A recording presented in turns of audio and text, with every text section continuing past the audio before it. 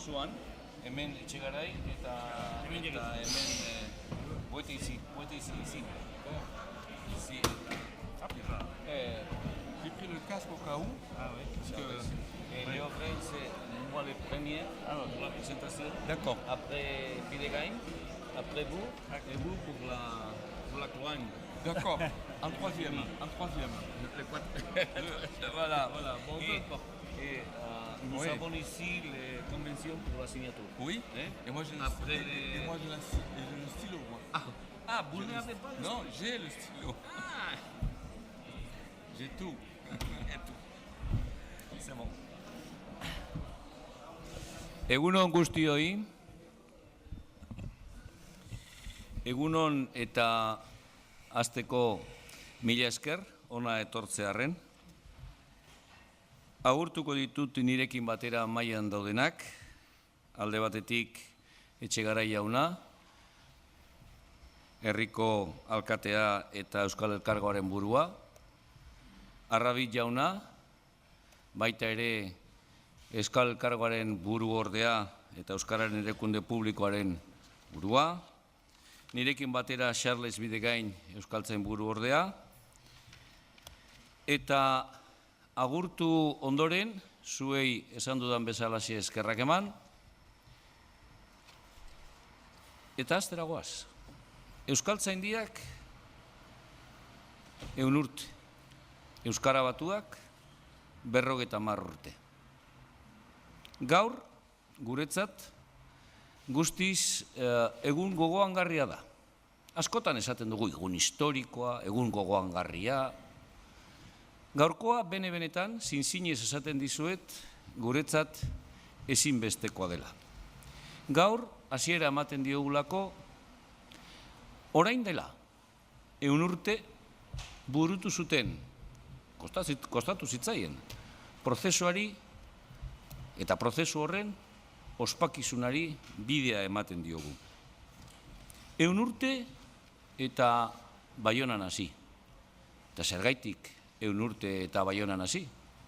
100 urte, beste hau beste, hasieratik bertatik oso argi geratu zen 1918 urteko urtarrilaren 26an Bizkaiko Foru Aldundian proposamena egin zutenean orduko talde abertzalekoek beharrezkoak zirela akademia baten inguruan euskaldun guztiak izatea partaide. Herrialde eta hizkera desberdinetakoak. Jokoan zegoena etzen nolaneko kontua ezpada euskararen etorkizuna. Gogoratu, hori proposatu zutenean, proposatu zuten ez bakarrik hizkuntzaren arau linguistikoak ez tankera horretakoak aurrera eramatea guztiontzat euskara bat izan genezan, ezpada euskararen erabilera soziala ere aintzat hartzea. 100 urte geroago, guri tokatzen zaigu, horri segida ematea, eta horrengo belaunaldiei lekuko hori ematea.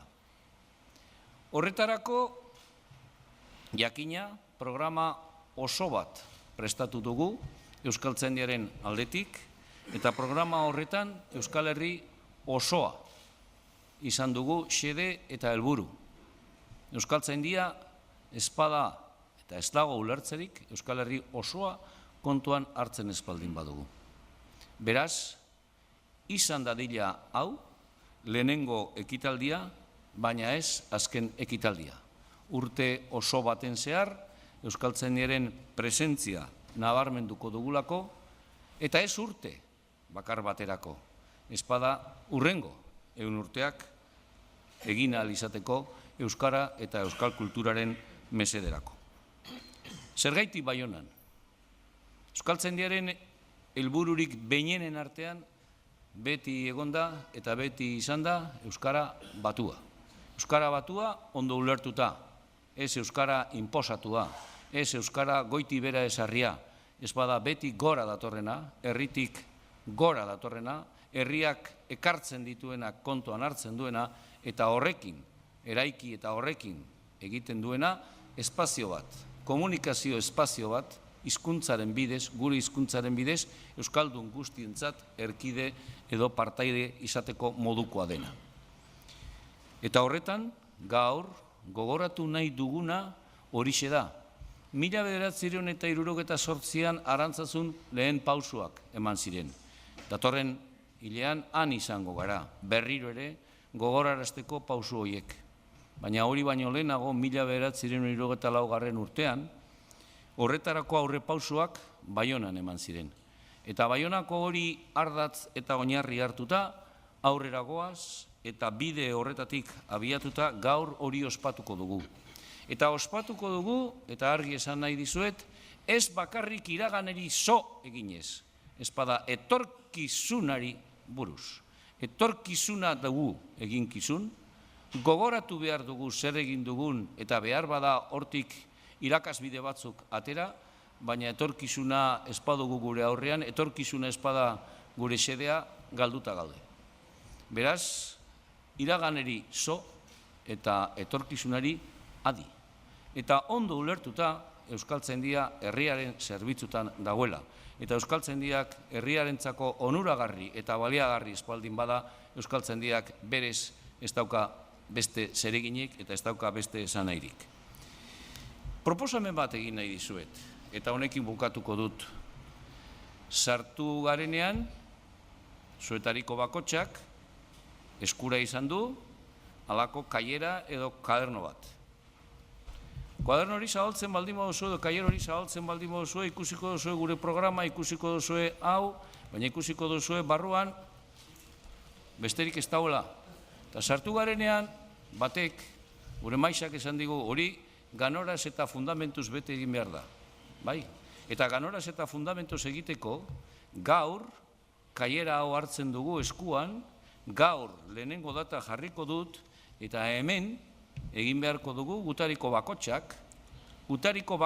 horrek gure 100. urteari buruzko kronika. Gaur hasten gara kronika hori. Gaur idatziko dugu kaieronen lehen orrialdea. Hemendik urte betera kaieronen orrialdeak bete-beteak egon daitezela nahiko nuke. Eta jakina, ekartzen baldin ba diozue Euskaltzaindiari, behar bada argitalpen batzordearen bidez pasatu eta gero argitaratuko dizuegu. Euskarria ez dut esango, ze papera gero eta garestiagoa da, baina bestelako euskarrietan argitara daitezke. Beraz, hori da, egin dezagun guztion artean kronika hori, guztion artean egin behar dugulako. Hortxe daukazue erramintza, hortxe daukazue lanabesa eta lanabes hori zuek bete egin behar duzuen. Guk Euskaltzaindian bete egingo dugun bezalaxe. Eta besterik ez, hitza orain jarraian emango diote Euskaltzain buru ordea, Charles Bidegaini, berak hain zuzen ere bere harrera egin diezan. Zuk duzu hitza. Egunon, behaz, Euskaltzain buru jaunak etxeko lana eta herriko lana ere ematen dauku, omen kaier hori bete behar dugula. Erranduena bi hitzetan erranen dut erdaraz, mais pour ceux qui ne savent pas le basque, je rappelle qu'il y a un casque, des casques qui circulent. Donc, voilà. En 2 mots, ce qu'a dit notre président Routia, c'est qu'il faut considérer que cette journée entre dans le contexte plus général du centenaire de la jeune académie 1918-1919 est créée l'Académie basque et nous avons toute une série d'événements et de programmes qui vont commencer aujourd'hui, prolongés à Arantzazu et par une suite de colloques. Plus précisément, nous sommes à Bayonne parce qu'il y a 54 ans et 13 ou 14 jours, s'était tenu ici à Bayonne, en face, rue des Cordeliers. Les Cordeliers, c'est le nom d'un couvent qui autrefois était celui des franciscains, sans aller à Arantzazu. Et c'est là que se tient une réunion qui donne les bases du basque unifié que l'Académie basque va reprendre en 68. Mais ça a commencé avant, non sans difficulté. quelqu'un comme Tchilardeli, déjà en 1956, il a envoyé Cartaï Detia une lettre ouverte à Eshwasania. Je pense qu'on va en reparler. Et il a même démissionné. Et le président de l'Académie d'alors refuse sa démission en lui disant « Boss, il y a du travail à faire ». Et moi, je veux remercier les hor ziren diendeak lekukoak, sebeotarrez uste dut erraiten dela jakile direla, eta egia da badakitela, hemen antzinean bederan ikusten dut, hor baitziren Baionan, Jean-Louis Davant, Eneto Herriarai guai agertu dena, Dirazar Diaunak egin zituen Bastetleren eta orduko prentsan artikuluak eta fotoak ere badira, eta Bilbao Diauna ez dakit hemen den Gernikako gizon bat hor zen. Beste gehienak ez ziren edun hartan. Orduan, uste dut Jean-Louis aipatuko duela, ze gertatu zen. Erran behar dut, eta Dirazarrak ere badaki gehiago hortaz, bilkura hori etzela baterik Cordelier herritan egin. Gero, la réunion s'était terminée par deux réceptions. Une réception chez le marquis d'Archange, en grande pompe, et une réception à la mairie de Bayonne, où les membres, les participants de la réunion, il y a des photos avec Aresti, Tchilardeli, Monson, Solaun, peut-être la Bellerie, enfin, il y a Yosheba Inchausti qui apparaît aussi à l'époque. Il y a plusieurs photos. Je suis en train de chercher qui sont les dames sur la photo. Il y a le nom de tous les dames, de tout le monde, sauf les dames. Un hasard. Je crois, je peux me tromper, je crois que c'est des Dipousquanes, mais je veux savoir qui c'est. Bon. Et ensuite, il y a donc le maire de Bayonne à l'époque, qui s'appelle Henri de René, pas Jean, hein, le père de René, et puis un conseiller municipal qui s'appelle Biatarana, et j'ai appris que, comme par hasard, il avait des ascendances du côté de Saraus. Donc cette réunion n'a pas été complètement inconnue, elle a eu un certain écho, et elle avait déjà suscité l'intérêt de la ville de Bayonne, même si aujourd'hui nous sommes très contents d'être ici. Bi hitzetan uste dut, aipatuko dela, ni hemen guanai zer gertatzen zen 1934 Kennedy eho berria zuten, aita saindua ere hil zen eta importantzia izan zuen Vatikanoko kontzilioak euskarari atea irekitzeko, eta hemen eskolegian badinituen deux hommes providentiels, De Gaulle eta Franco. Des hommes providentiels zeren ez da bestei, de femme présidentielle ez da biziki agertzen ez eta ere orko demora hartako euskal munduan. Ni hortan Baionan nintzen, gustatzen zitzaidana zen kirola, segitzen nuen, Michel Jazzy, Bitila ABB le marathon, eta jo baziren bi atezain handi, Yasin urruzuan eta Irribar han Bilbon bana urrutzen goetako. Aviron Baionek galdu zuen final laurdenean, Pauen kontra, Paue izan zen txapeldun, Land, LHANDE, jokalari bati esker, etzen dure iztegi egilea. Eta serios arlo dena, girua hemen hitsa zen, bokaleko industria estena izen, sasoilariak albezara ari ziren, jadani lanabezia hasten zen, portugesa diten ziren, muga hor zen, mugan eman ezan hainuan CRZ hil zuten hainuako laborari gazte bat, omen ies egiten zuelakoan. Ies egiten zuen eta atseman zuten bala bat kopetan. Eta bestale Larrañen espanol soldaduak pasatu ziren unat tempestaren gatik, eta 4 soldadu espanol hil ziren Larrañen aldean, Larrañtarrek salbatu zituzten besteak, eta badaan plaka bat hoi inguruan. Hori zen girua. Eta hortan sortzen da Baionako talde hori, eta uste dut hortaz harriko garela. Bistanda zaila hor erraitea nork duen egin. Uste dut badela gizon bat aipatuko dena Txilardeli baita, eta Txilardelik izan duen gero trajektoria, egun hartan agertzen zirenak ere bazen Del Valle, Madariaga, eneto, behaz, jo bazen labeluriaren jotua ere ikusiko dugu, uste dut biziki interesgarri dela. Horien, dizon edo nor bederak egiten ote du historioa. Beti, guai, dara jortan, nitasuna gehiago bultzatzen da elkarritelako lana baino. Zut erreten kolektibizmoa, baina elkarritelako lana. Eta orduan goruan daukat, berantaro doiztiri etxea izan baitzen, desalantzeri badaki, izan baitzen eta Bertolt Brechten poema itzuli zuen irrirarai batet, zure Jose Anges Lert uste dut, eta labua kantatzen zuen. Famatua da, erraiten baitu, zazpi atedunte basori not erraiki zuen, liburuetan errere izeni baizik ez da egeri. Eta Omore Belzet erraiten du, bon, quand César a battu les Gaulois, est-ce qu'il n'avait pas un cuisinier? Horrekin erran nahi dut, badirela, jende handiak, baina nik uste eta hemen alertuko da ere bai, hor izan da multzo bat, eragin handia izan zuena, baina seur aski, bazela tekstinguru bat hori posible egin duena. Ordean, Brestek edo labuak butatzen du erranez, zenbat historio, hanbat galdera, historia bezenbat galdera, zenbat historia, zenbat galdera. Uste dut, badurula galdera anitz eta adian erantzun batzu ere eterriko duela dure egun unet. Mila esker zuri, eta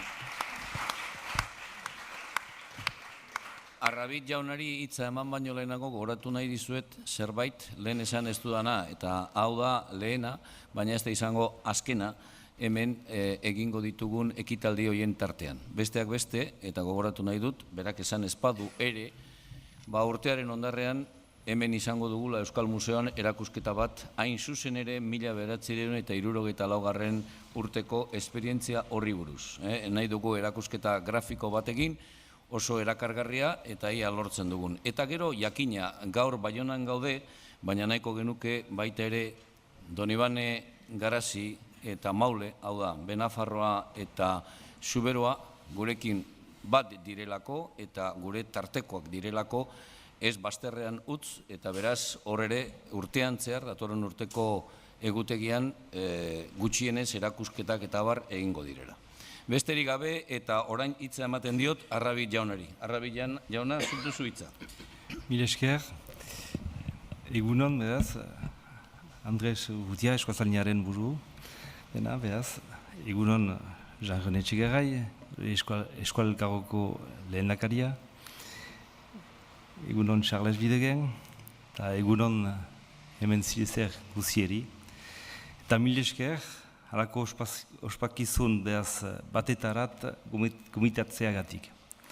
Plazer handiz parte hartzen dut, egun, Eskualtzalniaren mendeurrenaren ekitaldi nagusiuntan. Baionan, Euskararen erakunde publikoan presidente gisa.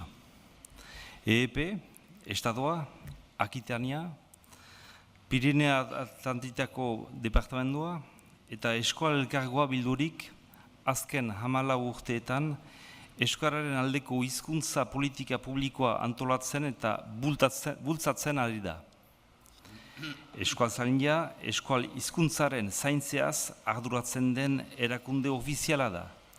1918tik eta bere helburu nagusiak ditu, hain zuzen Euskararen ikertzea, arautzea eta haren erabilaren sustatzea. EEPek sortu zen mementotik beretik, Eskualtzalnia Euskararen akademia gisa aitortu zuen alde batetik. Eta bestalde, dituen helburuak eta eramaiten dituen lanak sustatzea erabaki zuen, hala nola, urteko diru laguntza emanez. Iparraldean diren eragile desberdinak eta EEPek daramaten lanaren ondorioz, egunorroko lanetan ikusten dugu iparraldeko gizartean Euskararen aldeko gutizia emendatzen dela eta tresnak sortu behar direla. Irakaskuntza elebiduna hainitz garatu da. Beti eta guraso gehiagok nahi dute beren aurrek euskaraz ikas dezaten. Inkesta soziolingistikoak erakusten du berriz ere, iparraldeko biztanlek ehunetako 93ak gizarte elebiduna ikusten dutela etorkizunean. Hizkuntzaren paisaia elebiduntzen arire da. Hala nola, bide seinaleak, eta edozoin bastimendu publiko eta pribatuetako seinaleak ere euskaraz ageri dira. Galde soziala haindituz doa, eta aldi berean hizkuntzaren kalitatearen arrangura bada. Euskara Batuaren 50. urte betetzea ere ospatzen baita aurten. Horri esker, euskara gero eta eremu zabalagoetarat hedatzen ahaldugula ospatzeko parada emaiten dauku. Beraz, urte muga hauek merezi duten bezala ospatzea desiratzen dauzuet Eskualtzaindiko kideei eta aldi berean euskararen baliatzai guztiei ere. Horrien ospatzeko manera oberena euskara ahal bezain bat mintzatzea baita. Balia dezagun denek, euskararen erabiltzeak baititugu parada emanen, beste mende batez ospatzeko. Mila esker.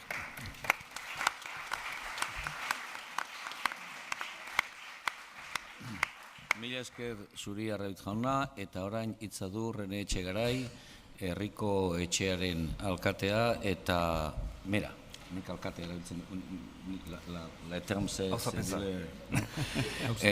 eta Euskal Elkargoaren burua, Buzapela Pagol. Merci. Andres Urrutia Eskualtzainburu jauna. Beñatarribit eskualaren erakunde publikoaren lehendakaria. Eskualtzainburu orde jauna Charles Bidegen jaun hori. Jaun handere Eskualtzainak, jaun handere autetxiak, adiskidea gurraiak. Egunon eta ongi etorri deneri. Bienvenue à toutes et à tous. Je suis évidemment très heureux de vous accueillir dans ce grand salon pour ce qui est le premier jour, le premier rendez-vous organisé dans le cadre de ce centenaire de la création de l'Académie de la langue basque Eskualtzaindia. C'est évidemment un honneur pour le maire de la capitale d'Iparralde de recevoir l'ensemble des éminents membres de votre académie pour réfléchir sur le rôle du Pays basque Nord dans l'unification de l'Euskara.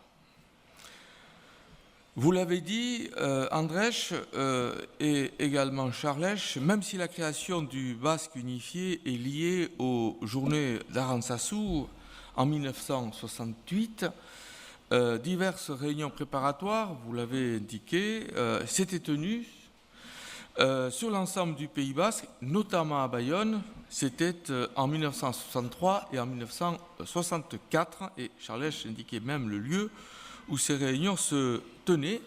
Ces réunions étaient destinées à poser les bases de cette unification. Ce colloque que vous avez fort judicieusement décidé de tenir ici, dans notre mairie, permettra évidemment de revenir sur l'importance des travaux et sur l'impulsion, bien sûr, de l'Académie de la langue basque pour justement l'unification de l'Euskara et finalement sa promotion, puisque bien évidemment, cette unification, elle vous a semblé nécessaire pour donner plus de vitalité, bien sûr, dans la pratique de notre langue, et en particulier au Pays basque Nord.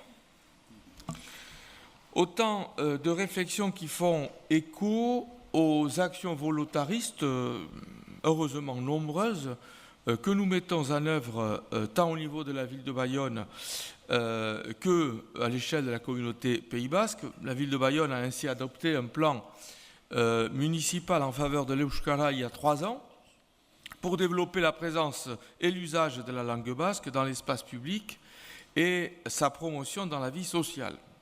Nous avons créé une commission que je préside et où tous les acteurs de la langue basque participent ensemble, dans une forme de co-construction d'ailleurs, à la manière dont on peut encore davantage introduire le basque dans nos pratiques sociales.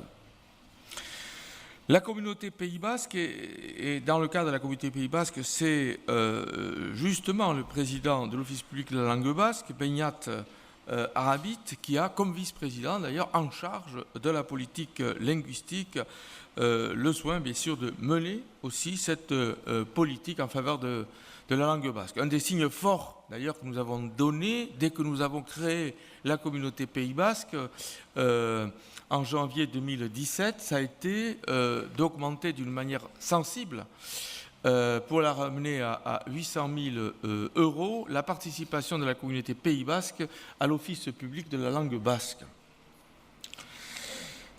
Donc la communauté poursuit son chemin en reconnaissant bien sûr d'une manière officielle, et a été une délibération à mon avis fondatrice, parce que pas très facile en France de rédiger des délibérations qui disent à la fois notre attachement au basque tout en respectant les préceptes constitutionnels. Car nous avons un article 2 de la Constitution qui est un véritable rempart à toutes les langues minoritaires et régionales. Et notre délibération, qui est passée bien sûr au microscope du contrôle de légalité à la préfecture, mais en réalité que nous avions soumis avant au préfet pour ne pas avoir de difficultés, eh bien cette délibération est passée. Elle n'est pas neutre. Elle n'est pas neutre. C'est une reconnaissance officielle de la langue basque et du gascon occitan, puisque, comme vous le savez, nous avons souhaité à la communauté Pays Basque considérer que ces deux langues devaient être défendues.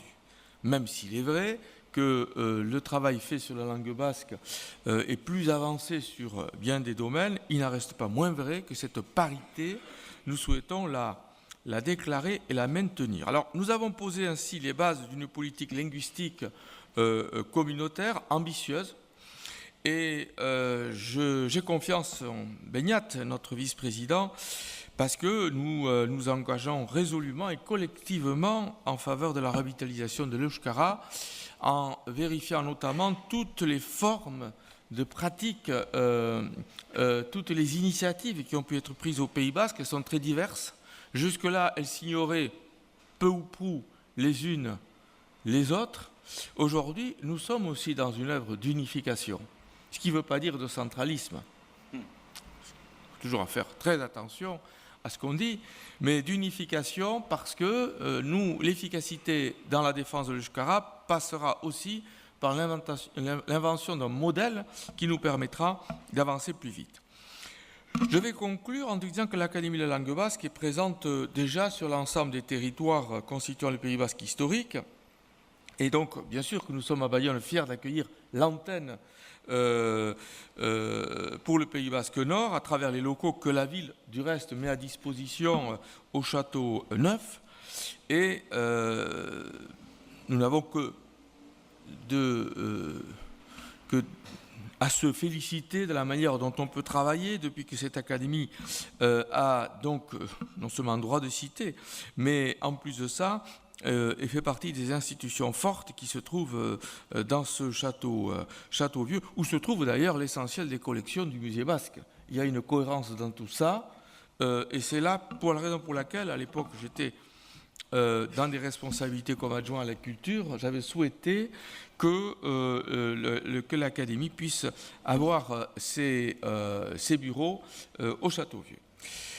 Je voudrais aussi saluer l'ensemble des académiciens membres d'Euskaltzaindia, en soulignant les provinces du Labourd, de Basse-Navarre et de Soule, qui ont, comme vous le savez, régulièrement fourni à votre prestigieuse institution des personnalités présentant par leur remarquable qualité, leur expertise, les conditions requises pour devenir académicien.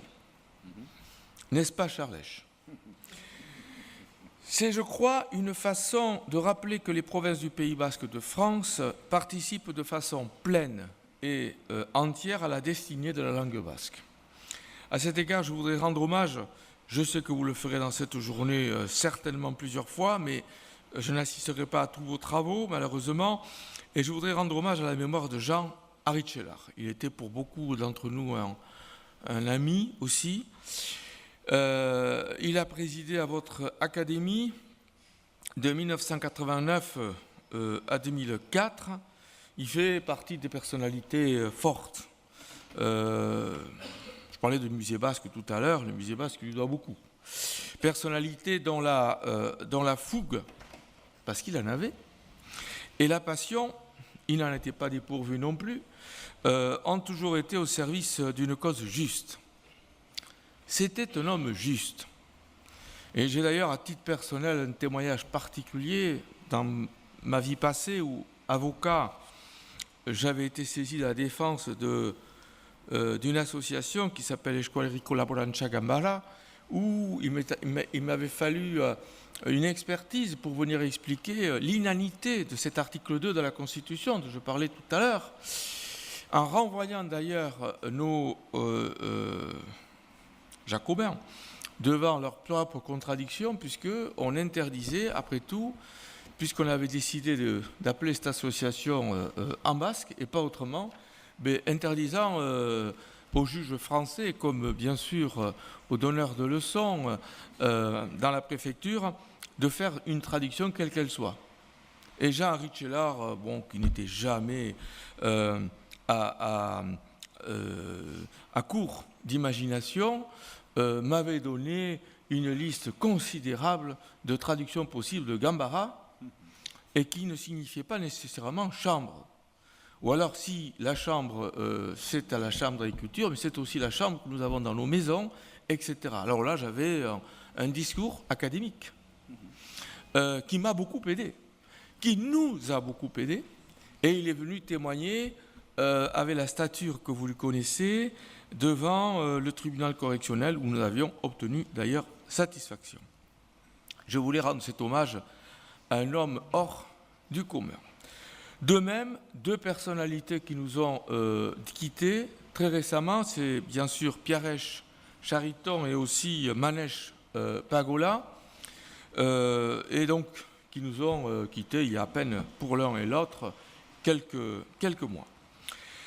Cher Président, je conclus et je voudrais vous redire la fierté qui est la mienne d'accueillir ce colloque à l'Hôtel de Ville de Bayonne. D'ailleurs, quand Charlèche est venu presque à pas mesurer, m'expliquer que peut-être on imaginait que ça pouvait se passer à l'Hôtel de Ville, je lui dis ça ne peut pas se passer ailleurs qu'à l'Hôtel de Ville. Voilà. Bon, il le souhaitait visiblement un peu, je le souhaitais beaucoup.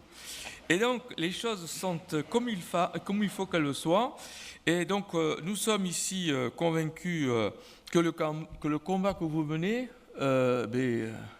depuis un siècle, pour la qualité et la qualité de la langue basque, bien sûr, de l'Euskara, et puis aussi l'unification, c'est un combat que l'homme, avec un grand H, doit mener avec justice et aussi justesse, pour communiquer avec l'autre, parce que la langue, c'est, par définition, le moyen de communication. Je vous remercie.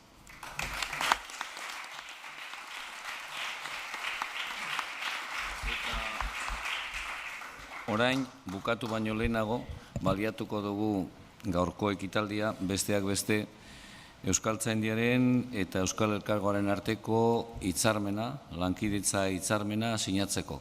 Sinatuko dugu Rene Etxegarai alde batetik Euskal Elkargoaren buru gisa, Andres Urrutia Euskaltzainburu moduan, eta honekin ofizialduko dugu organo edo erakunde berri honen eta Euskaltzaindiaren arteko kolaborazioa. Hori sinatu baino lehenago nik gogoratu nahi dut eta eskertu nahi dut alde batetik Beñat Arrabil gurekin egotea eta Euskara erakunde publikoarekin aspalditik daramagun nolabaiteko lankidetza eta gure konpromiso eta gure engaiamentua iparraldeko euskalgintza osoarekin batera hizkuntza politika horretan eragile eta laguntzaile izateko. Nola ez eskertu egin behar diogu hemen Etxegarai jaunari, gaur Etxegarai jaunak 2 txapel baititu, eta herriko burua, herriko etxearen burua den neurrian, herriko etxe honetan azken urteetan berak esan duen bezalaxe, lortu dugu berri indartzea kolaborazio bat, presentzia areagotzea, ikusgarritasuna areagotzea, euskaltzaindiarena eta euskaltzaindiarena areagotzen baldin bada eta ikusten baldin bada, azken batean ikusten dena da euskara eta euskal kultura. Eta nola ez, Euskal Elkargo berriarekin gaur bat egingo dugu, eta bat egite horretan beste une bat, beste espazio bat zabaltzen da, irekitzen da kolaboraziorako eta euskararen presentzia areagotzeko iparralde hontan. Nik bakarrik azpimarratu nahiko nuke honen bitartez nola ez euskaltzaindiak emaniko arauak, gomendiok eta irizpenak jarraitzeko engaiamendua hartzen da, beraz euskaltzaindiaren hizkuntzaren kalitatea bermatzen duena, hori ere kontuan hartuko duela bere lanetan, bera euskarari buruzko lanetan, gure Euskal Elkargoak. Eta hori uste dugu guretzat pozgarria dela, buruak berak Etxegarai jaunak esan duen bezalaxe, iparraldean ez baita erreza, ofizialtasunaren zantzu horiek lortzea, gaur pausua ematen dugu, eta pausu honek ekarri ditzala beste pauso batzuk, horretan ari gara. Berba, zerbait esan nahi duzu frantzesez, la convención, un signo la convención. Lehenengo eta behin, sinatuko dugu eta horretarako erabiliko dut gaur eman diguten boligrafoa. Bat. Hemen, hola egin behar dizu. Hola egin behar dizu. Hori da. Bai, bat. Eta gero beste bat egin. Liga. Bai, bia. Eta nik, listo, besterik ez da. Nik hau sinatuko dut, eta argazki, nuz fegon la foto. Oui. Nuz fegon la foto.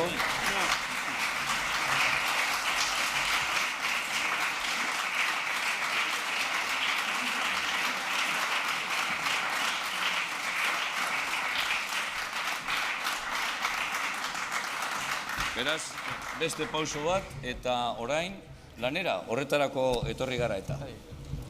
Mila esker, Bene verdad.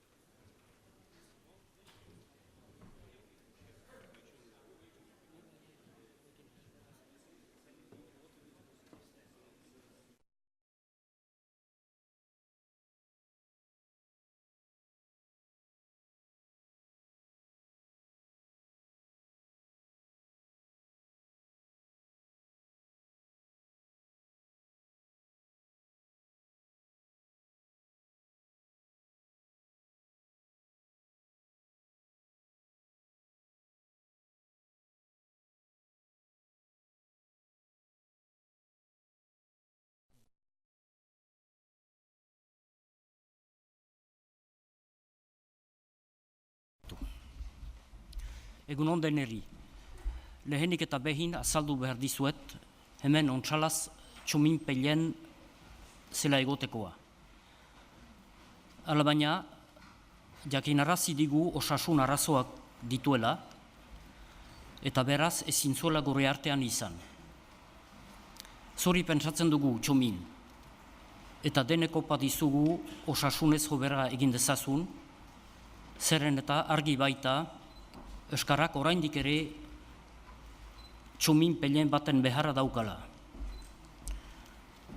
Anartean, nina uzue hementxe moderatzaile egin beharretan, dakizuen bezala, hain moderatua ez naizelarik.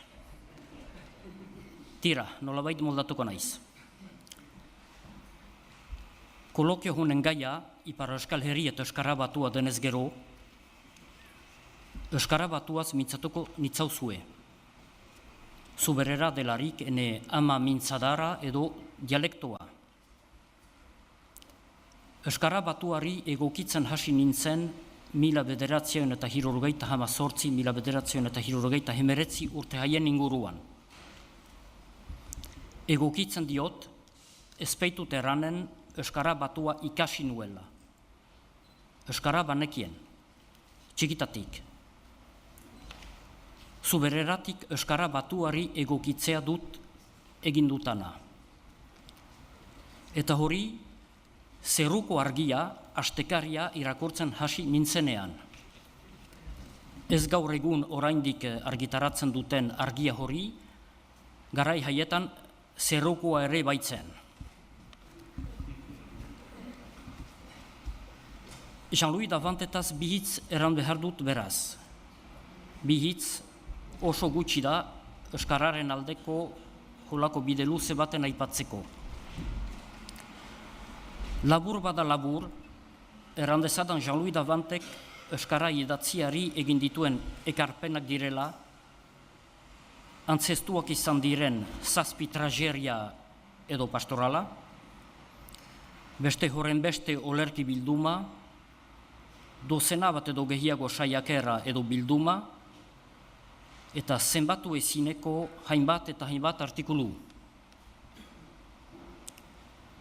Jean-Louis Davant aspaldi hasi zen Euskara Batuaren bidelagun izaiten. Eta horretan, Zuberoako seme gisa, irekitasun handia erakutsi du beti. Hatik, Zuberotarrak Euskara Batuaren etsai direla ezin duteran, ezen kontra bintzo liteken bakan horiek ez jakinez ari direla eranen nuke. Jean-Louis Davantek beraz, Euskara Batuaren hasiera haietatik agerian utzi du gogo irekitasun hori. Eta horregatik, Euskara Batuaren zabalpenean parte hartzen nabarmena izan du eta du gaur egun ere. Zuberoatik kanpo lan egiteak, seguraz ere, nolabait lagundu dio irekitasun horretaz jabetzen. Emaztea ere manesian topatu du, pentsa. Beraz, kolokio honen lehen itzaldiko gaia den Baionako bilkuren giro soziopolitikoa, kronologia, zergatia eta mamia aztertzea, nork Jean-Louis Davantek baino hobeto egin zezakeen. Beraz, hitza zuri Jean-Louis.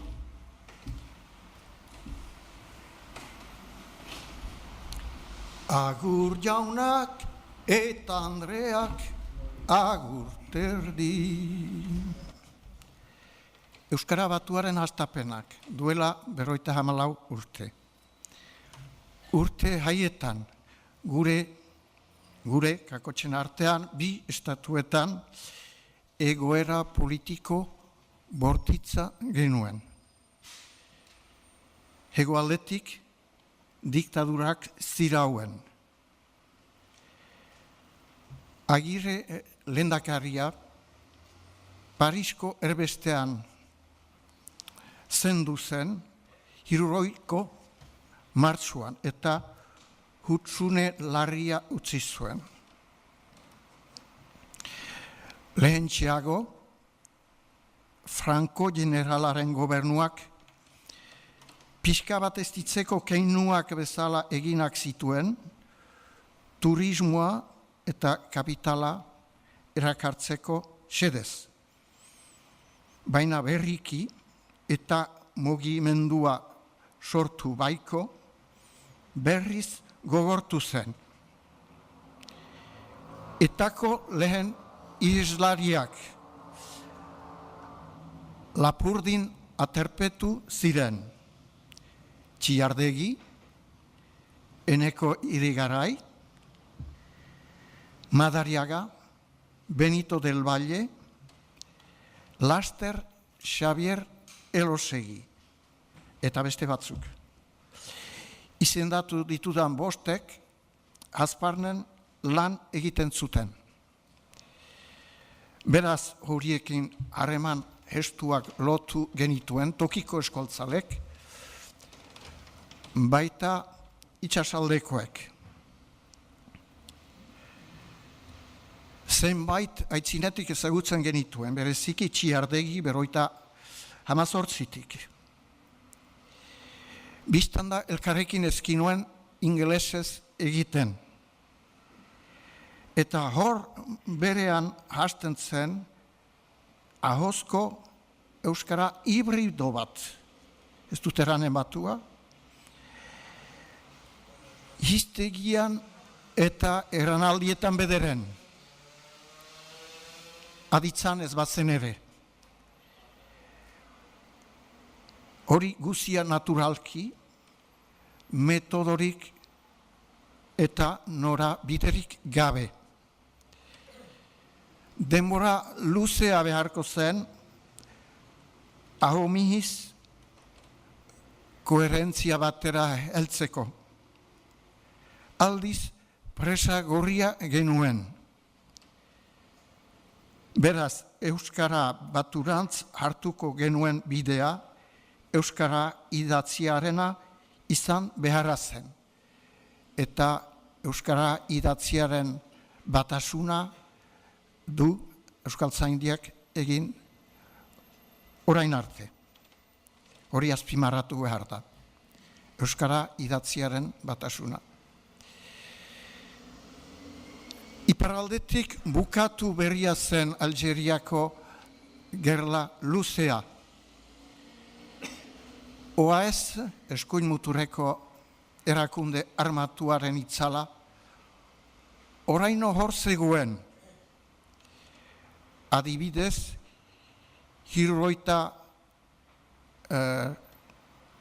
biko, bai, abuztuan,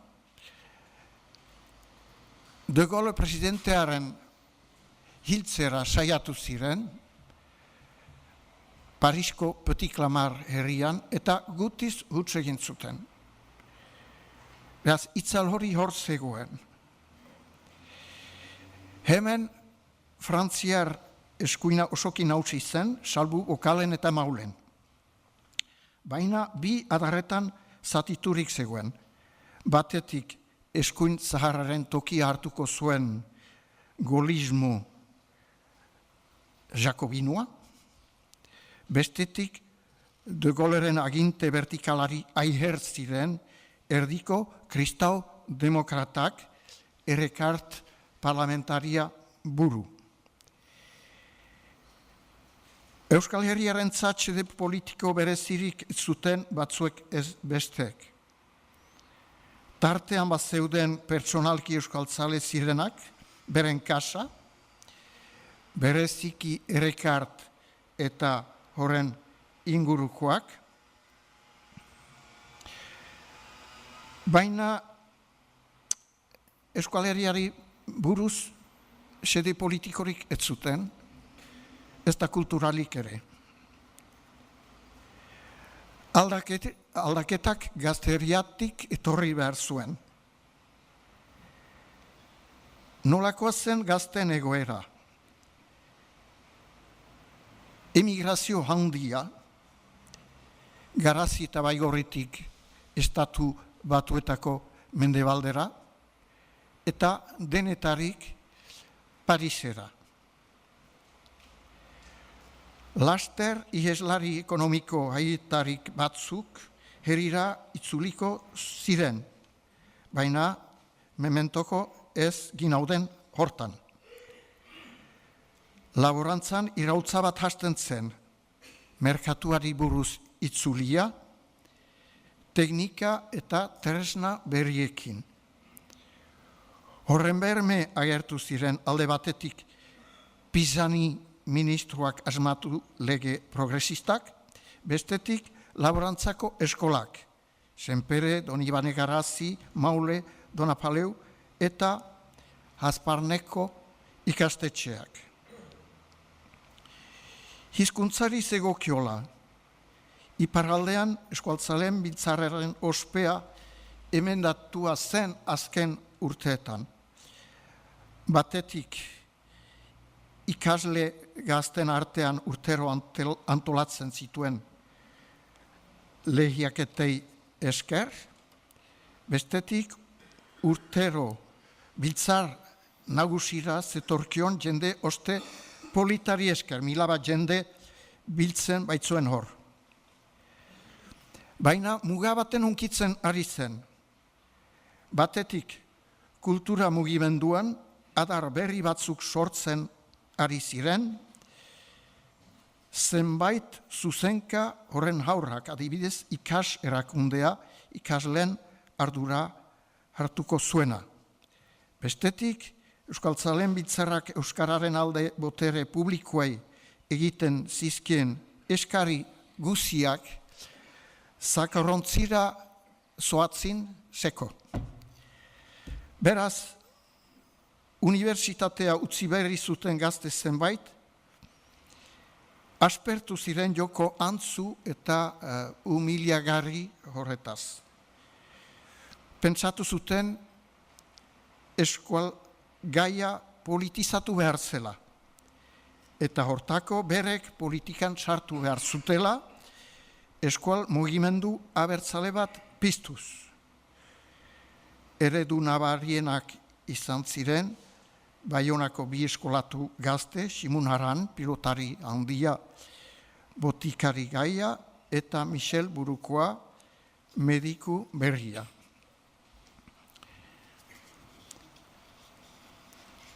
Eta, laburtu behar dut, enbata kaseta hilabetekaria piztu zuten, eta 73an enbata mugimendu politikoa.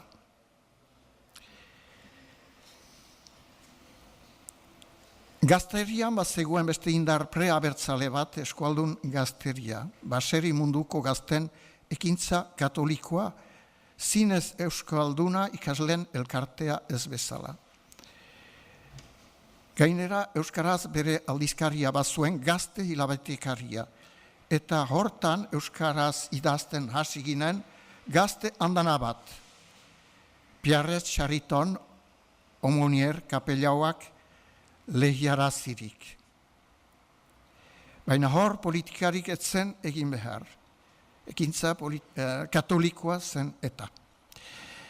Gainera, Algeriako gerlak belaunaldi hori politikari buruz izoztu zuen. Mende erdi batez, departamentuko kontseilari orokor bakar bat eman du, eta dena ere euskararik etzakiena, ezagutzen dutenentzat Kasten jauna. Hegoaldetik maiz uste da, gerla horrek iparaldean abertzaletasuna piztu zuela. Ene ustez oso alderantzizkoa gertatu zen. Hortik atera ginen abertzaleak salbuespenak izan gara. Bestalde gaztean luma ona zuten gehisenek ez dute gero jarraitu. Ez dakit zergatik. Azpimarratzekoa da gainera Pierre Charitonek 60an Hasparnen sortu zituen lanbideko 2 liseo haien eragina. Batetik industrian, bestetik laborantzan. Baina eragin hori berantago agertu beharra zen. Hasi berriak ziren eta horien hazkundeak eskatzen zuen lan erraldoiak esplikatzen du nolaz Chariton Euskara Baturako lehen solasetan isilik egon zen bere usaia guzietarik at. Hatik buruz buruko solasetan, beldur bat agertzen zidan, eta geroztik ere agertu dit behin baino gehiagotan, euskara kimiko bat antola genezan, ingeniarien euskara bat eraikiz, logika hutsean finkatua. Eta Koldo Mitxelena ingeniaria zen. txiarregi ingeniariaz zen, eta nire olako zerbait. Sarriton euskalki bizi eta naturalei atxikia zegoen ordu hartan. Geroztik aldatuz etorri da. Puntu batean bederen ados genuen ortografian.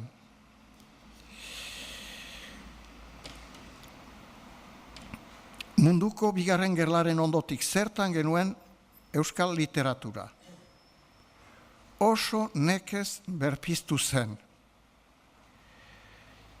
Iparraldean, Hamalauekoak bezalaxe, guda berri horrek, euskaldungoari lazgarriko kaltea egin zion. Frantziar nazionalismoa berriz indartu zuen, gorenean jarri, ondorioz euskal gogoa kasik itua gelditu zen. Euskal gogo horren suhazia, beren kasa bizirik atxiki zuten alere bi gizon soilek, zuberoan batxita isuregi, ene adineko zuberotarrek ongi zagutu dutena, denei euskaraz ari zen, zekitenei eta ez zekitenei ere bai. Eta gainera, pentsazazue, eusko gogoa gaztei zabaltzen zigun. Eta bestetik, Lapurdin, hor zegoen Mark Legaz, euskal anarkista. Hor dago panfleto abertzalea noiztenka zabaltzen zuena hatik frantsesez. Lapurdin eta Basen Navarren idazlen hutsunea bete zuten, ohorea salbatuz, hatik ahomihiz Matxin eta Salvador bertsolariek. Laikoen artean bederen etzen gehiago Jean Etxepar mediku zena bezalako idazle bikainik. Apez bakar batzu agertu ziren, bereziki herria astekarian. Pierres Lafitte, Etienne Salaberry, Paristik giltzu senpertara. Gainera Lafittek liburuskak ugari agertzen zituen, euskal gai ezberdinez, batean euskaraz, bestean frantsesez. Gure herria aldizkaria ere hor zegoen, berantago itzaliko zena. Artikulu sakonik ateatzen zuen, edo zein gaiez, hizkuntza batean alabestean. Hor ere leku nasaia zuten Salaberrik eta Lafittek. Munduko bigerlen artean luma gazte andana gaitza agertu zen gure herrian, apez gai eta beste, bereziki zuberoatik. Baina gero, bigarren gerla ondoan, zer bilakatu ziren. Zuberoan pastorala nekez berpiztu zen. Gerla ondoko lehena 50 eman zuten Garindainen. 14 urteko hutsunea bukatuz. Aitzinetikoa 36 izan zen, Garindainen hura ere. Beraz, ondokoa 50 eta 14 urte bitartean hutsik egon ziren. Laster pastoral idazle berri bat agertu zen, Pierre Bordazar, Etxahun Iruri, Euskaldunen historia pastoralean sartu zuen, eta oso gauza berria zen hori. Kantuan ere nabarmendu zen, berehun bat idatziz, bereziki agur siberua ereserkia. Beste kantugile on bat izan zen, Alexis Etxekopar Atxuli Barkostarra. Hatik etzen Etxahun bezalako plaza gizona, umilegi zen, apalegi, publikoan etzen gogotik agertzen. Zuberoak ez zuen gehiago prosalari handirik, salbuhan, Parisen, Jean Mirande heterodoxoa, desertuan oihu bakartia, eskuin mutureko anarkista, erraiten da fasistak disiplinatuak dire, Miranda etzen disiplinatua, beraz, enetzat, eskuin utereko anarkista bata, baina zinez abertzalea eta luma bikainaren jabe. Iparraldean orokorki munduko bigerlen arteko izen handiak xahartzen ari ziren eta pirka-pirka beste mundura joaiten.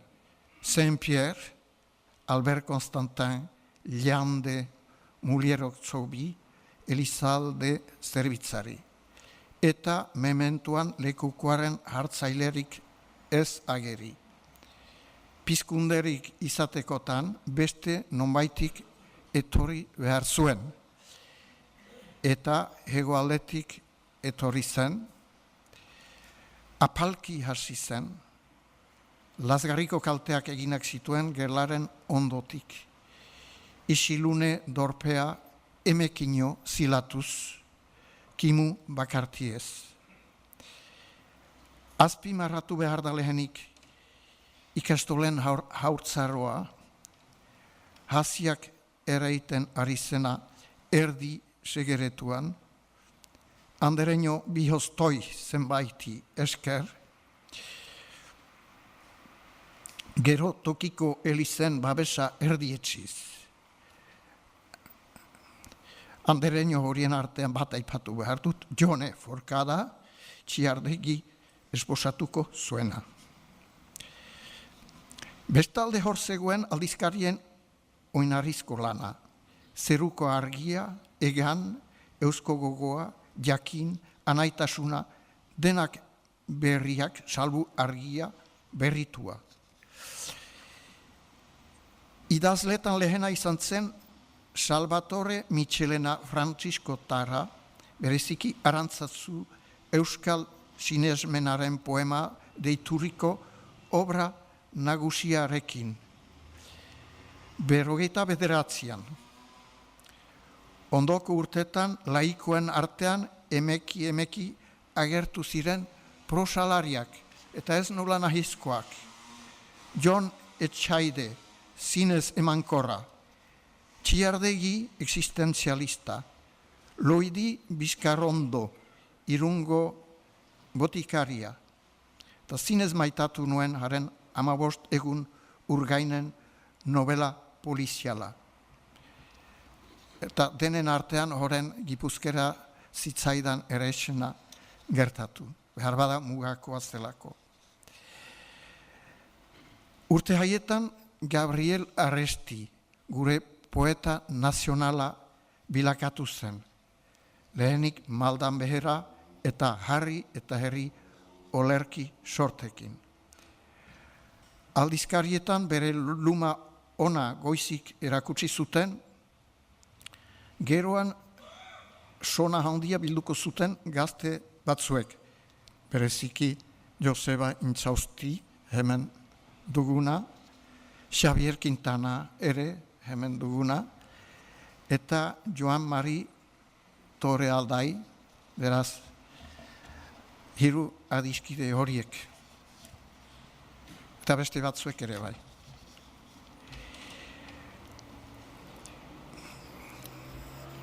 Tenoa zertan gia. Sumat batzen zait. Sumat.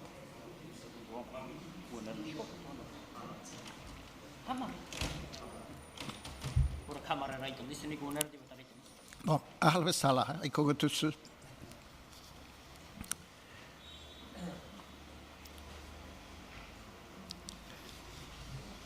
Iparraldea laster mugitzen hasi beharra zen.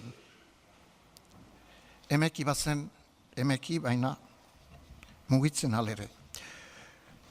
John Mirande, jadanik ari zen Paristik. Idazle gazten artean Txomin Pellen lehena izan zen. Ni ere hasi nintzen, gazte hilabetekarian, badu hala ere 71 urte. Ez da guti? Jean Irigaray bat ere, agronomoa, laborantzako gaietan agertu zen, liburu txiki batekin, eta Luma trebea erakutsi zuen politikako polemikan ere, bereziki nirekin edo nire aurka, naiz lagunak ginen, baina hortan ez ginen bat ere lagunak. Bestalde idazle peto-petoa, zinez literaturakoa Jean Etxepare Jatsuko gaztea. Gure literaturan hirugaren Etxepare. Bernat izan zen, Jean medikua idazle handia ura ere, eta gero gazte hau Jean Etxepare Jatsukoa. Bihotzekoak 24 urtetan ere eman zuen zoritxarrez. Hegoaldekoarekin erkatuz zinez eskasean agertzen zaigu hor iparraldeko lehen usta, oraino berdea eta kopuruz muritza. Hatik bi sailetan aitzindari plantatu ginen, antzerkian eta kantugintzan. Antzerkian Telesforo Montzon eta Larzabal, zinez emankorrak, eta lekukua hartu zien Daniel Landart gazteak. Kantugintzan, Soroak taldea, Robles, Arangiz, 5 anai arebak ziren, areba bakarra estitxu, gero handia ateako zena, Michel Labegeri, Laster Einaut Etxamendi, eta ondotik gazteagoak haietan zendu berria den Mañez Pagola. Batasun gozea agertzen zen idazle zenbaiten gan. Mirandek zubereraz eta lapurteraz idazten zuen, Pellenek zubereraz eta Gipuzkeraz ari zen Pellen. Montzonek nahasten zituen Bergarako Bizkaiera, kakotxen artean, Gipuzkoaraz zenez, Gipuzkera hemen deratzen zuen, eta Donibane Loizunen bizi zenez lapurtera. Hiruak nahastekatzen zituen bere antzerkietan. Arestik halaber, lapurterari toki handia emanez, eta bere gizako batua erabiltzen zuen ordutik. Gero, Vatikano II kontzilioak mintzaira hizkuntza gutituei atea idekizien. Eta Euskal Herriko 5 eliz barrutiei manu hau eman euskara bakarrean idatziko duzue. Liturgia euskara bakarrean idatziko duzue. Eta hala gertatzen da, hiztegiti aldetik erranaldietaike bai, gure aita berdin-berdina dugu, Euskal Herriko eliza guzietan, aditza da pixka bat aldatzen dena. Azpimarratzekoa da, bestalde, Jakin aldizkariak egin zuen lana batuari buruz. Eta horrek zion gehienik erantzun, Baionan egin genuen lanari.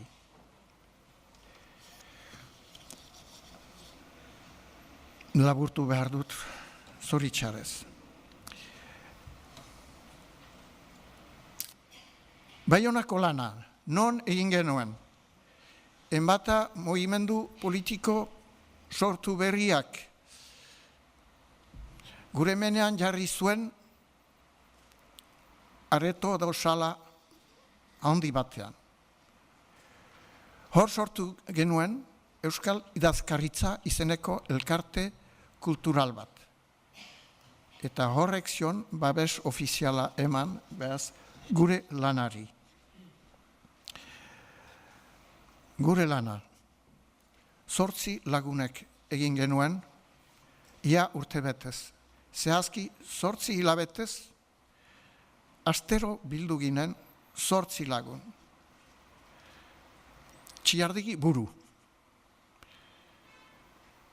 Eta Txilardegik bere lan saila oinarritu zuen alderdi politikoen gain eta apez batzuen gain. Alderdi politikoen izenean hor zeuden PNV-tik Solaun eta Montzon.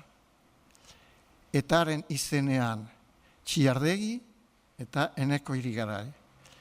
Enbataren izenean ni, eta hiru apezak izan ziren Andia Zabal, Roger Idiar eta Jean Iriart Urruti. Hara. Beraz, zer egin genuen, 8 hilabetez, lan asko, ez da aize labur biltzia, banan ortografia beheziki, ortografia batu bat, antolatu genuen.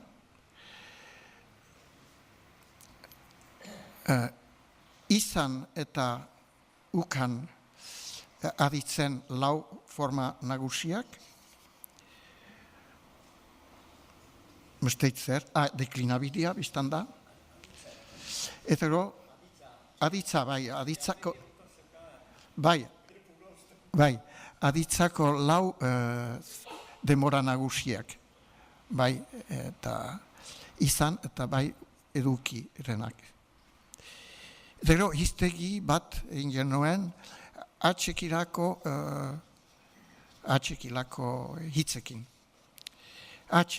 Atxek sekulako polemikak sortuko zituen. Eta batzuek asmatu zuten atxe grekoz eta dela. Beraz, Euskara batua etaren Euskara zen, grafia bederen etarena zen. Bai, hori beste bat krutubik, bai. Orduan, zer deliberatu genuen? Iparaldekoek atxe gutitzian aski, eta hegoaldekoek atxe poliki sartzia. Orduan, hitzen haseran guk literaturan atxe dugulaik, hegoaldekoek ere bai. Gero, bokalen artean atxe bat dagoelaik, leihua, adibidez, ez leihua, maiz, hegoaldean idazten den bezala, leihua, ahate, biztanda ahate, eta abar. Beraz, hor zurki jokatu ginen, naiz problemak sortu dituen atxe horrek.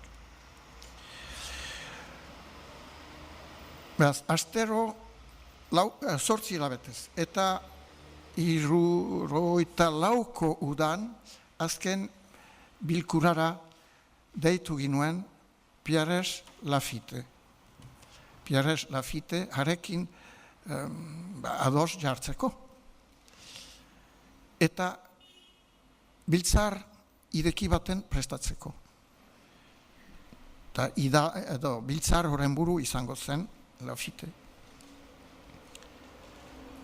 Biltzar hoi izan zen 74ko abuztuaren 29an eta 30an, larunbata eta igandea. Eta hori ere Euskal idazkaritzaren lokalean, eran nahi baita batako lokalean, gauzak diren bezala deituz. Kordeliaren karikako 14ak estaian solairuan, en primeri de Cordelier ohiaren alde gainean.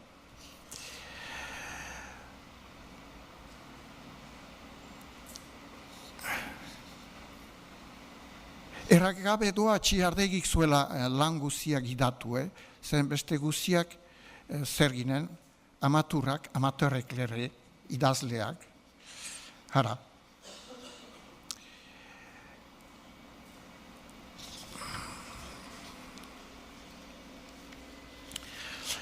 Beraz, biltzarra, Baionako biltzarra. Euskal idazkaritzaren uhiko bozeramailea nintzen. Beraz, ongi etorriaren egitea tokatu zitzaidan. eta egin nuen hegoaldera irekia zen lapurtera batean. Gure lanen eta biltzar horren zergatiak eta norabideak azalduz. Etzen, enezat etzen errez izan egiazki, eta egun zinez gora beheratsua ukan nuen. Are gehiago emazteak, haur beharretan baitzegoen. Goizean goizik gure magi txikia izango zena, bere amari ate joka hasi zitzaion, ateratzeko bezala. Baina hainbat laster lasaitu zen beharrik. Beraz, ene mitzardiaren egitera joaiten ahal nintzen, gero bere hala itzultzekotan naski. Eta hola egin nuen. Euskal idazkaritzako arreto hartan, mugaren bi aldetako gazte multzo politari harrera hitzaldia egin nion, eta bukatu baiko, ziztu bizian azparnera itzuli nintzen. Gero emaztea eta biak zain egon ginen aratzeraino. Eta azkenean haurra gauan sortu zitzaion. Ez dut erraitan, sortu zitzaion. Abuztuaren 30 zen orduko. Eta igande goiz hartan, gaua zuriturik, ez nintzen biltzarrera heltzeko gai izan. Beraz, ene zorionean, hutsune larri horrekin egon naiz. Frustrazio handia izan zen niretzat. Beraz, biltzarean enuen parte hartu. Salbu, beraz, ongi etorri horretan. Baketu behar dut pentsatuz, Magi Alaba eta Euskara Batua ber egunean sortu zitzaizkigula. Hatik Euskara Batuak, Euskal idazkaritzaren sabeletik atera onduan, bere hazkundea luzatu beharra zuen, beste sakela batean, kanguru txikiak bezala, Euskaltzaindiaren sakela handian. Zinez laburtu dut, baina testo osoa agertuko du pentsu dut Euskaltzaindiak eta han irakurtzen ahalko duzue. Mil esker zuen pazientziaz.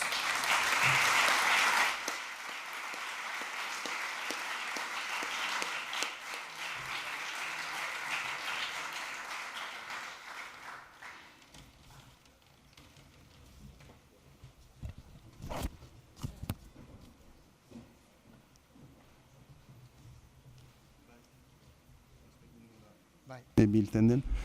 Beraz, pausaldia baduzue, bena laburtuko dugu pixkat, da bereiz hasiko gira erandezagun hamekak eta hogeita bostetan. Bena, hogeita bostetan,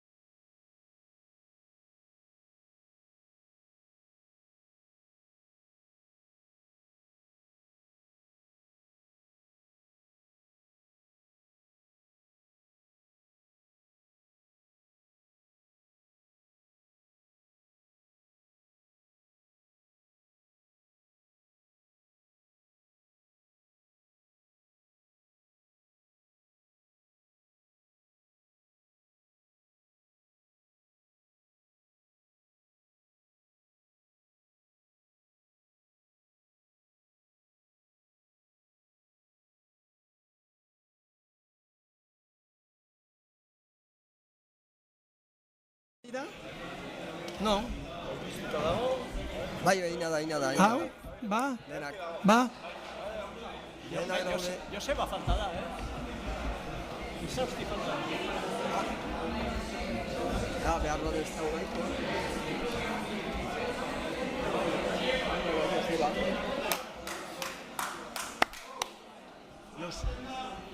Joseba Intxausti, deitua da. Markatu.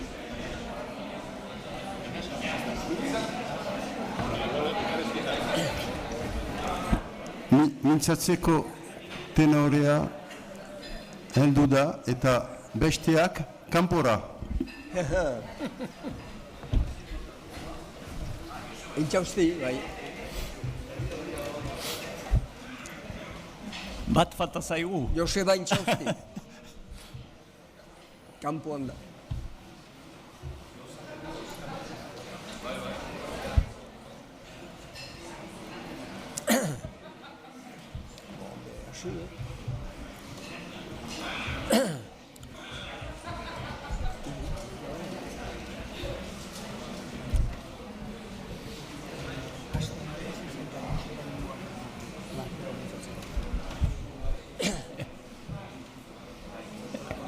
Erraten diate, barkatu, erraten diate hasten algerala, Joseba gero hirugarrena da, orduan ematen diegu denbora pixka bat erreposki egoteko.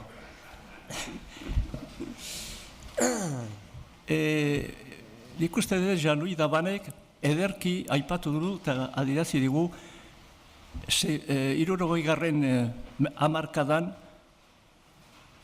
Lapurdin, konkretoki Baionan, zegoen giroa.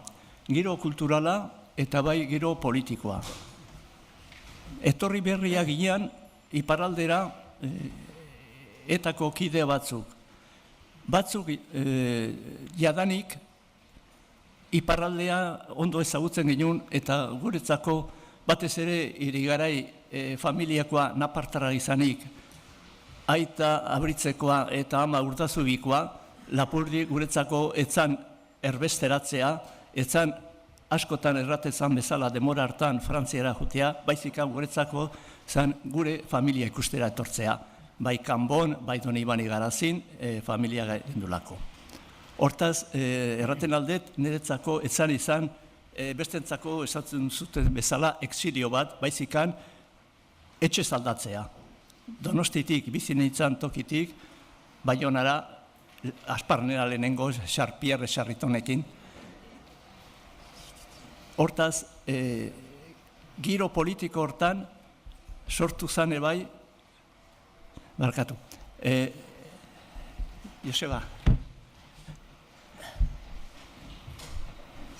Beraz, nire jatorri napartarak izanik, etxean beti izan gendun euskera batuaren ez dakit leitmotiv bezalakoa.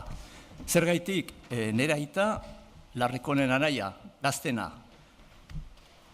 Biak eskualdun berriak. Hortaz nire aita eta Osaba eskualdun berriak izan ziren. Euskera ikasi zuten medikuntza bukatu ondoren, bai Larreko eta bai nire aitak, batek uste dut lesakan izan zula edo ornun bait lehenengo destinoa, eta nire aitak Urdazubin. Eta Urdazubin ezkondu zen, Axularren herrian, eta behar bada horregaitik, askotan etxean, bai Koldomitzelenakin eta Ingeru Irigaraiekin eta Arruekin mintzatzen ginean Donostiko Diputazioan Euskara batuari buruz. Bazira ja, geroztik bazira ja bi ideia bat zegon, ez zela inposatu behar euskera batua. Batez ere, Aingeru Irigaraiek ez zuen nahi defenditzen zituen euskalkiak. Esaten zuen, behar bada, bortxatzen badugu jendea euskera batuari, baliteke euskalki batzuk galtzea. Eta Aingeru, bera, pixka bat espezializatu zen euskalki batzutan, batez ere, Enkarriko euskera,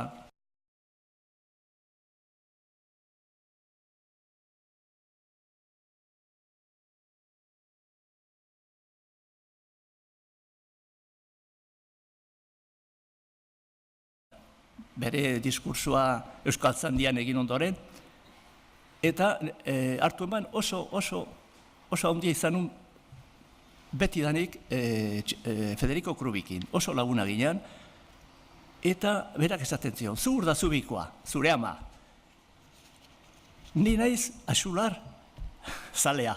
Nik uste dut, gero izan behar dula euskara batuaren oinarria. Denbora beran, Txillardegi etorri zan, nerekin. Eta Baionan topatzen ginean, Txillardegi zeharo aurka. Eta ez da bai da horretan, Krubik, baztertu gendun, nahi baduzu gure bilkura txiketatik, eta finki Txillardegin ideia irabazizun. Eta Txillardegikin hasi ginean euskara batuaren bizi hau. Hortaz gainera, erran nahi duke beste gauza bat. Ze garrantzia izan zuen Baionan, Simunaran. Simunaran, ez denak ezagutzen duzute, noski, oso buru gogorra zen, baina bete zituen gauza batzuk niretzako oso interesgarria. Alde batetik, bildu zituen disko batzuan, museokin, interesgarria, Xuberoko abesti batzuk, Xuberotar modura kantatuaz, musikari gabe, laguntzari gabe, bakarrik abozakin. Eta bigarrena izan zen, euskal kulturari lotzea, baina buru belarri. Eta Michel Abegerikin eta Simunarekin pentsatu ginen euskal idazkaritza sortzea. Jalui Dabaneko oso ondo apaitu du zer egintzun, baina meritu ondiena nik uste dut Simunaran izan zula, ikustea behartzala Baionan toki bat irikia, bai politikako jendean zebiltzenak, baita kulturan alde ibiltzen gineanak. Eta beharrik euskal idazkaritzari lortu gendun editorial bat sortzea, eta gainera Michel Abegerik asmatu zuen izen oso politak, Goiztiri deitzen zen, eta ara hasi ginean bai musikan eta bai hemengo literaturaren idazle batzuk zabaltzea. Hala nola errandu Jean Etxepar, Mendekosteko gereziak idatzizuna, eta orai berreki hegoaldean berriz publikatu da,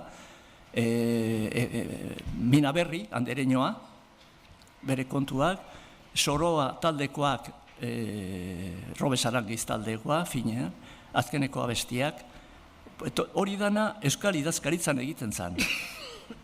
Parte hartzen genuen, Pierre Larzabal eta Neubera, Radio France hirugarrenean, egiten genuen egunero, goizeko 8:00 euskeraz berrikuntza bat. Iparraldeko berriak, ematen gintuen irratiaren bidez.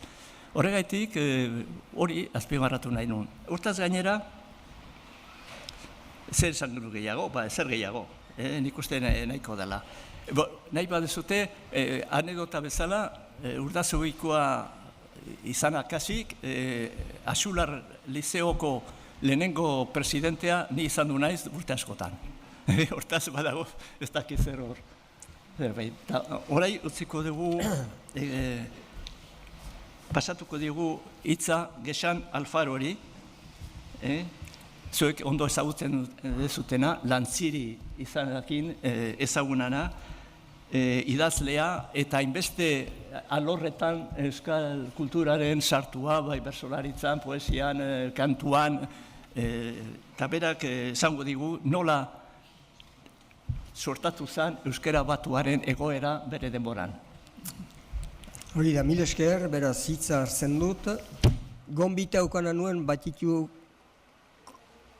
koiorzek eginik biztan da, iparraldeko euskara batua, lehen urratsak, enelekukotasuna. Beraz, saiatuko naiz, idatze ditut 3 orrialde, labur izanen da, nik uste.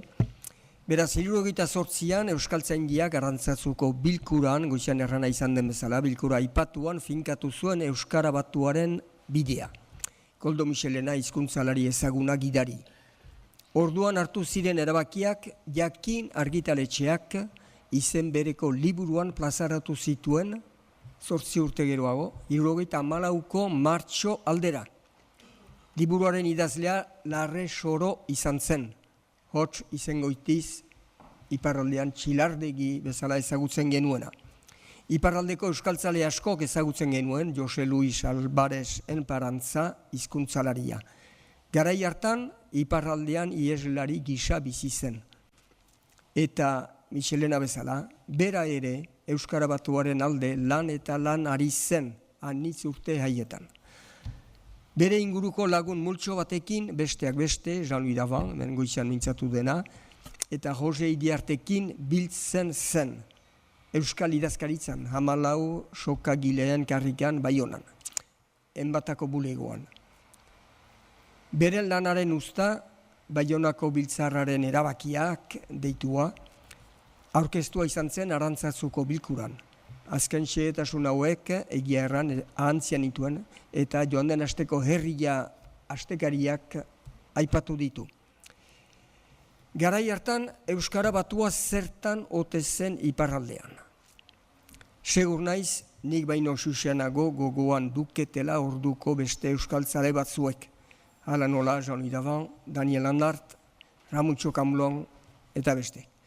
Dena den, una ene aldetik nola bizi izan nuen. Euskara Batuaren aldeko joera hura. 79tik 75 bitartean Euskal Liburuen Sokoa deitu saila argitaratzen nuen larun batero Baionako Basque Clair erdarazko egunkarian. Eta hor esplikatzen nuen zertaz ari zen liburu hori. 78az geroztik euskaltzaindiak hartu zituen erabakiak punduz pundu emaiten zituen. Bertan, adiz bateratua 4 koloretan, Euskal Herriko leku izenak, Euskal izendegia eta 78an proposatu zen batasunerako hiztegia. Eta una zer hitzekin bururatzen nuen orduko liburusokoen aurkezpena.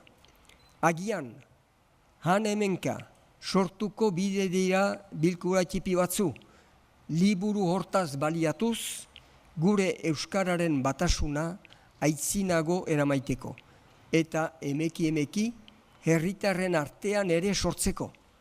Ez da dien bakarrik, Euskaldun ikasien mintzaira batua bilaka, herriak mintzo duenetik apartekoa. Egia erran, Txilardegiri esker ohartu nintzen Euskara Batua beharrezkoa zela iparraldean ere. Eta idazten nituen artikuluetan enegisako Euskara Batuat erabiltzen hasi nintzen. Dela herrian, anaitasunan, zeruko argian, Baionako Zabal aldizkarian, Basque Clair eta Eko du Sudoest egunkarietan, Euskaldunak EASen aldizkarian, Ekaitza astekarian, edo oraino, 79tik 80 bitartean, Radio Kotobazk deitzen zen irratiko itzaldietan. Frantses irrati publiko hartan, asteazkenero 5 minutuko hitzaldia segurtatzen nuen, ene aldetik, Maite Barnetxeren ardurapean, Maite Barnetxe ezaguna da ere Euskal Munduan, beste egunetakoa, beste euskaltzale batzuek segurtatzen zutelarik, ala nola Jamatxe Dirazar, Ramutxo Kamlon eta beste batzuek. Artetik erranen dut, 80ko apiriletik aintzina, hemen dugun Henri Duok hartu zuela enesailaren segida. Bestalde, itzulpengintza ere gustuko lana bainuen, Txilardegik galdeginik Walt Disneyren itsasoko gauza harrigarriak deitu liburua euskaratu nuen. Liburua 78an argitaratua izan zen Donostian. Erran nahi nuke ere garai hartan, zeruko argia eta anaitasuna irakurtuz landu nuela gehien baten Euskara Batua. Ordurako idazle onak baitziren, bertan idazten zuten Joseba Intxausti, hemen duguna, Joan Meritorri Aldai, Gabriel Aresti, Txilardegi eta Xavier Quintana, bere zalakoak. Hitzaldi honen prestatzeko gainetik begirada bat eman diet garai hartan idatzen dituen artikuluei. Eta horrela ohartu naiz, zinez urraz txipiak zirela orduan Euskara Batuari buruz egiten genituenak iparralde honetan. Ideia batuk aiteko, huna hanemenka bildu ditudan hitz eta aditz zerrenda labur bat. Ordura arte hegoaldean baizik erabiltzen ez zirenak. Hitzak, iritzi, aztertu, ipuin, sakon, eleberri, ekoizpen, aldizkari, arduradun, irrati, baserri, atzerri, izenpedura, baldintza, haurtzaindegi, zapalkuntza, iraultza, kemen, erakunde, antzerki, antzorki, garrantzi, hitzarmen, eskubide, egoitza, hegazkin, zabor, ondakin, batzorde, geltoki, egunkari, egoera, aurrezki, argazki, osasun, giro, norabide eta beste eta beste. Aditzak aldiz, idatzi, erabaki, bultzatu, izenpetu, arpidetu, arduratu, atzerriratu, zapaldu, ulertu, lortu eta beste. Aditz trinko erabilienak ere sartzen genituen gure lerroaldietan. Hala nola, dakar, dator, damaigu, darama, darabil, dabil, dagokigu, damaio eta beste. Bestalde, batuan idazten genituen gure euskalkiko aditz eta hitz zenbait ere, batetik besterako aldea zinez txipia zelako eta horrela, emeki irakurlea edo entzulea ohitzeko gizan, baturatzen genituen. Hala nola, ginuke, hemen iparraldean ginuke eta batuan genuke. Ginezake, genezake. Ginauzuen, genizuen. Zaukan, zeukan. Ditaike, daiteke. Dauzkigu, dizkigu. Gira, gara. Litaike, liteke eta abar. Beraz, horiek erabiltzen dituen horrela, Euskara Batuari jendea ohitzeko gizan. Edo oraino, beste hitz batzu, zonbait, zenbait. Nun, non. Nunbait, nonbait. Edo nun, edo non, biztan da. Edo zoin, edo zein, eta holako. Egia da orduan aditz batuaren finkatzea Euskara Batuari bizkar ezur baten emaitea bezala izan zela, ene ustez. Biderabar, erran nahi nuke ere. Itzulpenak eginez ohartu nintzela maiz euskarazko hitz egokiri gabe gelditu behar izan nuela. Eta horrek bultzatu ninduela ene aldetik hitz berrien asmatzera behar arau. Iduritu zitzaidan Euskara Batua idazleek eta irratilariek asmatu hitz berriez aberastu behartzela. Horrela beraz, ene artikuluetan erabili nuen lehen hitza, hitz berria, hitz ordu izan zen, erdarazko randevu eta zida hitzen ordezkatzeko. Ene idazlanetan, gehien bat itzulpen netan, behar arau orotara erabili ditudan hizberriak, ene gisakoak biztan da, 200 gora izan ziren, eta horietarik zenbait hamarreko Eluiarrek argitaratu zuen hiztegian 2004an sartuak izan ziren. Adibide gisa hona bakar batzu hitz ordu, goramen, promozion, lerradera, glissier, goimarka, performance, elnahi, ambizion, helkari, arribist, helgai, objektif, agergailu, projekteur, oialitz, bandurol eta beste eta beste. Bururatzeko ez nuke aipatun gabe utzi nahi halere. Elkar argitaletxeak, 72an Manes Pagola bultzatzaile izanik, horrere. Iparraldeko 20 idazle eta kantarik sortu genuenak, bere ahalguzia egiten zuela argitaratzen zituen euskarazko liburuetan iparraldeko Euskara Batu bat erabiltzeko. Oinarrian izanik euskaltzaindiak finkatua zuen aditz batuaren erabilpena. Gure ustez ere, beste anitzaren gisara, iparraldeko Euskara Batuak aditzaz bestalde, tokian tokiko hitzak eta erran moldeak erabili eta landu behar zituen. Hegoaldekoenak parekatuz ahalguziz. Bide berri hori elkartasunean eramana izan da, urtez urte, kazetagintzan, ala irrategintzan. Eta horrela, uste dut, denborarekin lortu dela iparraldeko euskaldunen begi beharrietan gaur egungo euskara batuaren nolabait etxekotzea. Egia da, hemengo begi beharriak ere nahiko ohitu zaizkiola hegoaldeko euskarari, besteak beste, ikastolaren, irratien, berria egunkarien bitartez. Baina halere, indar bat gehiago egitea beharrezkoa dugula iduritzen zait, segur da, hemengo hitzak atxiki behar ditugula, hauek ere euskara batukoak baitira, baina berdenboran hangoak ere ikasi behar ditugula, prentsa idatziaren edo irratien bidez. Horrela, errazkiago solastatuko baigira, herrialde bateko edo besteko euskaldunekin.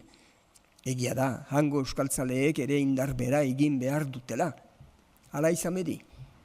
Mil esker, enen zuten egonik.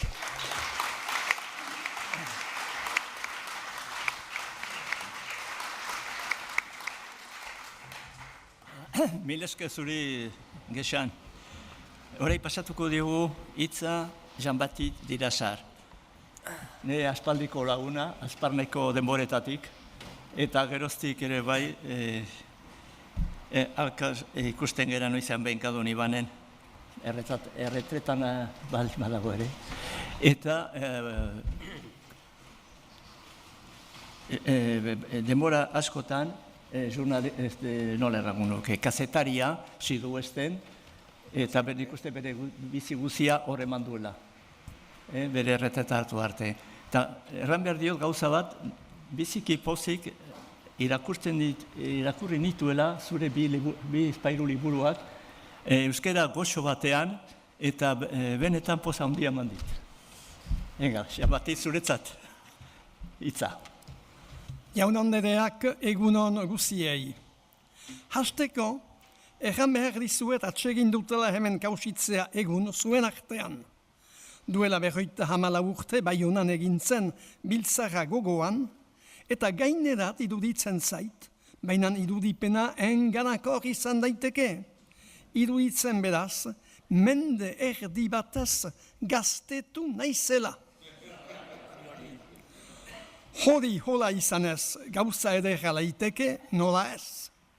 Eta eskual zaindiari esker gaztetzea, hori odaino ederago. Ere funtsean Pablo Picasso zenak arrazoina zuen idazten zuelarik urte asko behar da gaztetzeko. Bon, bainan so, ene hitzaldia ez da margolari famatu hortaz, ez eta gazte edo sahar izaiteaz. Bainan baduela 50 bat urte, eskual idazle bezala ezagutu dutan giroaz. Urteak gin eta urteak joan, aldaketa handiak izanak dira eskual giltzaren alor guzietan, eta beraz prentsa idatzian ere. Horretarazi nahi dut lehenik, eskuadazko prentsa idatziak ez zuela denbora heietan hedadura handirik, ez iparaldean, ez eta hegoaldean. Azpimarratu zalede, bat ere espantuka adigabe, herria hortzela, hainbat piskor. Eta genka hartan berpiztu zela zeduko argia, geroztik zedutik jautsia dena, baina beti argi dagoena. Hori 1900 eta 1903an, eta hori izan zen guretzat ere, Pierre Eslafitek azpimarratzen zuen, erreferentzia munta handikoa. Isilik egona zen, eta 1908 sorturik beraz, Espainiako gerlatik landa urte askoz. Ezin bestean mistan dena.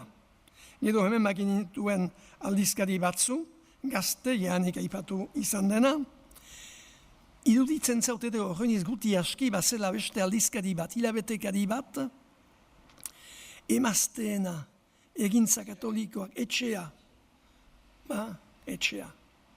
Eta hori narbaitz kalonjiak eta akulatzen zuen gehienik. Baina badakit, bazela aldizkari hori ere. Beraz, Baionako biltzar hartan, duela 54 urte, gertatu nintzen eni ere, Pierre Lafitek gomitaturik, Pierre Charitonek ere zerbait eranik. Hanintzan beraz, entzule xume egia erran, isila eta geldia ene xokoan. Gazte-gaztean nintzen, eta herria astekarian atxikitzen nuen pilotaden saila. Azparnen, bizikia txikiak behitzauden, eta orai ere hala daude, luzeko joko midesgarri hori. Ordukotz Pierre Lafit, kitzikan adizeitan Pierre Chariton ere baitzina, pilotaden saila hori behar nuela atxiki, baina ez nuen ez beste gai batzuri ere, lotu nahi. Hori gertatu zen ondoko urtean. Hau ez nuke behar behinan, eta gaitzeko pena ere ukanuen delako Baionako biltzar hortan. Gaitzeko pena ukanuen bai, ahantzia da, ahantzia ez aipatzen dut behinan, ahantzia bezala. Bilkura baliosak izan ziren, keinka atez hausapesa ere, Charlesek errandu, Henri Grenet Hansen ere Jean Biatarana, senatur izana, eta bere moldean eskualtzale zena, ez zuen hanzten eskualerroak bazituela, Biatarana familia, Zarauzetik etorria zen, ieslari bezala, hirugarren karlistararen urteetan. Beraz, eta zendako ukanuen pena, zen eta aipatzen da bilkura egin zela, eta handaitzeko norabideak finkatu zidela, eta hau eta hua. Baina ez dakit hemen badirenetz, eta han izan zirenak, nun izan, bilkurak bukatu zidelarik Baionetipian, gizartako gomita ukanik, hainitz eta hainitz, joan ziren arrangoitzerat, arrangoitzeko jaun markesak gomitaturik, eta nola ni berriketaren nintzen egunkari batentzat, ezin joan, eta ondotik jakinuen markesari esker, zer nahi gauza on, ukantzutela jateko eta edateko. Eta ni ezan, alta ordukotz, gormanta nintzen. Bon, jingiten berriz gure gai nagusidat. Idazleen artean eskuara batua, gero eta gehiago aipuzen, txilardegi eta holako batzu, sustatzaile jaanik erana izan den bezala. Pierre Lafitek zion, eskuaraz idazten ginuen guziok, idazkera berdina ukaitea, hori izanen zela behin hasteko eta bat, ez hortan gelditu behar, behin hasteko eta bat, urratx bat munta handikoa. Eskualtzaindiak finkatu, edo finkatzen adizituen neurri batzu, denentzat onargarri zauztran. Geroari buruz, bide egokia, hortan zela bat ere zalantzadik gabe.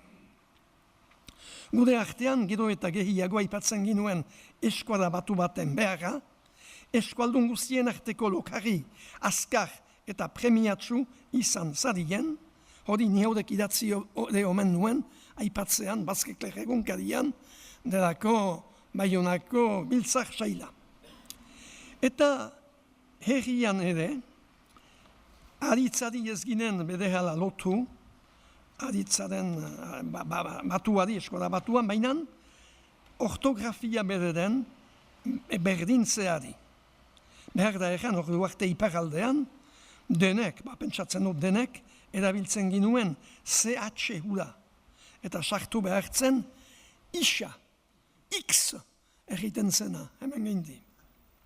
Hori etzen egin, egunetik biharamunerat.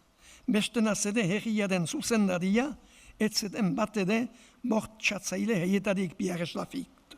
Denakaren erranetik umila joan behar balide bezala.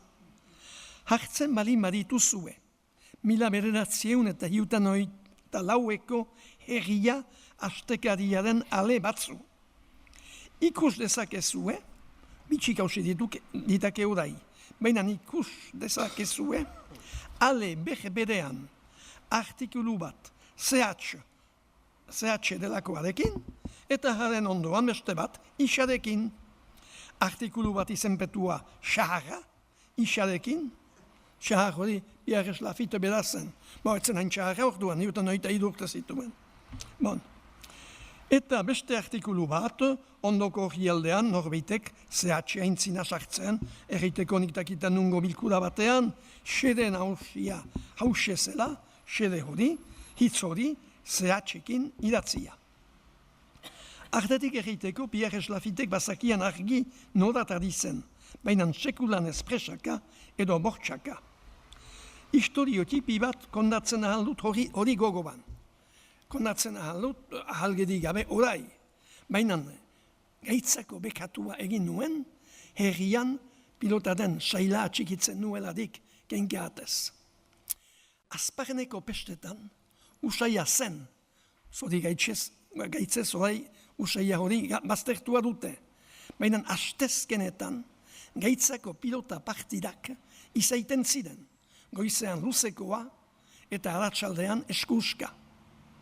Eta ahatsaldeko partidaten zat ekarrazten ziren mugaz bestaldeko pilotari hoberenetarik. Eta niga izososua orduan ez eskualdungoari aski ohartua, idatzi nuen Espainol pilotariak hortzi dela. Eta bai, eta gero, Pierre Lafittek ez zautan easiarik egin, eta sartu zuen hori ez zuen deusik kanbiatu, baina gero, kompreniarazi ere, gure artean, eskualdunen artean, eta eskual herria dena bat ikusiz, ez zela Espainol hori, hitz hori erabili behar, Galiastegi dentzat, Galiastegi Eibarreko seme, norbeitek erran adaut oraino bizi dela. Ehun urte beteak ditu iragan otsailean. Eta azparnen izan zelarik azken urteak zituen mail godeneko hain hortan eta hartzen zela pilotan. Hala, 55. Eta, hala beraz, ze nolako gidoa zen. Baina denako lamintzo ziren. Oraino ere badira, lamintzo, baina atseginekin ikusten dut, gaztetan biziki guti. Eta hori baikor zait biziki. Baina denbora hartan. Eta horreiniz eskualtzale miltzara biluzela heletan. Heletan Txipri. Eskualtzale miltzara biluzuan heletan. Eta Sudoest egunkariak artikulu bat egin. Frangopolita, eranez, une réunion internationale de basquisans s'est tenue à Helet. Eta bai. Mainan Sudoestek egia zuen, baziren frantsesak eta baziren espainolak. Akit bazirela espainolak telesforo montzon hantzen. Eta Manu de la Sota ere uste dut. Beraz, bi espainol medeen baziren. Hora mintzo zen jendea, hora igutiago, baina gido hori ginuen. Eta beharrik, bazterrak, eta aldaketak, eta handiak izan dira. Eskuada batuaz adigira, eta gogoan dugu beraz Baionako bilkura hori, atera zabalduz egin zena, atera zabalduz eskuada batuari. Baina keinka bertsuan izan zen beste iraultza bat. Iparaldean, abertzale gogoa, arrunt motxiel ginuena ordu arte, piztu zen eta azkartzen hasi. Mila bederatzion eta iutan oian, itxasun, Pasko Bieramunez, ofizialki sortu zen enbata. Jakesa bebe regimunaran eta beste batzu sustatzaile, erne eta kementsu zuede hantzinen. Eta ez irudika, bazterrak harrotu zituen enbatak. Traba hainitzedek hausitu, baziren enbatak ideak lubra bainoa palago ezartzen zituzten batzu. Itxuzki apaltzen zituztenak. Azparnen, nola egiten zen, enbata zikin horiek, eta bai, enbata zikin horiek.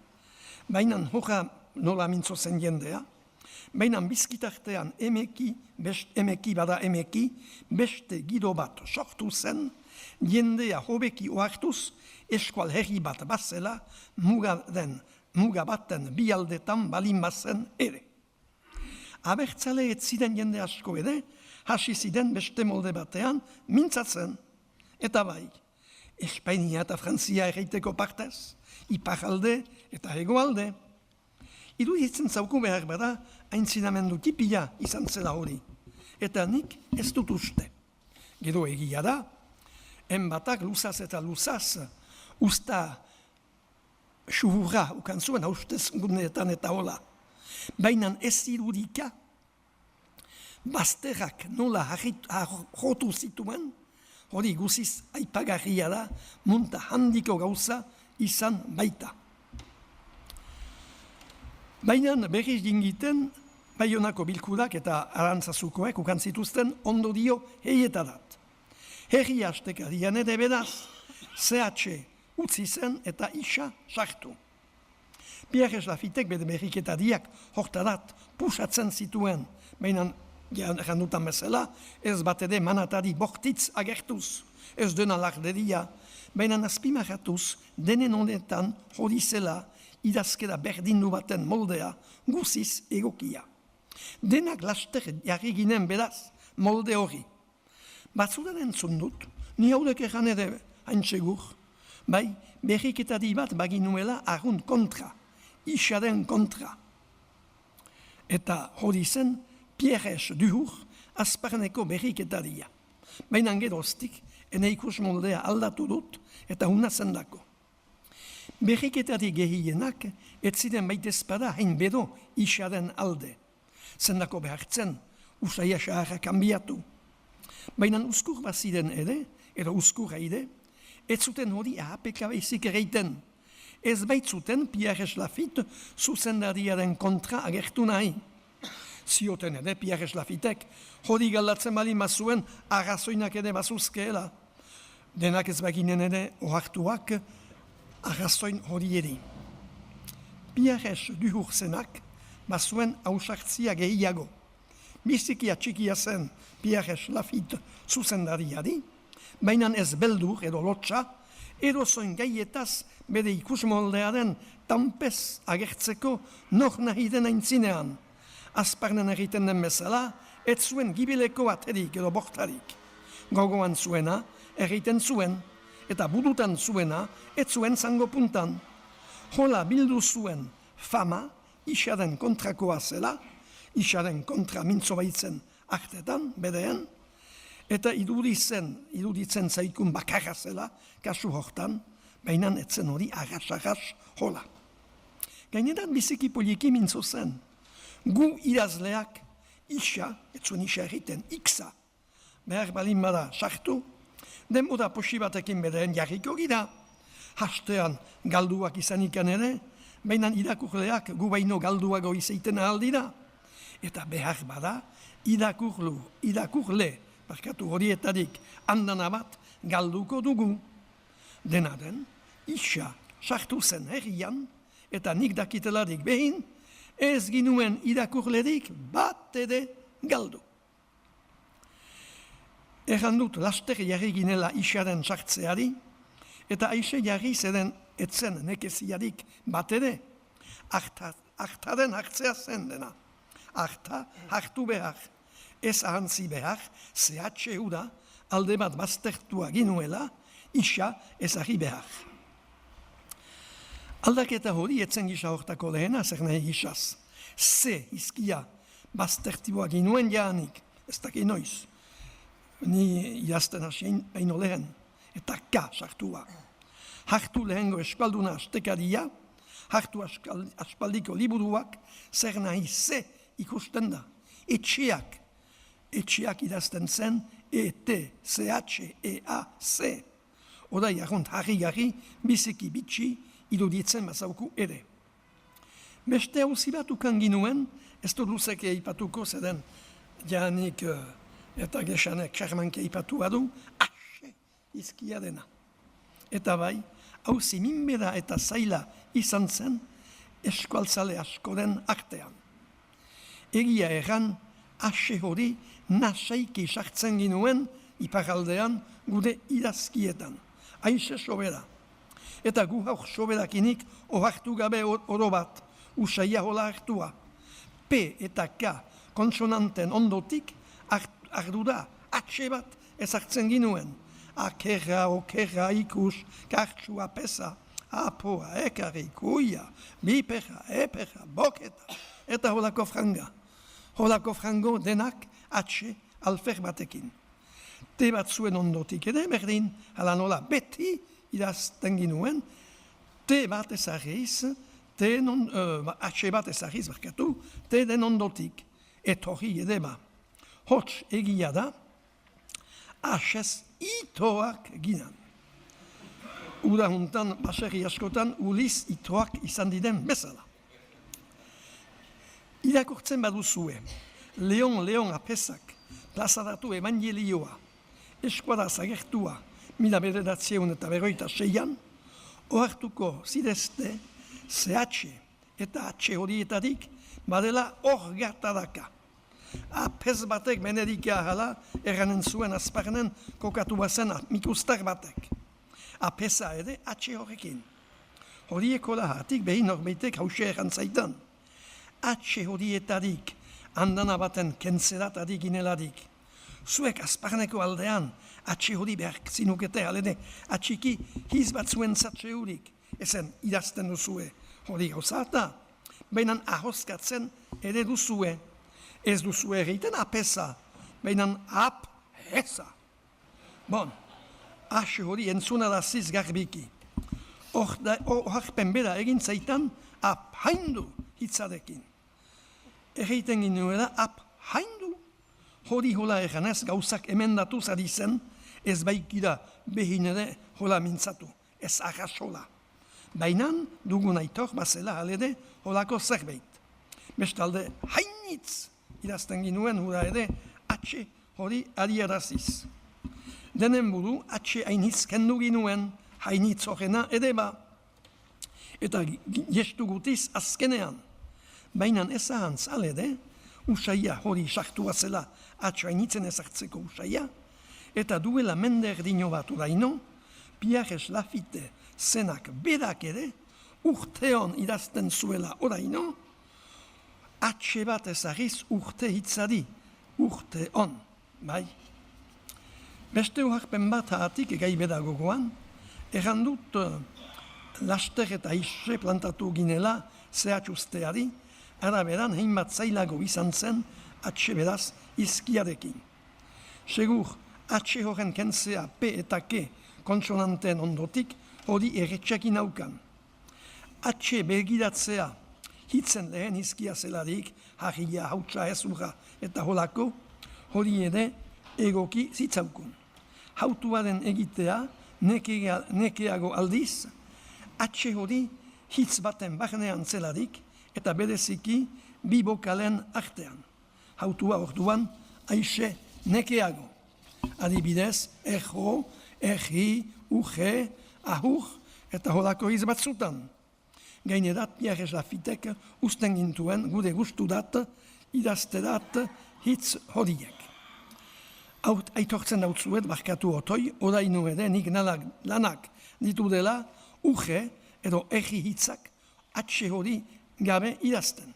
Behar fidatu behar nuke denboran norbeitek eman zaiten aholkuari, ez balimadakizu nola idetz erro, idatzazu zentzu gabe, berdin da, eta uge ez balimadakizu nola idatzazu zilar, ugea eta zilarra berdintsuak dira.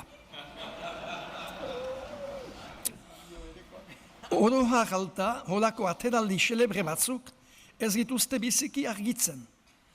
Aipatu ditudan aldaketa horiek, ez dira hastapen bat baizik izan. Geroztik izan da beste frango, baina daukat lehen urratxodiek guziz baliosak izan zidela. Berenaz baliosak ez da dudarik, baina ere lagundu baigituzte eta ez guti ondotik jiten ahal ziren aldaketa guzien aixeago hartzen eta on hartzen. Aldaketa horiek ginditen abiadura handiko treinen histu bedean, edo txuku, txaka, denboda hartuz eta harraposki, batzuk presatuak beraz eta besteak ez. Idazkera berdin du zurratxandia egin dela, hori izan da eta dago idekidura handi bat. Eskuadaren egoera eta eskuadaren geroa ez ditugu geroztik berdin ikusten. Beste begi batzu bagintu bezala eta hori biziki baikor zait gaurko egunean. Ikusteko da hiztegia ere nola aldatu den, nola aberastu. Prentsan segur, hedabide mota guzietan, bai eta egun guzietako. Hor laburtuko dut, zeden hor egan behar nuena, charmantie adu jaanik eta gesanek. Zerna hitz baditugu hartuak, eta hola, kidol, ariketa, aurkezpen, artezketa, eta zuk aipatu dituzun guziak. Eta beste funts bat badugu, hildo beretik hitz berrien asmatzeko. Nolako bidea egin den, bereziki beraz, azken 50 urte horietan, hori ez da baitezpada ene konduko gaia, baina hitz berrien asmatzeaz, nahi nuzke egin alede bizpeilu oarpen. Nola egiten zen lehen iparaldean, eta nola egiten den orai, hitz berrien asmatzeko. Lehen duela 50 urte eta gehiago, bi molde baziren, edo frantses hitz bat hartzen ginuen, zen bezala, uste dut budai, ingles hitz batzu hola sartzen didela frantsesean, ingleskeria horiek ez badida ere denen gustukoak. Edo bestenaz, bigarren moldea, frantses hitzari eskual itxuraino bat emeiten zitzaion. Adibidez, kidol hitza ez ginuelarik ezagutzen eta ez beraz erabiltzen, orai hor dugu, ederki baliagarri, baina hitz hori ez ginueno, nola egiten ginuen. Spor frantses hitzetik ari ginen, batzuk zioten spor, sporra, nola speit, frantsesez bezala, gizon horrek sporra egiten du. Ez ginen hatik atrebitzen, ez biziki seudik sporra idazterat. Beste batzuri iduditzen nola speit, aixe eskualdunago zitakeela, nahitez esporra eganez. Adibidez hau ere, azparnan bazen hitz bat, noiz nahi erabiltzen zena. Bereziki zapeta lantegiak bazidelarik. Hitz hori zen, kintxena. Nor da hori hemen izen hortaz, hitz hortaz. Kintxena. Hori zen frantsesez, kenzen. Bai, kenzen, eta hori zen, zapeta lantegiak baziren denbora hartan azparnen, baziren dotzena bat. Eta zapeta lantegi horietan langileak pagatuak ziren hilabete ondarean. Baina hilabe erditsutan ukaiten zuten irabaziaren parteño bat. Frantsesez, la compte de quinzaine, baina netzen la compte de quinzaine erreiten zen, quinzaine. Eta hortadik, asmatu zuten, ez zuten eran quinzena azparnen, baina kintxena. Hada, bigarren moldea zen, beraz, hitz berrien egiteko. Orai, hitza galdua da, galdua, ipatu dut bakarrik egiteko hitzak nola asmatzen ahaltziden, hitz hori galdua, beste frango ere galdu dira, ez baitugu heien beharrik. Monartetik egiteko da, baina gutik dakite orai, baserriko etxetan zer ginuen samatsa. Norda horreit, samatsaz. Abai. Baserriko etxena intzinean edo saetxean edatzen zena. Ardura idatzea, batzutan otzea, eudiarekin urez asetzen zena. Abedeak eta jende handik irabanez, tinkatua izaiten zena, eta gero ongarritako balietzen. Denetan kendu aspaldian, gauza zikina zela, jendearen osasunaren zatede kaltegor. Nik azparnen, zelai auzoaldean, haurean ezagutu ditut bi etxe oraino samatsa bazutenak. Eta nola ez den beraz gehiago samatxik, hitza beda ere kasi galdua da, ez arras nik egun, eta biltzen baitut. Eta bainan hori, hitza hori galdu balin bada, eskualtzaindiak ez du hobenik, eskuala batuak ere ez. Aldiz eta joaintzina, eskualtzaindiak preseski, lan baliosa, biziki baliosa derama hitz berriak behar didelarik sartu, ahal bezen egokiak. Azken hitz bat egan behar eta hause izanen da. Eskuala batua gero eta gehiago sartuko da. Sartu behar ere baitu. Baina hori geiten eskualkiak ere gure ondarearen lore batzu didela. Ainiztasun soberakin haute, ainiztasun aberasgarria ere ditake ene gustuko segutik. Eta norbeitek eta egin solasean ariz eta frangotan aipatu dugu gai hori. Denen budu, bakit neorestenekin ados izanen, baina zonbat euskalki dida.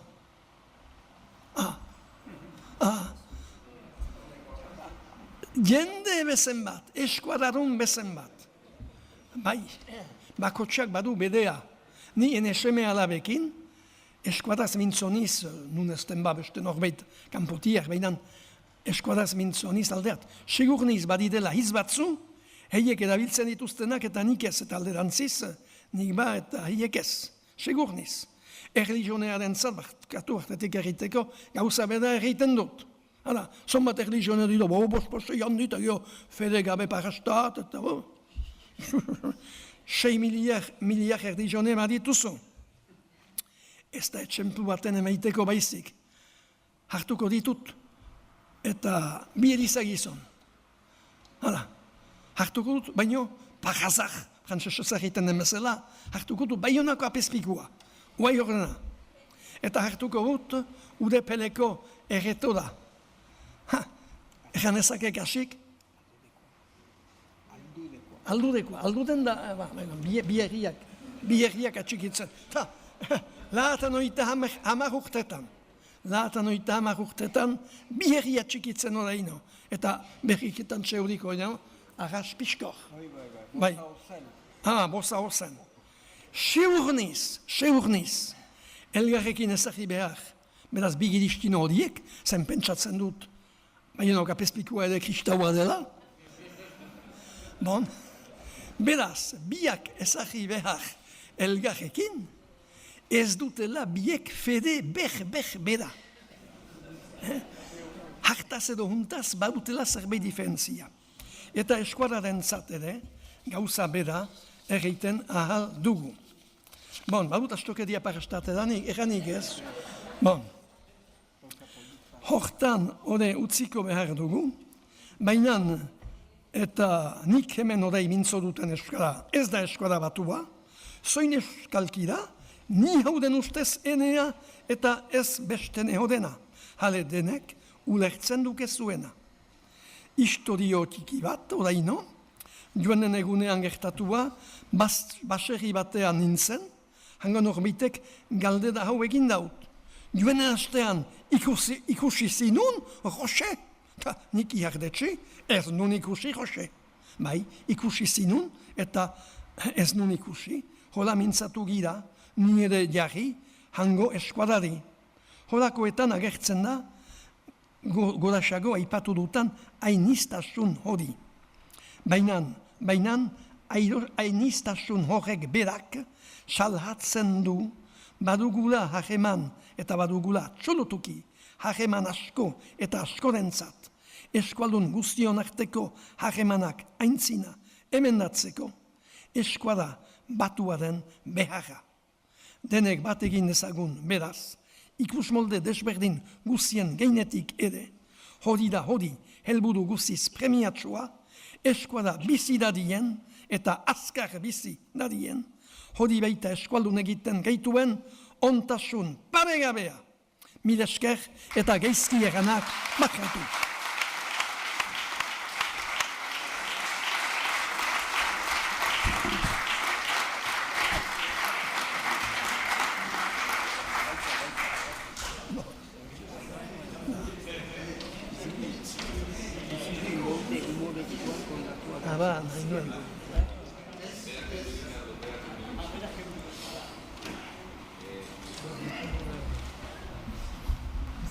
Bai. Bueno, mil esker haunitz, egan batit, zure historio politegin. Ez hasi polita. Baina erran behar dizut, Joseba orai pixka bat, ez da gehitze, denbora izango duen bere lan hau. zure lana irakurtzeko denbora izango duzun bazkaldu baino lehen. Bueno, Joseba Inzausti, alketuta nago, bera, presentatzea zeren, zuek dakizute ni baino hobeto Josebaren bizia. Eta Euskara Batuen bizia parte bat bera jarraitu du, segitu du, zeren Baionatik Arantzazura joan zan Euskara Batua. Eta bai jakin aldizkariakin eta gero berak hartu zunean burua presidentzia, jakinek izan duen garrantzia Euskara Batuan eta Euskal Kulturan. Apateko dut bakarrik, azkeneko bi proiektuak izan dirala nire ustez Joanes Etxeberri proiektu polita eta Euskal Herriko historioa erreligiosoa. Baina berak esplikatuko digu, zabalduko digu hobekini baino. Joseba. Egun denoi. Ni Baionan egon nintzen 1974 bileran. Ez dakit zuk ni hango gogoratzen duzun, nik ez zaitu zu hango gogoratzen. Baina biokan izan ginen. Bueno.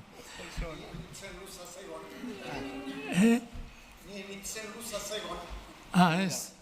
Behar izango da, ez dakit.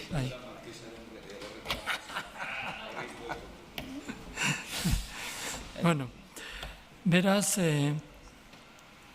Euskara Batuaren arazoa eskuetan izan dugu urte luzetan.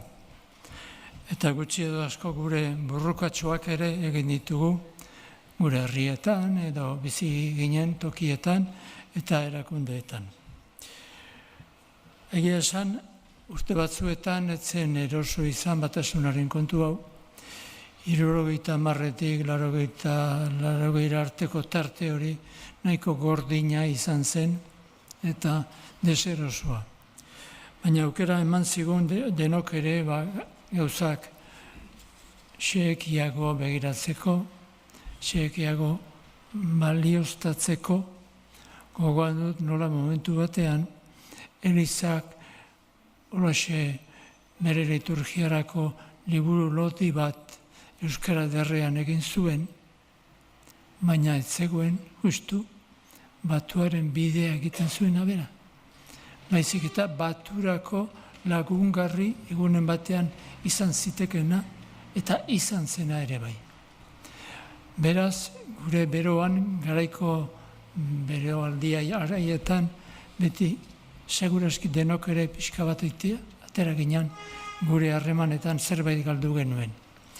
Baina harremanetan behar bada personaletan behar bada bai, baina nola nahi ere hizkuntzari eman zitzaion bideak, bide luzea egin du gero, eta ez du bukatu.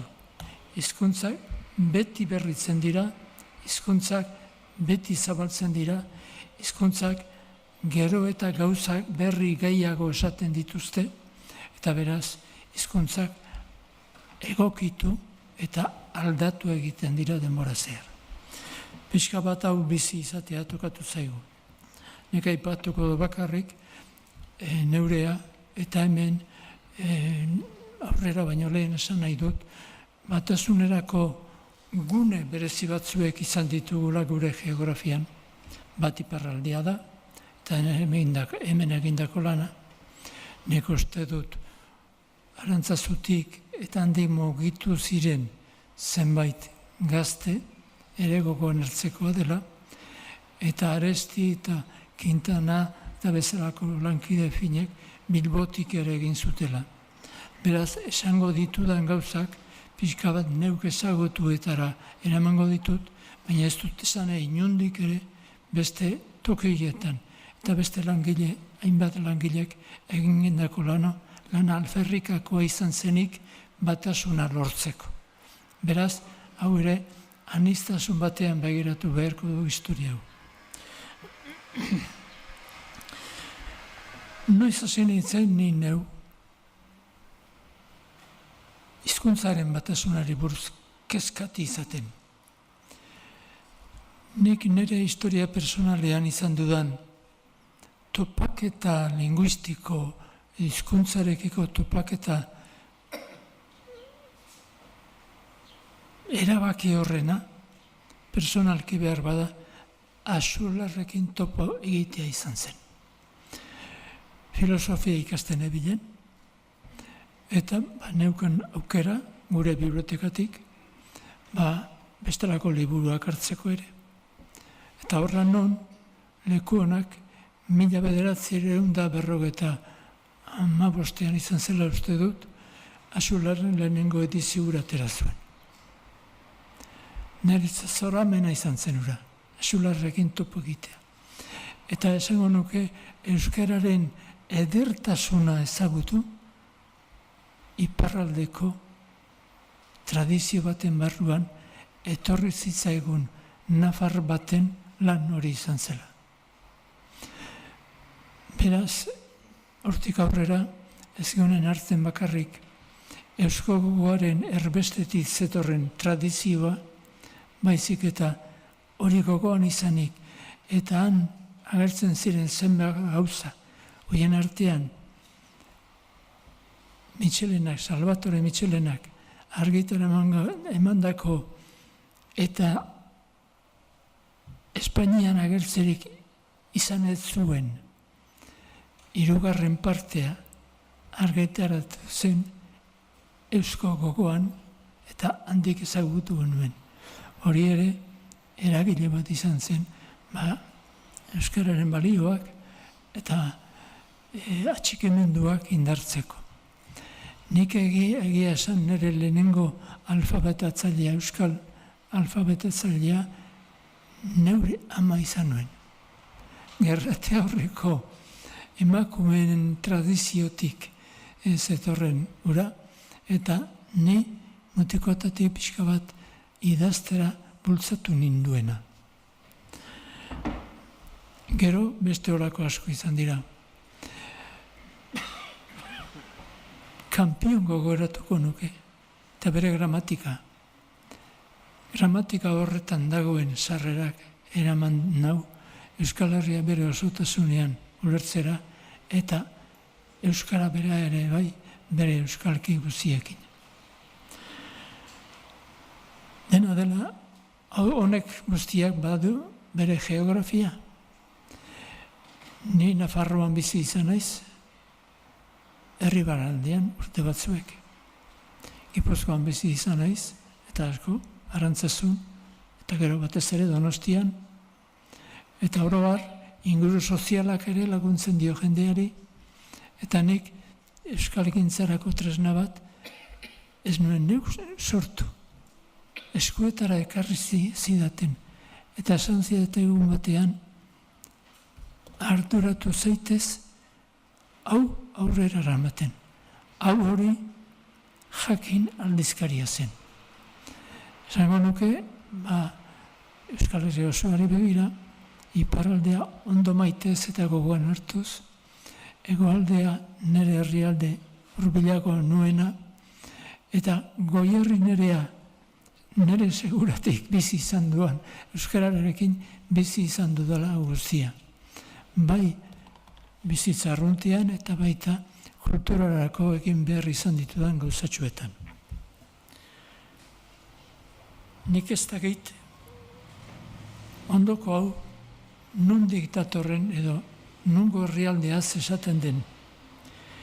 Eta jendetza handia da Erromes datorrena eta inoiz baita 2000 eta gehiagokoa ere.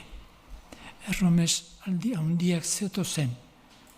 Nora eta iparraldetik Arantzazura.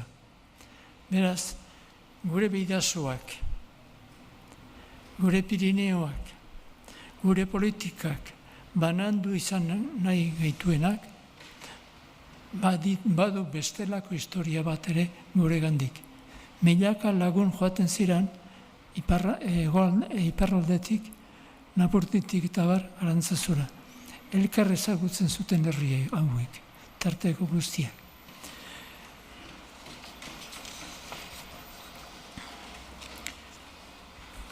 Euskal Herrian garrantzi handia izan dute, eliz barrutiek eta ordena erlijiosoen barrutiek.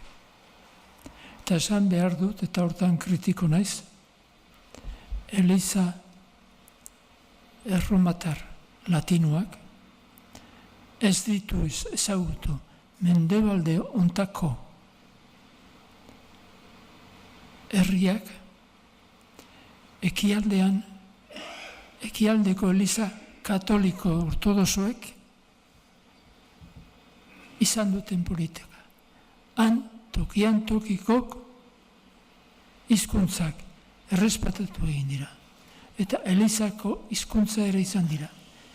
Eliza katolikoan horrek ez dut altuera bera izan, ez du izan indar bera, eta liturgia eta bar latinez egin dira. Eta seminarioetako irakaskuntzan latina erabili da, eta ez euskara. Elizako jendeak erlijioari buruz asko idatzi du, baina sistema instituzionalaren barruan hutsune garrantzizkoak izan ditu. Hala ere, aitortea behar dugu, 20. mendeak kenduta ze orain egunero liburu bat ateratzen zaigu berriarekin, ez garai batean bezala. Orduan, naita ez, zeraren herriaren hurbiltasuna, azken markade hauetakoa izan da bereziki Vatikano bigarrenaren ondoren. Eta denbora zehar, mendeetan, guk ez dugu euki. Katexema asko izan ditugu, baina noiztik hasita.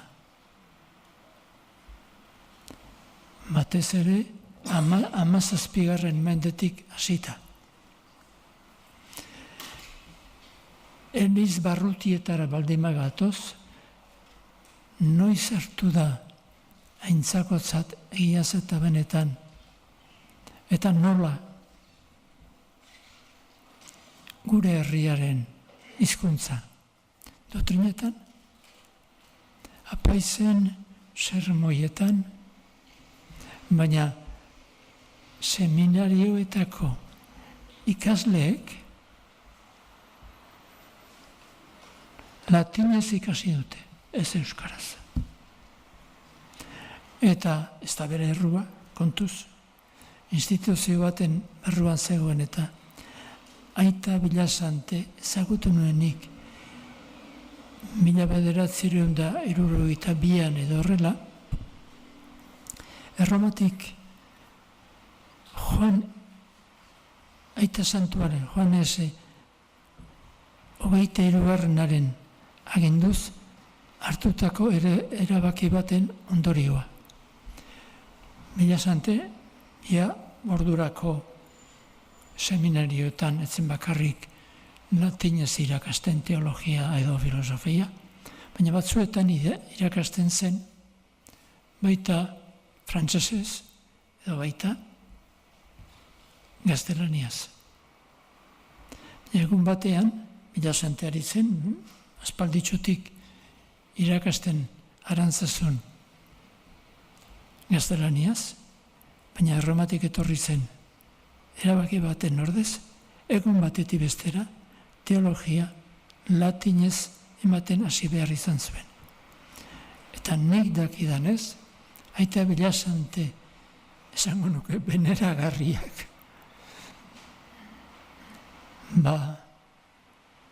Euskaraz ez zegoen teologiarik eman. Hori zen orduko egoera. Esan dezaket, ezertarako arengarritzat baldin badu, euskaltzaindiak bere urteetako milaratan gaztelania erabiltzen zuela. Horako gauzak gertatu zaizkigu guri. Eta, aldakuntza etorri da, batez ere Elizako jokabideetan eta instituzioetan euskara hizkuntza ofizial izateraino. Baina hizkuntzaren euskararen erabilera ofizialki onartua Arantzazoko komunitate handian 70 honakoa da. Eta ez dizut esan beste tokietan. ze kongregazioak eta Elizbarrutiek eta oso berandu arte hartu dute horrelakorik. Eta normalean, nik uste dut gaur egon, pixka bat ezagutzen dut mundu hori, erlijiosoen munduak euskara ez du izaten hizkuntza ofiziala. Oraindik bidea egiten ari gara. Bueno, baina ni etorri naiz hemen batez ere Euskara Batuaren arazoa zerbait izatera. Bueno, 1958an egokitu zitzaidan Kepan Beitarekin batera, Jakin aldizkaria haren zuzendaritza hartzea. Bistan da, aldizkari honen egitekoa izan zen jaiotzatik bertatik 2 urte lehenagotik jaiota, euskara kultur modernitatera eramatea. Hortan gemiltzanok momentu horretan ez ginen ingenieroak, tekniko informatikoak, baizik teologian edo filosofia ikasi genuenak, eta hori ikasietako hori euskaraz ere nahi genuenak. Eta hortan sartzeko sortu genuen Jakin. Jakinen barruan Batasunen arazoa berehalako izan zen. Euskal Herri osoko idazlea genituen aldizkarian, euskalki guztietakoak, eta beraz, berdindu behar bat ere ikusten genuen. Eta seginan urteroko bilerak egiten. Hain zuzen, aldizkarian nola idatzi nahi genuen eta egindako lanaren kritika egiten. Zer zen egoki egina, zer zen hain ondo egina, eta nondik nora eraman behar genituen gaiak ere. Eta puntu bat beti zen hizkuntzaren Batasaren kontua. Eta beraz, nik ezagutu nituen, 58tik, 74ko urtera arteko tarte horietan nola egiten ziren bilara horiek. Eta hori bai, disiplina izugarria. Hartzen ziren erabakiak, bete egiten ziren aldizkarian. Eta horrek ekarri zuen, lagun arte zabal bat, Jesu lagunak, Karmeldarrak, Beneditarrak, Frantziskotarrak, eta bar, erlijiosoen seminarioetatik idazten zutenak, bilera hoien ondorioz, emandako arauen arabera jokatu behar zutela aldizkarian. Eta hori, egunero, urtero egiten zen, ez egunero, urtero egiten zen, konpromiso bat hori egiteko. Aldizkaria pasa zituen 6-8 urte horretan, eta bagenituen seminarioetan ez zeuden batzuek inguruan. Hoien artean txilarregi esate baterako. Neuke aldizkarien sartu eta berehala izan nuen berarekiko harremanen zera garai hartan egiten ziren eskutizketa batzuen bidezko harremanak. Eta haren nintzen prestatzen urte horietan, 60aren inguruan, euskalatitza zeritzen liburu bat. Batua pentsatu gabe noski oraindik. Batuarena 62an etorri zen, eta batzordean egotea suertatu zitzaidan, euskaltzaindian. Bueno, handitza prestatzen ari nintzela, aholku batzuk behar, eta gutun bat idatzi nion Donostiara Mitxelenari. Aholku batzuk nahi nituela eta berarekin egon nahi nuela. Eta esan dako nik idatzitako egunean joan nintzen bera ikustera, baina begira, Mitxelena Salamankan zegoen, ez nuen modurik izan berarekin egoteko.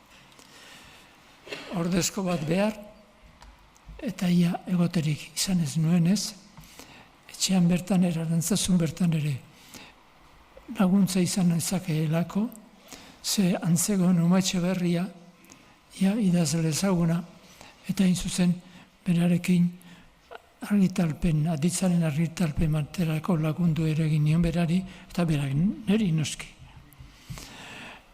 Eta, Txilardegiren etxera joan behar izan nuen, lekuna argitu ez nuelako. Hori izan zen gure lehenengo ezagutza. Eta Batasunaren bidean ari naizenez, nire paperak utzitari naiz, beraz, digresioren bat izango dut. Ezagutu nuen Txilarregik elkar, eta handik aurrera, handik gutxira, iparraldera etorri beharra izan zuen berak. Eta hemen idazkaritza esandako hori sortu zenean, harreman zaharrak berritzeko aukera izan nuen hemen, beti ere Batasunerako ere bai. Zubitxo horiek izan ziren lehenengoak, hegoaldetik iparralderako nire historiatxoan.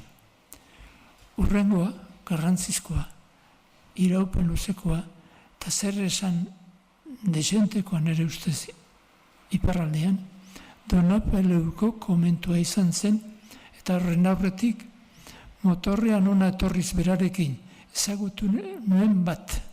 Biok etorri ginen, Arantzazutik Donapaleura, eta Erdozain Zimanes izan zen hori nire laguna. Bera ere noski, Batasun baten bila, eta geroztik, Juan Jose Iturrioz eta Barrek, 25-26 urtetan, hainbeste lan egin zuten, hain zuzen, Donapaleuko komentuan, ariketa komentu hori, provintzia frantsesak, Akitanakoa izan arren, provintzia frantsesak etxea itxi zuen arte. Eta Vatikano bigarrenaren ondoren, gauzak behar bada gehiegi ulertu gabe edo askotxoik ulertuta, etxe hori itxi egin zen eta horbeto bukatu zen 2006 urtean bere historia. Baina historia polita egunen batean horko lana zehatu nahi bada. Horko zuzendari izan dakoa, Juan Jose Iturrioz, benetan zera persona interesgarria da, hegoaldeko eta iparraldeko bi historia horiek pixka bat lotzeko. Nik neuk izaldi honen ondoren daukadan erazkin batean emango dut, berak Erromara egindako testu bat, ez noski oso lasai zegoelako, baina ze erabaki hartzitezken Erromatik Donapaleuko komentuari buruz, bata ezpada jakinaren gainean informatuak egon zitezen.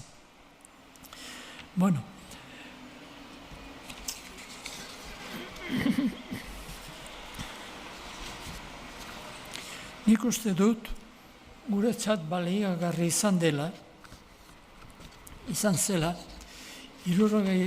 urtean, kolonialismoari buruz gure uretara, Europatik, Parisaldetik, Europako unibertsitateetatik, batzuetan Frantziskotaren aldizkarietatik, aldizkari hau Akitaniako provintziakoa zen, 1949an hasi eta 1963 arte lanean jardun zuena, aldizkari oso bizia, oso kritikoa, eta hemengo Frantziskotarrek, iparraldekoek, hemendik izan zuten eskola hon bat.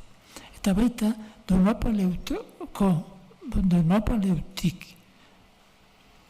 Donapaleuko komentua etorri zen diklo bat, erabat frantsesa, euskara txikien, baina guztiz gure aldekoa. Nik ez dakit norbaitek diklo hori ezagutu zuen bere garaian. Pentsatzen dut, ezetz, bai, zuk. Gero kontatuko didazu, orain denborari bestera, zenela portu gabinari, gero kontatuko didazu, ze harreman izan zen hemen Niklorekin. Baina Euskal Herria uste dut oso ongi ulertu zuela eta prestakuntza intelektual garrantzizko batekin pentsatu zuela gainera. Iparraldean zegoen hori eta erdo zein zirekin batera garrantzizko pentsamentua eta lana egindako gizona. Guri kolonizazioa normala zen bezala, kanpotik etorri zitzaigun.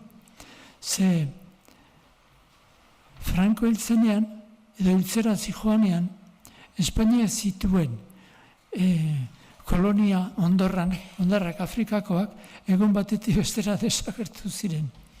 Baina hemen ez zegoen horrelakorik, hemen Algeria bizirik zegoen, eta kolonien historia, eta koloniekiko historia kritikoa Frantzian egin zen, hain zuzen, gerra bat tarteko zela. Eta horre guztiak, zuek eraman zintuzten gauzak Euskal Herriaren zate ere pentsatzera, eta Euskal Herria gogoan izanik gauza batzuk esatera. Guk kolonialismo teorikoetatik uste dut gutxi jaso genuela hegoaldean. Momentu batean bai, 76tik aurrera, hainbat gazte, seminarioetatik sakabanatuta joan ziren ikastera Alemaniara, Frantziara, Lobainara eta bar. Eta hortik iritsi ziren guregana ere, hegoaldera ere, kolonialismoaren kritikak. Uste dut, gauza hauek pixka bat ezagututa euskararen historia egitea garrantzizko izango dela, ez bakarrik etxe barruko informazio teoriko eta historiko batzuekin, baizik eta kanpokoa ere pixka bat ezagutuz.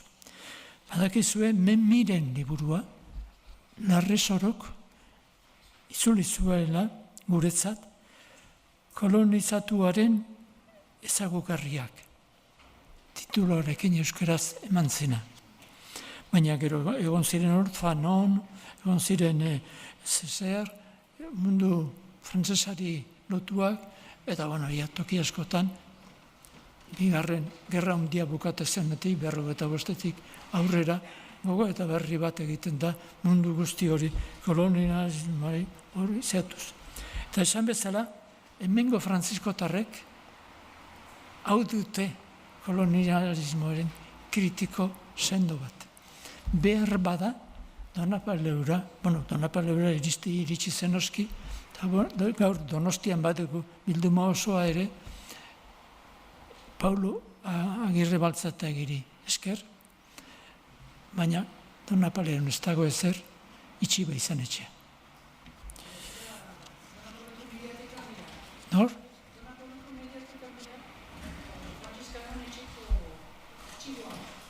Artxiboa zuk ezagutzen da, bai, eta Donapaleon dago, mediateka horretan dago. Hori nerezat interesgarri da, zerbait banekie, baina ez gehiagi, eta balio du guztiontzate. Elizaren ondoan.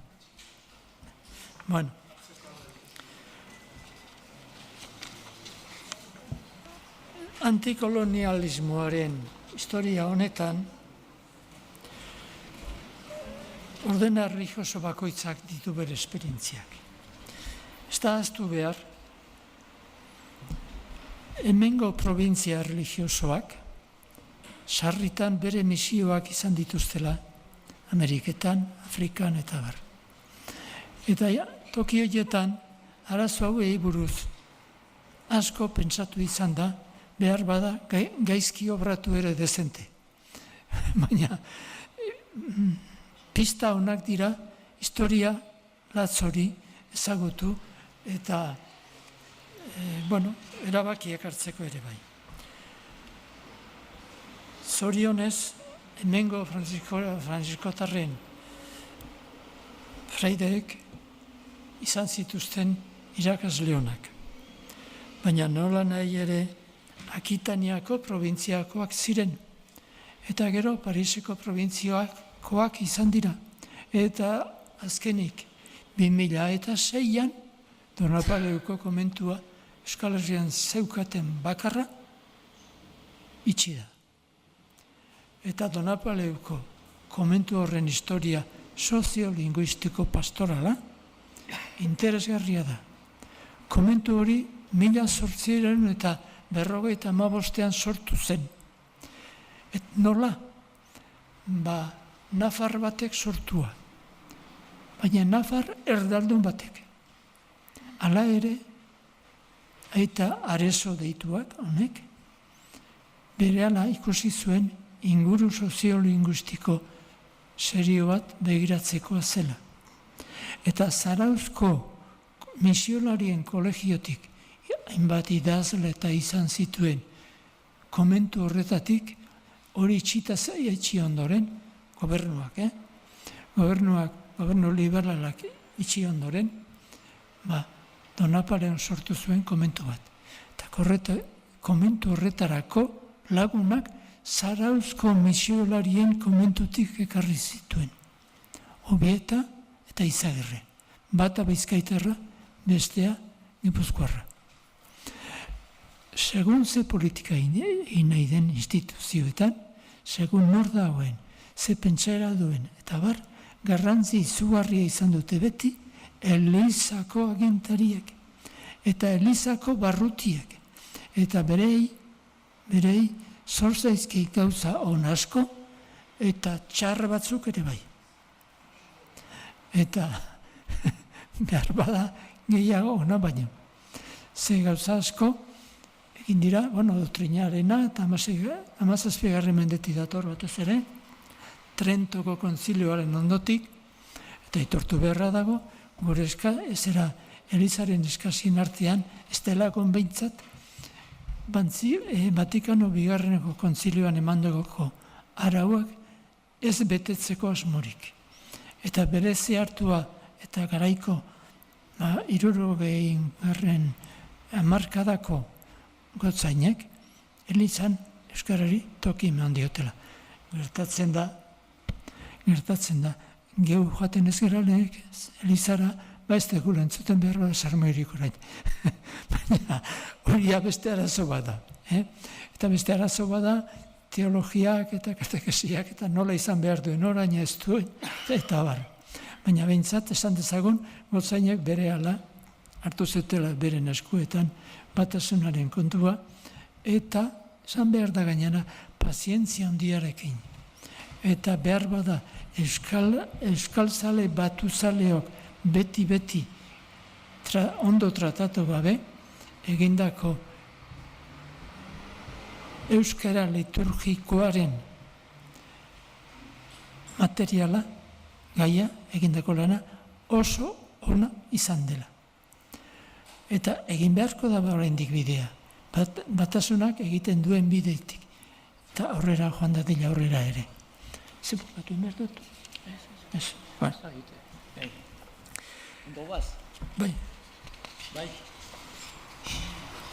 Zema denbora ematen diogu. Zer? Ja bukatzeko? Bai. Bueno. Barkatu. Eta zuek barkatu eta nik ere barkatzen dizuet. Dena barkatuta gaude. Bueno, lastima dago asko zer denen izateko, eta arazo hauek ezagutziko gehixiko, papera bat daude hemen eta argitara emango dituzte, hasi que dena, nahi dudan dena, liburu bat behar bada. Ez. Ja, gehiagi sartu naiz liburu berriak egiten hasteko. Bueno, mila esker, entzuteagatik, eta bakarrik esango dizuet, batuaren alde egon naizela beti, borroka batzuk izan ditu dela, pozik izan dakoekin, eta pozikak oraindik batuak egiten duen bidearekin. Baturik gabeko euskararik ez da izango. ez du etorkizunik. Eta hortik pasa beharko dugu denok. Horrek ez du nahi, nik nire herriko euskara jakingo ez dudanik. Eta inoiz behar baldin badut, ibiliko ez dudanik. Baina, alegina beharko genuke horri eusten, ze bestela etorkizuna alegin politiko guztiekin ere oso zaila izango da. Eta espero dut gure ondokoek, bere alakoek, ulertuko dutela hori, eta ulertuko dutela eta eukiko dutela nere eta zuen belaunaldiak hizkuntzari buruz izan dugun balioestapena ondo baloratzen eta behar den mamia eta alegina ematen. Eskerrik asko.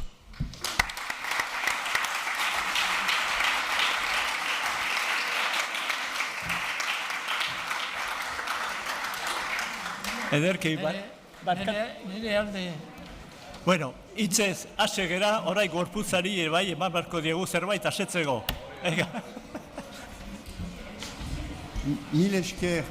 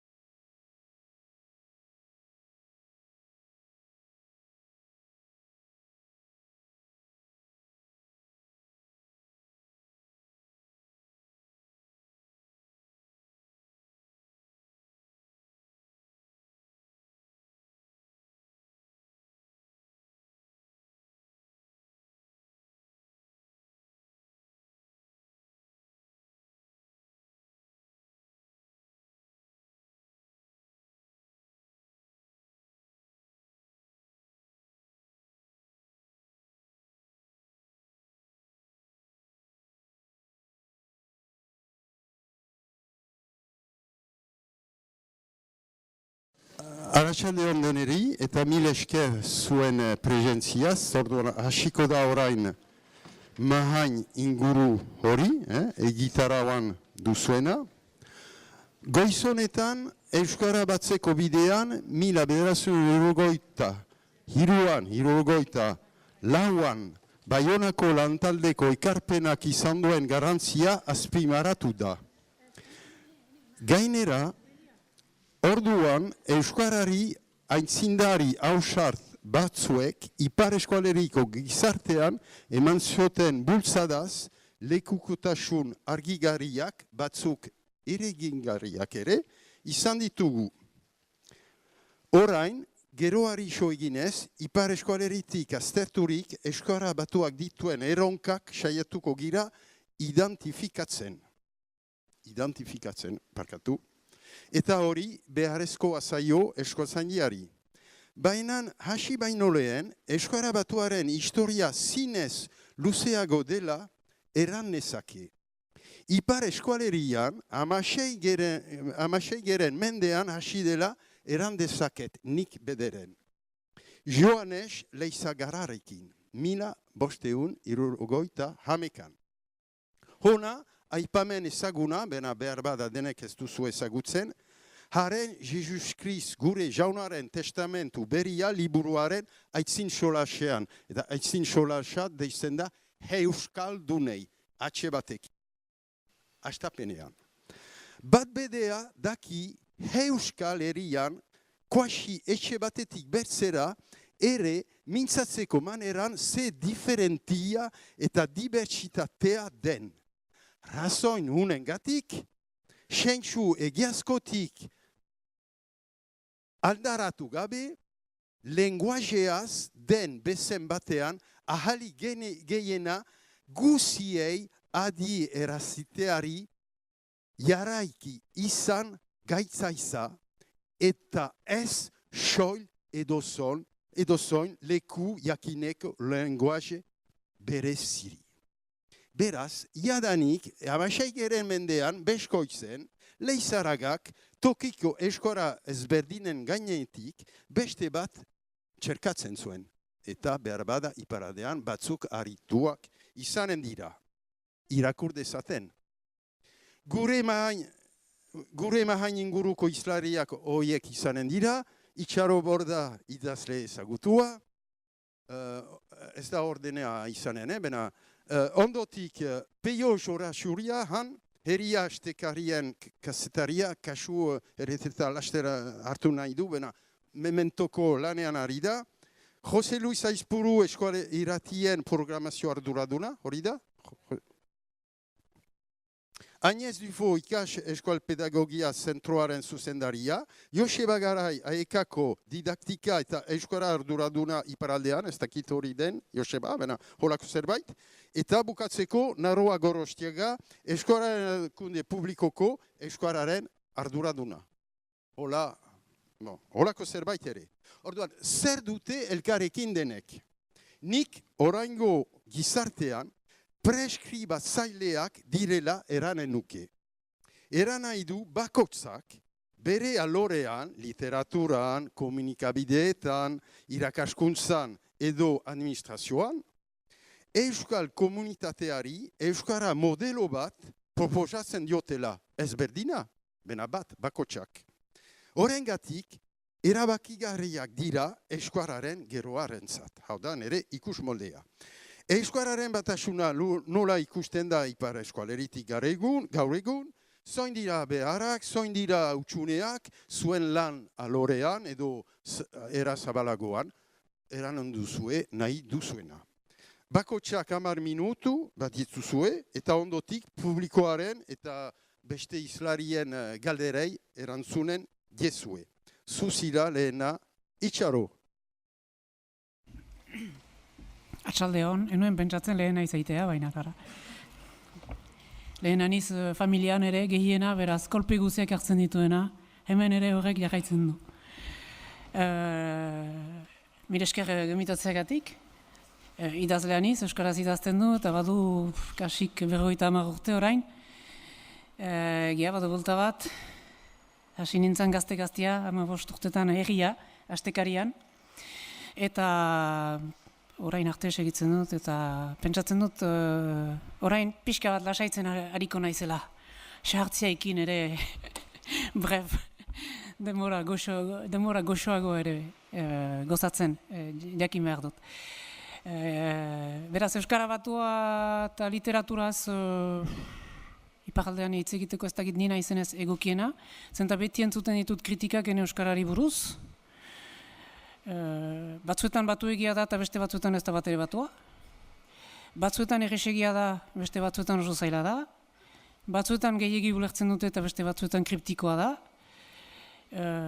Ez dakit gehiago ze oinetan dantza egin. Ara, ez dakit, ara. Anekdota bat emanen dut, doela gutxi maiatzen solasaldi batzuen ondotikako Bazkario, Paro eta bero horietarik batean, Donostiako lagun batek, eta Euskararen ulermenaz, euskalkiez, eta hola mintzo ginelarik, edan ondoan pixka bat libratzen gira Euskaldunak, eta tematika hori etortzen zaigu beti, Euskara Batua, eta bref. Eta beraz hortaz mintzo ginen, eta deplauki gaiten daut, itxaruzuk badakizu egin behar zinuken. Batuago idatzi, Gipuzkoarek ulertzeko gizan. Eta nintzen, lehen entzun aldean pixka bat sifritu niz, nire, badut amodio propio bat, urgulurik ez dut, baina hori badut amodio propio bat, eta gero, etxerat joiniz oinez, bai hona zeharkatu, Santi Espiritu Zubiat, arrazoin zuela azkenean Euskal komunitateak, Euskara dunen komunitate zabal horrek, gero eta gehiago, iparaldeko idazleak ere, hegoaldeko idazleek bezala, izkiria edo idaz dezaten eskatzen diola. Zuzenki ezpada subliminalki. Irakurtzen baitira kritikak edo iruzkinak alde horretarat doazenak. Beraz, Euskara zaila, ez Euskara zaila, Euskara erresa, horiek denak sartzen dira, nola egan, gomendio ez zuzen horietan. Eta orduan, galdera zera izaiten laitake, zergatik ez nuke, zergatik anen nuke, abandonatu beharko, arras, iparraldeko euskalki hau.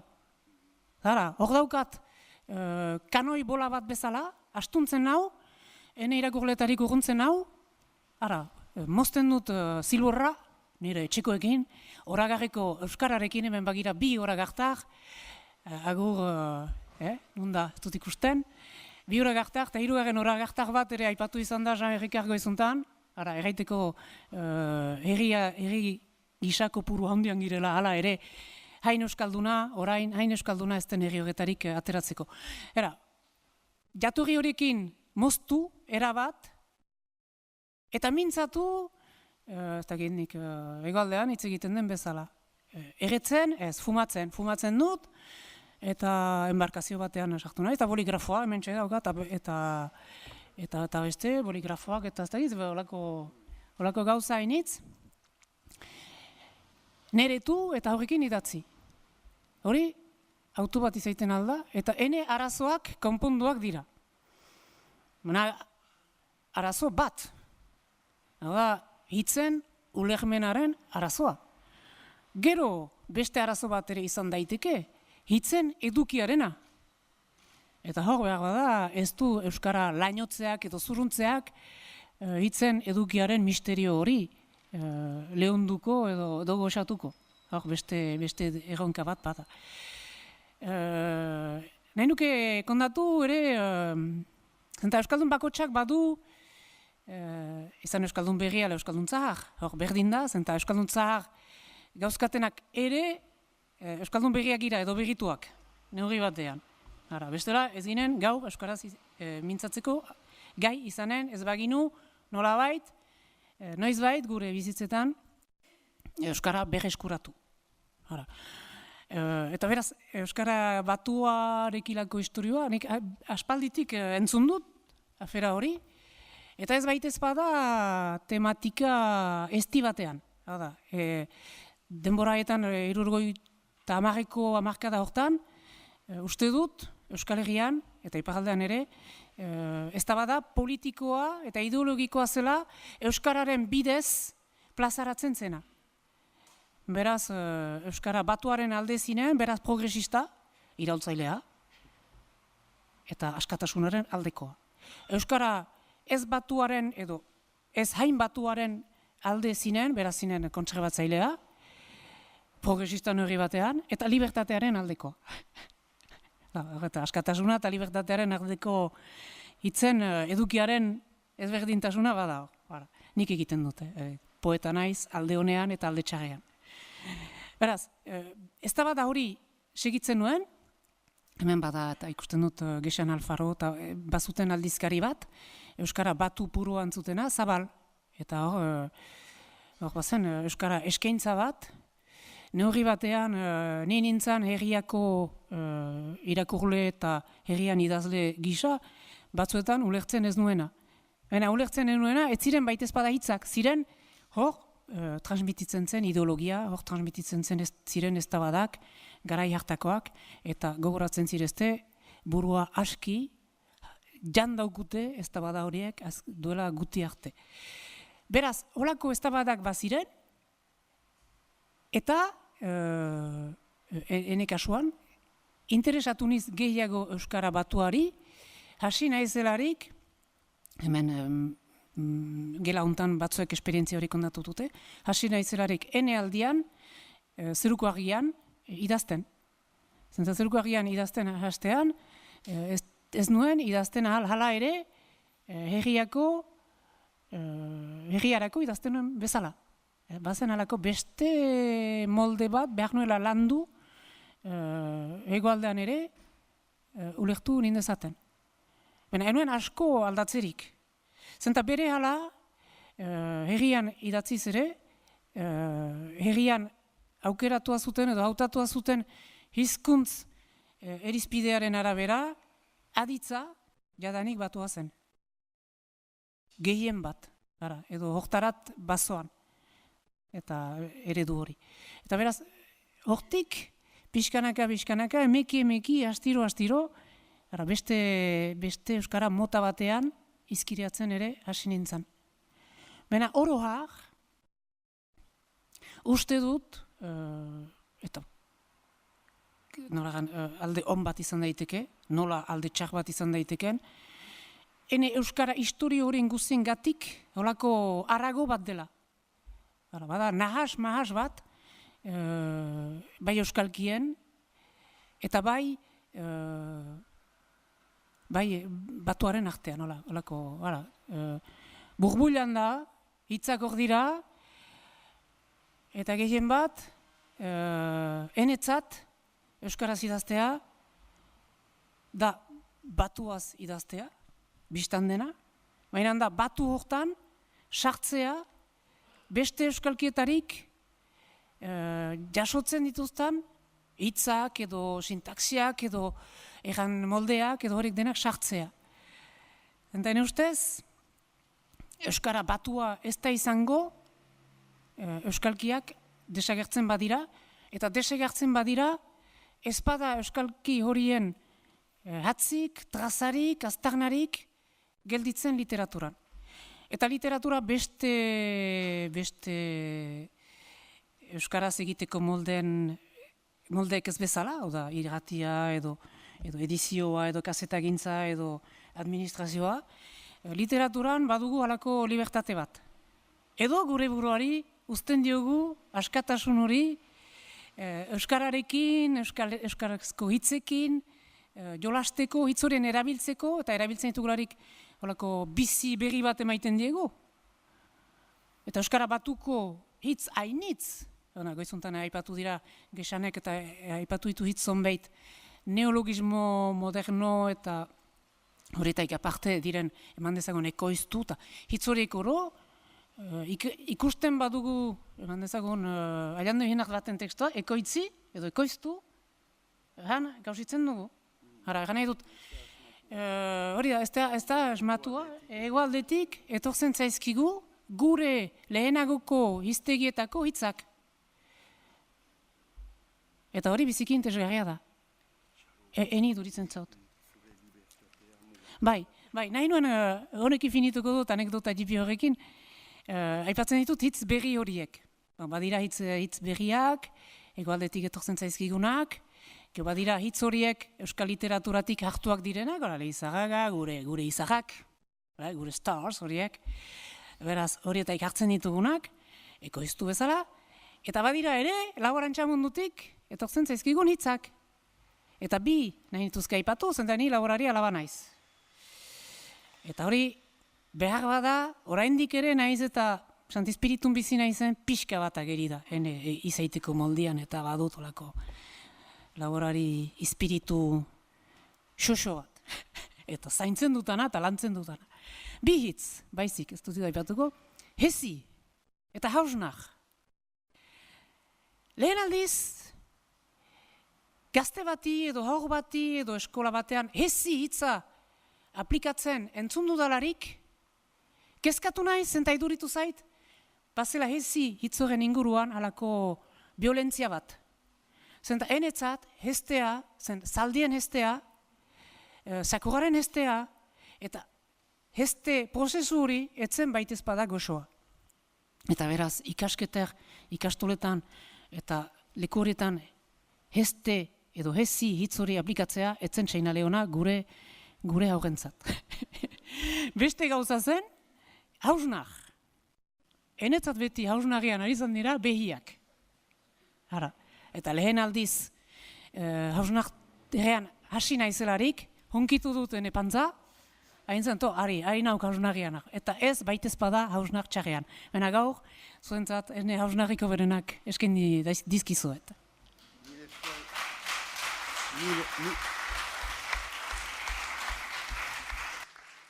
Mil esker itxarro parkatu, labura da, hori da arratsalde untako jokoa, orain peioren aldia da. Mil esker. Bai, ebe arratsalde hon. Egia astekarientzat ari naiz lanean, behaz, oita bost urte honetan, istante erritirua hor dut, erran duen bezala, baina, biti hor naiz, eta orduan Euskara gaur, goizian aipatu dute geixanek eta jamatitek egian ere nolako Euskara erabiltzen den, Euskara batua nola hasi den eta hori guzia. Gaur zertan giren, orduan badakizue, egia iparraldeko astekari bata, behaz irakurlego nagusia iparraldean da, eta iparraldean gehien bat Lapurdi barnealdean eta Baxenafarroan. Eta doi bat Siberuan ere, biztanda eta kostaldean, baditu irakurleak hegoaldean eta Euskal Diasporan. Beraz, horiek denekin, nolako Euskara erabili irakurle gehiengo bat, adineko irakurlea da, nahiz hoai gerota gehiago baditun aekako, ikastoletako buraso, gela elebidunetako buraso eta hola. Orduan, erriak hartua duen bidea da, euskalkiak albezin bat atxiki, baitakigu beharrezkoa dela euskalkian atxikitzea, behiratzea, eta memento berean euskara batuari bide egitea. Joan, ariketa zaila da, kaseta berean bi hizkuntza, bi molde desberdinak erabiltzeat, joan egiten duna da, errietako berrietan, berritikietan, eta badu berriketari bolondrez sare polita, berroi bat lagun, beren euskalkietan idazten dute, bakotxak bere euskalkian eta den bezala agertzen ditu berriak. Eta artikulu nagusiagoetan, han sartzen du gehiago, ez dut errain euskara batua, aditzan eta euskara batuan askia intzinatu agira uste dut, baina batzutan errana izan da iparraldeko batua, ez da ahasori ere, baina batuari urbilketa zerbait egiten dugu. Eta hola intzinatzen gira,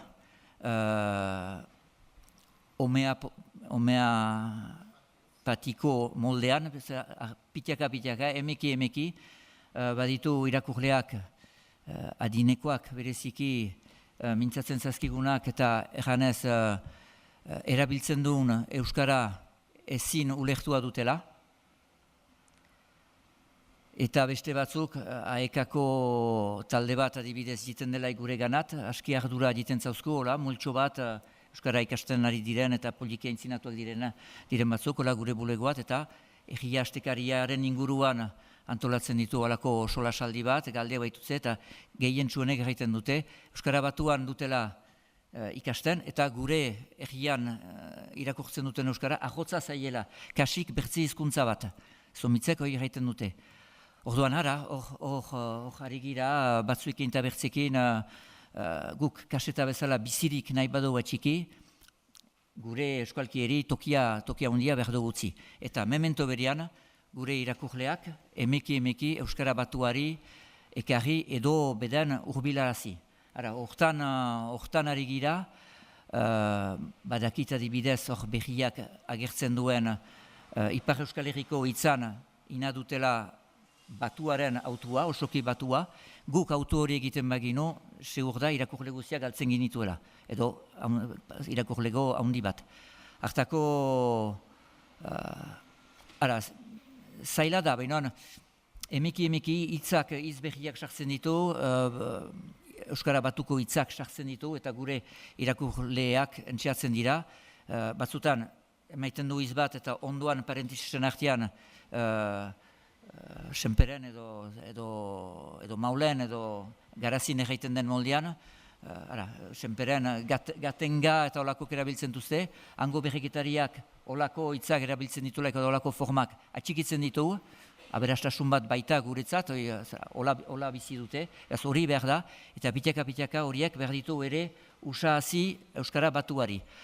Hortan egiten du indarra, ahal bezala, batzutan ez hainuntza behar ba, baina hortan pitaka intzinatzen gira, eta baina uste du euskara batuak toki gerota handiagoa behar dola hartu erriak asetan ere, hautsi-mautsiekin.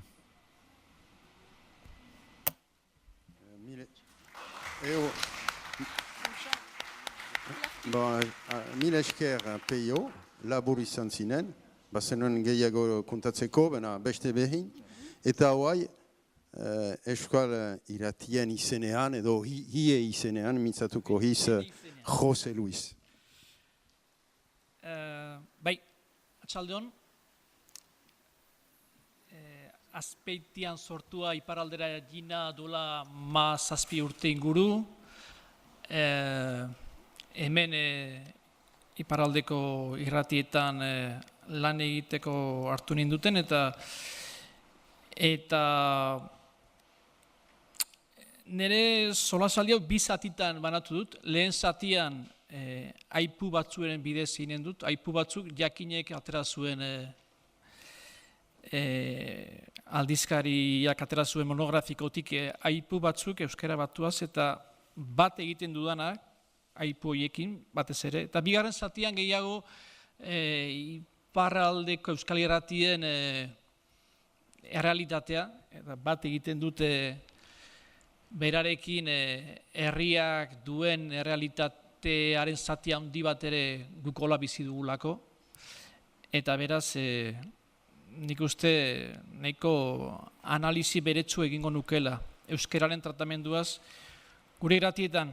Eta aipuekin abiatzeko hasiko nintzateke Jose Azurmendi 78an aipatu zuena o errantzuena, herri batek hizkuntz batasuna behar du, kultur batasuna lortuko badu, eta kultur batasuna behar du herri bat izatekotan. Eta bazen bigarren aipu bat ere, nazio batek hizkuntza batu bat behar du nazioa o nazio gisa sendotzeko, ez auzune sakabanatu gisa biziraun bakarrik. Gero, beste bi aipu aterako nituzke, 74an beraz hemen, eta goizean aipatu den gizan Baionako biltzarra izan zenean 74an eta Txillardegi batasunaren oinarria jarri zituenean batasunaren historiari ekinez hasiaz, beraz Lafit eta Lartzabalek aurkeztu zutela proiektua. Ez dakit gure zenbat entzulek hori jakinen duten, beraz Lafit eta Lartzabale izan zirela euskara batuaren oinarriak ezarri zituztenak, ez?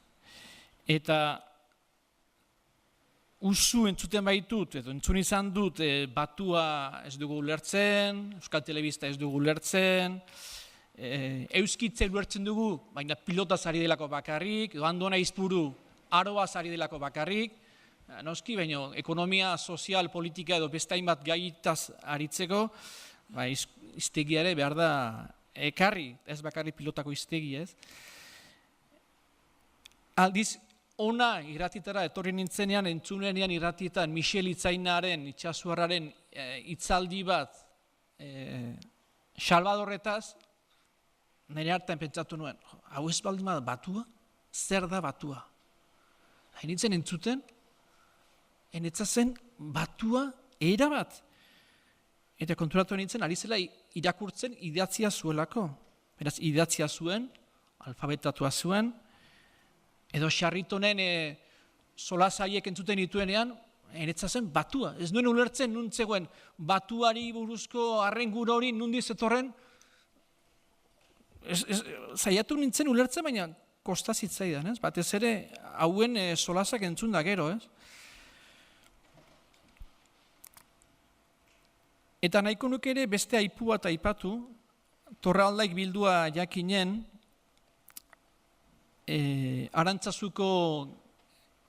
Arantzazun izan zen batuaren kongresu famatu hartatik landa, bazirelako hainbat kaseta, batasun horren kontrakoak, eta idatzi zuten kaseta hauek, herriak, atxerik gabe, herriak erakutsiko digu nolako batasuna behar degun. Herria zer da? Ikasten jardun gabe euskera dakin herria. Euskera ikasten jardun gabe euskera dakin herria. Eta hori ere, hainitzten entzun dut, etxeko euskara, benetako euskara, zertarako ikasi euskera, zertarako balio du kanpoan ikastea, eskoletan ikastea, etxekoa baldin badugu, herrikoa baldin badugu, zertarako balio du. Eta hor da, komplexua da, hitz gakoan ez, komplexua. Hemen dugun komplexua, hizkuntzarekin da euskerarekin, gure arlo familiarretik kanpo. Hiru aipu gehiago Irene Arraratzek egindakoak Berriako euskera zuzentzailearen arduradunek egindakoa. Euskara batuaren helburua eta lorpenetariko bat hizkerak eta euskalkiak elkarrengana hurbiltzea gero eta urrunagotzen ari baitziren mendeetan. Bere mestizoan, nasian, batuak nazional bilakatzen du tokian tokikoa. Nazional eta tokian tokikoa. Kontra jarrian badira edo batzuk kontra jarrian ikusten baldin badute nazional eta tokikoa, berak erraiten du azken finean hor lotura hori. Ireneren bigarren aipua. Zer kabitzen da orduan batuan. Euskarazkoa den guztia, oro, bai hitz, bai joskera. Irizpide batzuen arabera biztan dena. Nork bere batua behar du egin. Eta hori da, irratietan, zaiatzen garana egiten, nork bere batua. Koldo Zuazok ere, aipatzen du, Ipar Euskal Herrian ari garela, olako batu bat sortzen, Baxen Afarrera, Lapurteren arteko batu bat, eta pentsatzen dut ere, irratietan bide hortatik goazela. Ireneren azken aipu bat, nork bere izkeran oinarrituriko batua egitea. Azken batean, geure neurriko batua, dakigunetik ez dakigunera. Eta kazetaritzari ongi datorkion azken aipua, norako eta norentzat ari garen, norako eta norentzat, moldatu mintzoa edo idazkera. Komunikatzaileen dotrina ABC hau da, hartzaileengan egokitu, haiek zeuretzeko. Eta hori da edabideon, kasu honetan, bai herriak edo bai guk saiatzen garen egiten. Moldatu, gure entzulentzat, hartzaileengan egokitu eta haiek geuregan atzeko.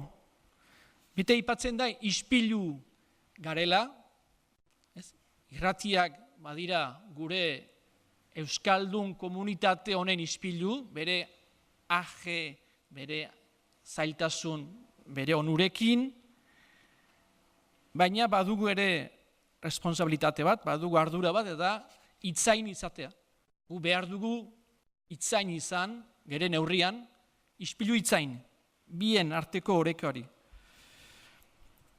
Eta bukatuko aipuen atalau, Idurra Eskizabalekin, ulertaraztea euskalkiak batuan daudela, batua direla.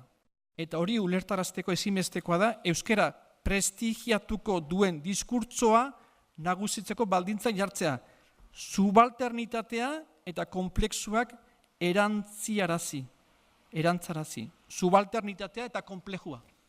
Bi hitz gure euskal komunitatean erroturik ditugunak argi eta garbi nire ustez.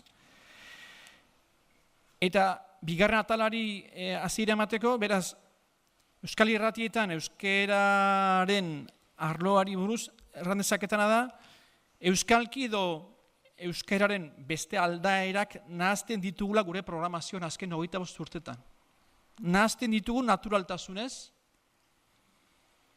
siberutarra, etxean ikasia eta eskolan ikasia, basena fartar lapurtera hori, ikastolan ikasi duten euskera batu hori, txingudi bidazo inguruko batu hori batzuk ipuzkera deitzen dioten hori, deten bat eskapatzen zaigulako, eta beraz, hor, saiatzen gara gure batu bat egiten, baina bakoitzak bere tokiko aldaera horri uko egin gabe.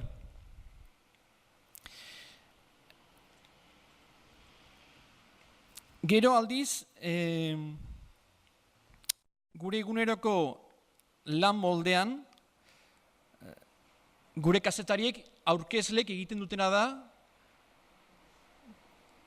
ingurune geografiko ezberdinetatik heltzen zaizkion informazioak, hartu, irakurri, moldatu eta beretu. Kasu honetan, goizez, ustaritzetik berrizailak aurkezten direnez, moldatuko du beretuko du. Berrizailak egiten baldin badira mauletik, beretuko du ere. Behar du lan bat egin, beretzen lan bat eginen du berak ere. Eta hori da gure lanik zailena. Gure beharrak zein diren, beharrainik ditugu, terminologian frantsesaren uain ikaragarria dugu, siglek itotzen gaituzte, itzulpen hainitz egin behar ditugu frantsesetik, itzulpenak fite egin behar ditugu, ez gire itzultzaile profesionalak, ez gire filologoak, kazetariak gara, eta behar ditugu terminologia guzti hori moldatu, eta molde errez batean gure entzuleri pasarazi uler dezaten. Ze gure entzulek batez ere, telebistaren bidez edo prentsaren bidez, frantsesezko hitz guzti horiek janik barnatu dituzte. Guk erakutsi behar diogu, euskera zaman behar dugu hitz horiek, baina ulerte arazi behar diegu ere hitz horiek hori erran nahi duela. Beraz, lan hori da egiten duguna eta egia erran nahiko bakarrik. Bakarrik. Autodidaktak garela erran dezakegu, neurri batean. Euskaltzaindiari deiak egin dizkiogunean erantzuna izan da batez ere egin, euskeraz. Hori da garrantzitsuena. Beraz, egin egiten da, gero nola egiten den, edabideok dugun erantzukizuna hizkuntza baten garatzeko funtseskoa dela badakigu, eta orduan, kakotxartean bi hiru jende gure onduan jarri ditugu, bat Pierra hor duguna, Txekopar eta Antxon harin ordoki Baigorritik eta beste zenbait, jarri ditugu gure testuak entzuten, azpimarratzen, gorriz normalki, eta beste zenbait ere lagun gaitzaten, hiztegian, terminologian, eta gero biztan dena berria, kaseta da guretzat, gure katixima da berria. Zeren hiztegigintzan, barne produktu gordina, kapeia, dirufuntza, hor badira hainbat eta hainbat, egunero, terminologian behar ditugu itzulpenak egin, eta gure oinarria da berriar lanaz baliatzen gara. Biztan dena, gero hor, erraminta tresna bat sortu da nola erran, interneten duguna, frantsesetik euskerara itzulpen azkarrak egimaten dizkigutenak, hemengo tradizio literarioa oso kontutan hartzen duena, eta hori oso importanta da, eztabaida hainitz baditugu gure artean, terminologian, batek raiten du, hiztegiak audio, ze hiztegi, Eloiarren hiztegiak audio euskaltzen diarenak, eta batek atartzen, landek audio, landek! Nik ez dut horren aurrean, amen. Beraz, hor nola arran guretzat bada tresna bat baliagarria, oso baliagarria, eta guretzat sekulako laguntza ekartzen diguna. Eta biztan dena akatsa baditugu. Akatsa baditugu, nori nork, argi eta garbi zuzendu barrekoa, mugagabearen erabilera, zer erranik ez, aorganikoa, deklinabidea, ergatiboa, badut zerrenda luze bat. Hori da gure erronka nola horiek, garbiketa horiek nola egin. Eta oraingoz hemen utziko nuke. Mil esker, Jose Luis, eta hoai Añezen aldia, irakaskuntzan asatzen gira hoai. Uzten ditugu komunikabideak eta aizina. Arratsaldeon guziai. Beraz ikas material gintzaren ikuspegitik aipatuko dut irakaskuntza.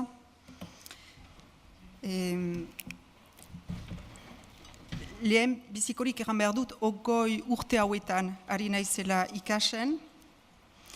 Iparraldeko eskoletako ikaskresnen apailatzen, lankidekin, euskaltzainekin ere. Eta haste-hastetik bi euskalki eremu badirela kontuan hartzen dugu Koldo Zuazo dialektologoak 1989an publikatu zuen maparen arabera. Bi eremu horiek Nafar-Lapurtera alde batetik eta Zuberera bestetik. Gure iduriko ikastetik ikusik, bada iparraldeko batua eta Zuberera. Argitaratzen dugun guzia, batuazko aditz formak erabiliz idazten dugu, Nafar-Lapurterazko hiztegia eta joskera hobetsiz beti. Gure egun guzietako hizkuntza tresnarik baliosenak euskaltzaindiaren hiztegi batua da, biztan da, baina horoz gainetik, jadanik errana izan den bezala, nola erran dugu, beraz, hori hortaik haigira, iturri hortaik egun guziez goizetik arrats, salbu bigarren mailako hiztegi biziki teknikoa behar delaek orduan, Eluiaren hiztegi tekniko hartzen dugu, euskal termere baliatzen dugu. Iparraldeko batuaz argitaratzen duguna, Zubereraz ere argitaratzen dugu, ama eskolatik bigarren ziklo ondar arte ari diren, beraz, 2 eta 8 urte arteko haurentzat. Zergatik Zubereraz ere adin hortako haurentzat, beraz, 2 eta 8 urte artekoentzat. Adin horretako haurek lehenik, egun guzietako mintzaira menderatu behar baitute. Haur literaturaren bidez egiten dute, eta haur literatura saila badugu, publikatzen dugu. Bena bestalde, zientzien bidez, matematiken bidez, etxeko, herriko eta eskolako mintzairen artean hausturaik ez da izan. Beraz guretako, gure iduriko ikuspegi hortaik egiten dugu. Hausturaik ez da izan eta hizkuntza aski aberatsa izan dezaten euskaraz lantzen dituzten gaien baliatzeko egiteko entzina ez.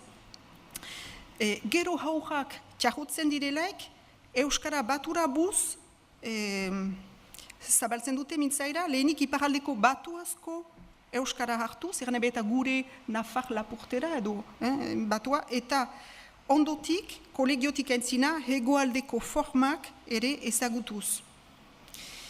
Hizkuntza ereduen anistasuna, hizkuntza eta literatura gaiaren bidez da erakusten eta lantzen. Siberoko ikaslek nahi ala ez, beste eremuetako mintzairen ezagutza egiten dute, baina gisa berian, gure literatura saileko baliabidetan edo liburuetan, siberotarrezko testuak ere sartzen ditugu, sarrazten ditugu.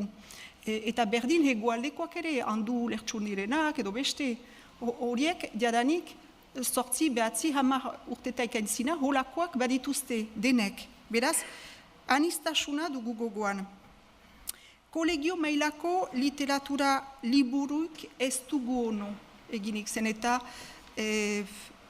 hizkuntza ahotz gisa hartua baitu euskara hezkuntza nazionalak. Beraz, hizkuntza da lantzen oroz gainetik ez da programaik literatura sailean. Bon, ari gira emeki zilo hori badabeti, gogoan dugu eta badakigu irizpidetaik bat, olako ikastresnak egitekotan, hizkuntza anistasuna izanen dela, literatura genero anistasuna den bezala. Ez da dudaik. Beraz, labur biltzeko, hizkuntza eta literatura erakastekotan, anistasuna dugu helburu eta gaiak euskaraz irakasterakoan, denetan Nafar Lapurterazkoa dugu plazaratzen, salbu 2 eta 8 urte arteko haurentzat. Hastetik hola ari gira ikasen, badu hogoi bat urte beraz, eta baikorki hartua da hori, erakaslen partetik. Halere, 2 nabardura badira. Ongi hartzen dutela irakaslek, hein batean, alaike siberuan nahi lukete anizkeiago egin dezagun siberotarrez. Eta ahasuntza konpritzen dugu. Haur literatura egiten dugu, matematika, zientzia eta holako, entzinean baitut Jean-Louis Davan, Harri Esker, eta orai batituko jozen eskutik ere, lehenik gure batua ziten dugu, eta gero siberotarrez ere moldatzen. Bakigu ez dela aski, baina ikas argitaletxe tipia da, eta seorki bada besteik ere iteko, beraz hortan gelitzen da siberotarrezko katalogoa. Hori batetik, bestetik, Nafar Lapurteraz edo iparaldeko batuaz ari girelek, jakin behar da, beraz gure eskaintza, bera dela amikusetik endaiaraino. Eta leku zonbaitetan, badela gure ikastresnen egokitzeko naia. Ala nola Ostibaren. Hango ikastolan Ostibarreko mintzaira baliatzen baita, itan osko formak erabiliz, idatziz ere, eta orduan forma alokutiboak ere, hango euskalkien. Beraz, errandezagun, 2 hango erakaslei. Eta entxatzen gira argitalpen numerikoa delaek edo digitala, sarearen bidez zabaltzen ditugun testuak molde irekian ezartzen ditugu sarean, dilingo, eta gisa hortan erakaslek moldatzen aldute testua beren gisara, beren nahiaren arabera, beharren arabera. Beraz, salbuespen horiek, jandezagun, leku batian bereziki euskalkian egokitzen dutela ikasmateriala, eta bestetik siberuan, siberotarrez hainizkeiago nahi luketela.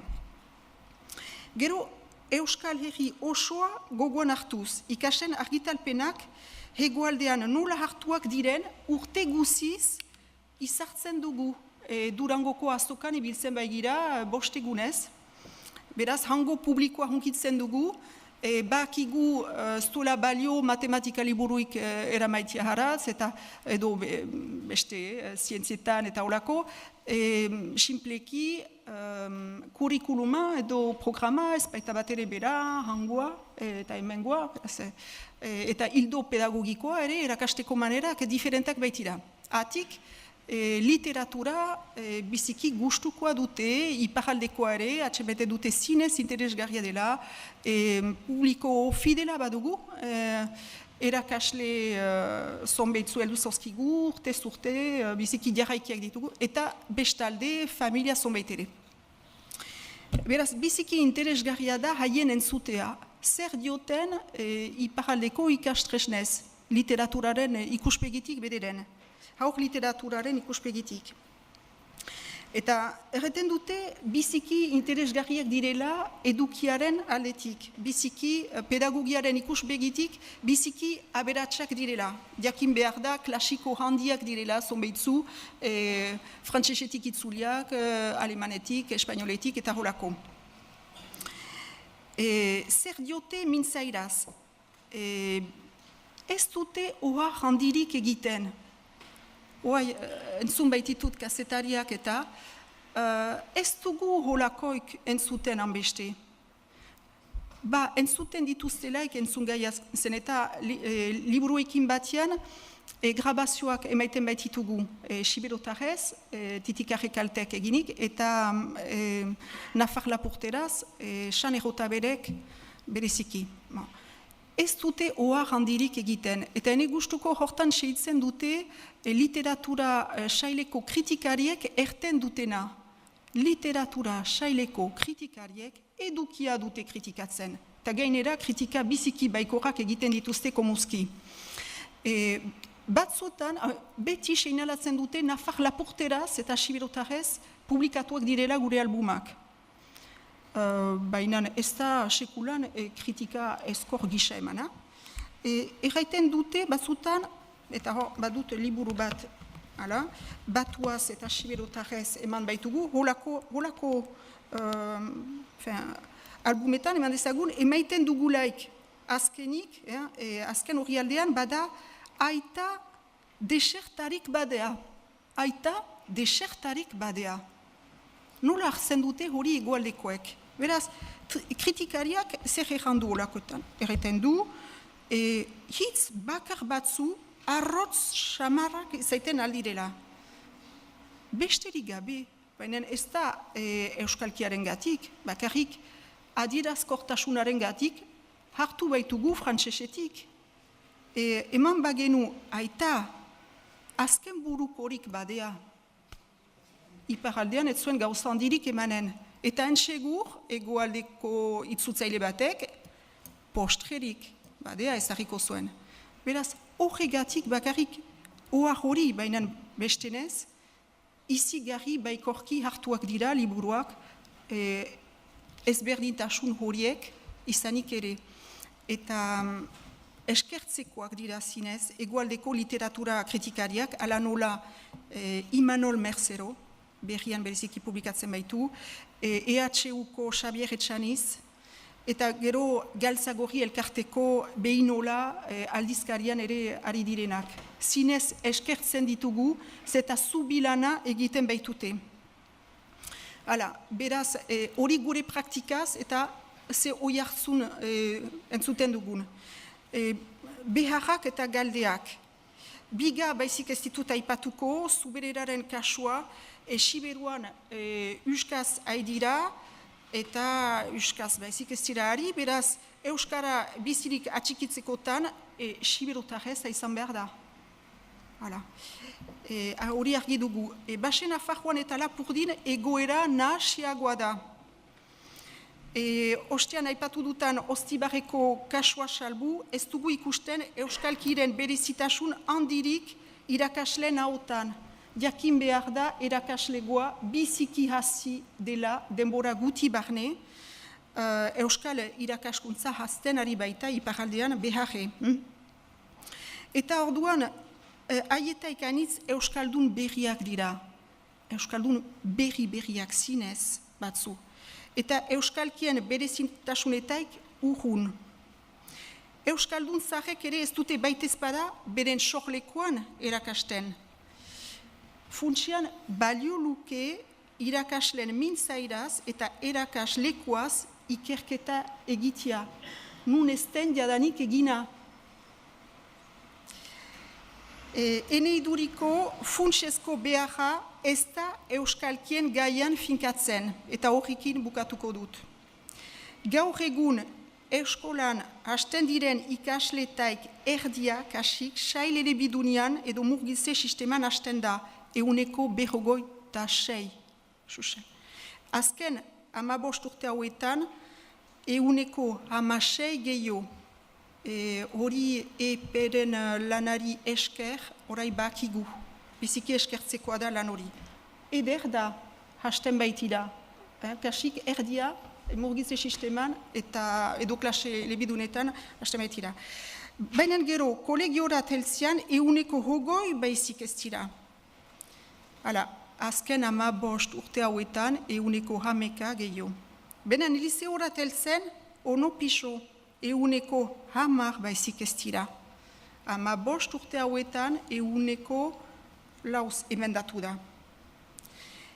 110 baizik ez dira, beraz, liseotik jalitzen direnak, sail osoa, euskaraz eginik edo klase lebidunetaik jalgiz. 110.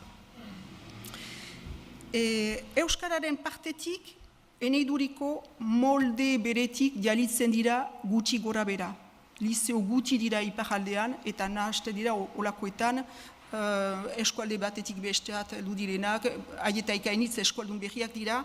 Beraz, eskolaren marka azkarrik izan gabe. Eta ez dugu, beraz, batua versus euskalkia pentsatu behar. Gure iduriko ikasen. Gure geroa 110 hortan bermatzen balin bada, horretan da koska. Main inguru honetako gaia baita euskararen batasuna, horra gure beharra. Euskara gehiago, biziki gehiago, denetan eskolan, familietan, eremu sozial eta ekonomikoetan, administrazioan ere prefosta, eta ostian erana izan den bezala, euskara, eskualtzandiak erranduen bezala, euskaraz, edo zen gizaz. Hala, eta hortan utziko dut. Mil esker Agnez. Hoai, haurak eta gazteak usten ditugu eta helduekin hariko gera, Josebarekin. Arratsaldeon. Lehenik eta eskertu Euskaltzaindiari eta Batxitxuri bereziki, komita hau luzaturik. Lehen erran izan den bezala aekan eta lan egiten dut, sortzez bizkaitaraniz eta Siberuan biziniz. Beraz, ikusten duzuen bezala, ari naiz pilota partidetan bezala pumpaka, alde batetik bestera. Eta horrek emaiten du nolabiteko ikuspegi orokor bat. Egia erran animaleko espitza prestatuan nuela, beraz, entxeatu egon izela laburtzen, ez dut bereziki helduen euskalduntzea aipatuko, pixka bat aipatuko dut, baina beraz, orai arte aipatuak izan diren hildo beretik eginen dut. Udako oporren pausaldia menu lehen, Euskaltzaindiak galdategi bat bideratu du, Euskara esku egitasmoa, eta deitzen dena, eta galdetegi horri jardezpenak idazten ari nintzelaik, hainbat galderek utzi naute pixka bat dudan, eta horietariko bat, galdetegiaren galdera nagusia baitzen, zure ustez, iparraldeko Euskara batu bat ote da orain. Jadanik, arrapostia hemen emana da, nik soilik xeheki edo zehaztapen batetara, zehaztapen tipi bat ekartzera natorkizue. Enetako aztapeneko akulaldi batek pusaturik baietz erantzun nuen, eta dudarik gabe, nire ustez. Gero, udako porrak iganik beste eta noragan duda heli bat heldu zautan, eta horra ez baian ezag ditzazkeen olako arrazoin bideak. Baina, hala ere, erran dezagun, gaur egun Euskara batuari buruzko adostasuna aski zabala dela.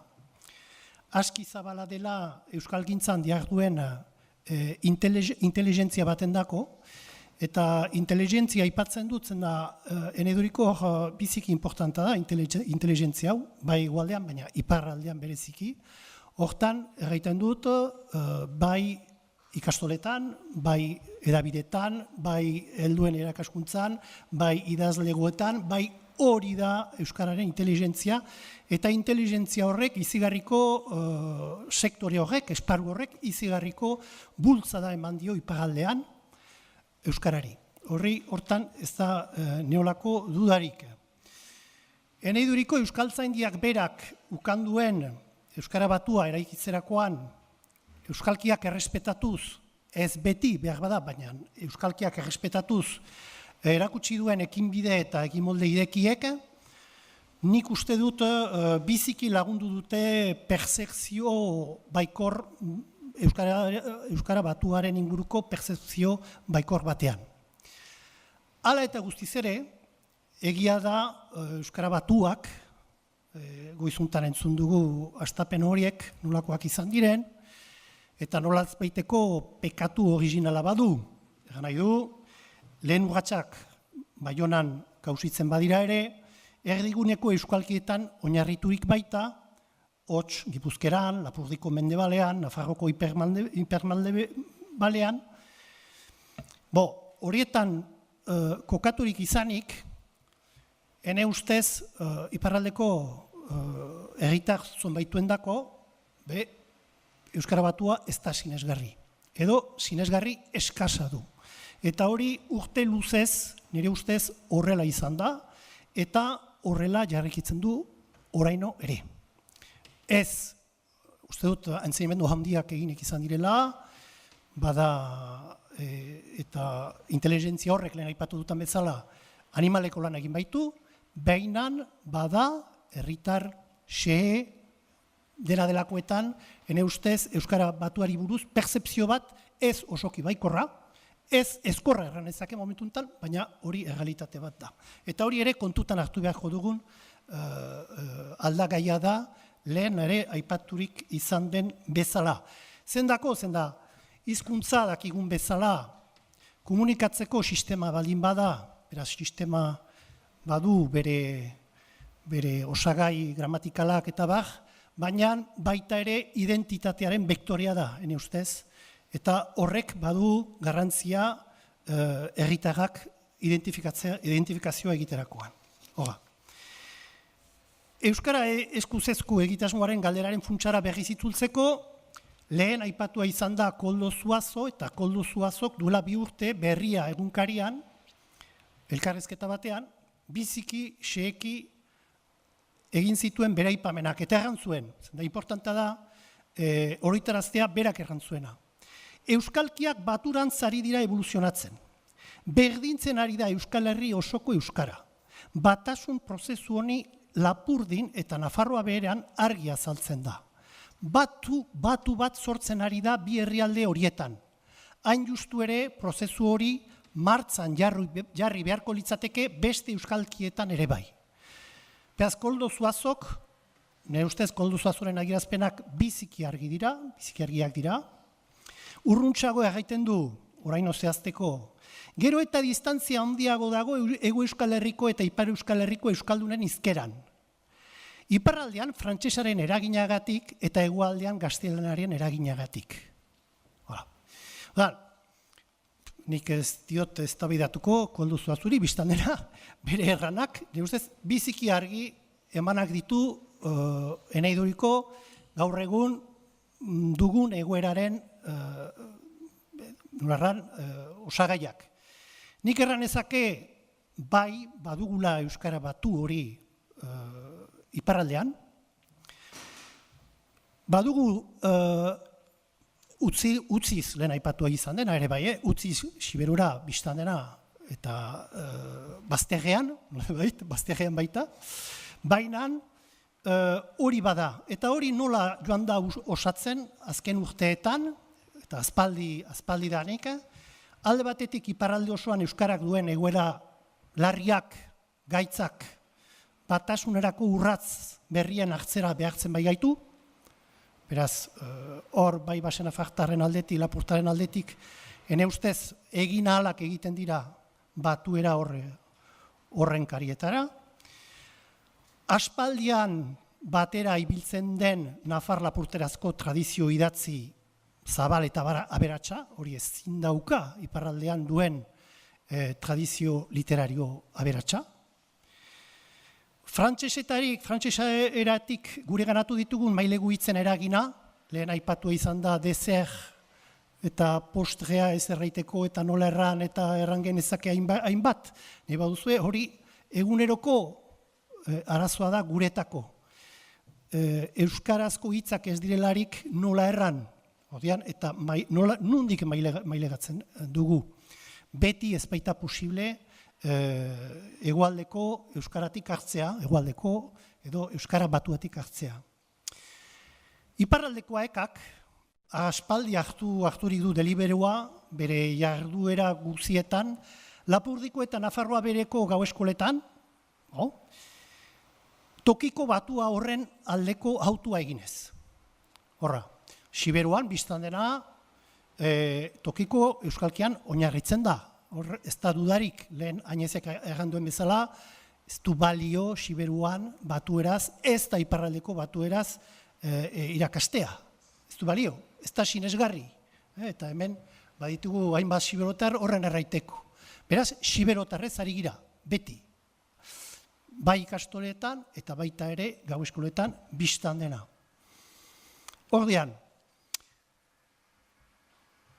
hartzen dugu tokiko batu hori, gurik irakas prozesuan leksikoa nagusiki Nafar-Lapurteraren arabera hautaturik bada ere, ahalaz, euskaltzaindiak euskara batuarendako plantan eman dituen biztan dena arau ortografikoak, morfosintatikoak eta ditz joskerakoak errespetatzen ditugu. Hortan ere ez da dudarik. Dena den, anekdota gisa erran daiteke urteetan, iparraldekoa ekan, ikasmaterialari dagokionez, izan zen denboran iparraldean materiala ekoizturik edo eginik.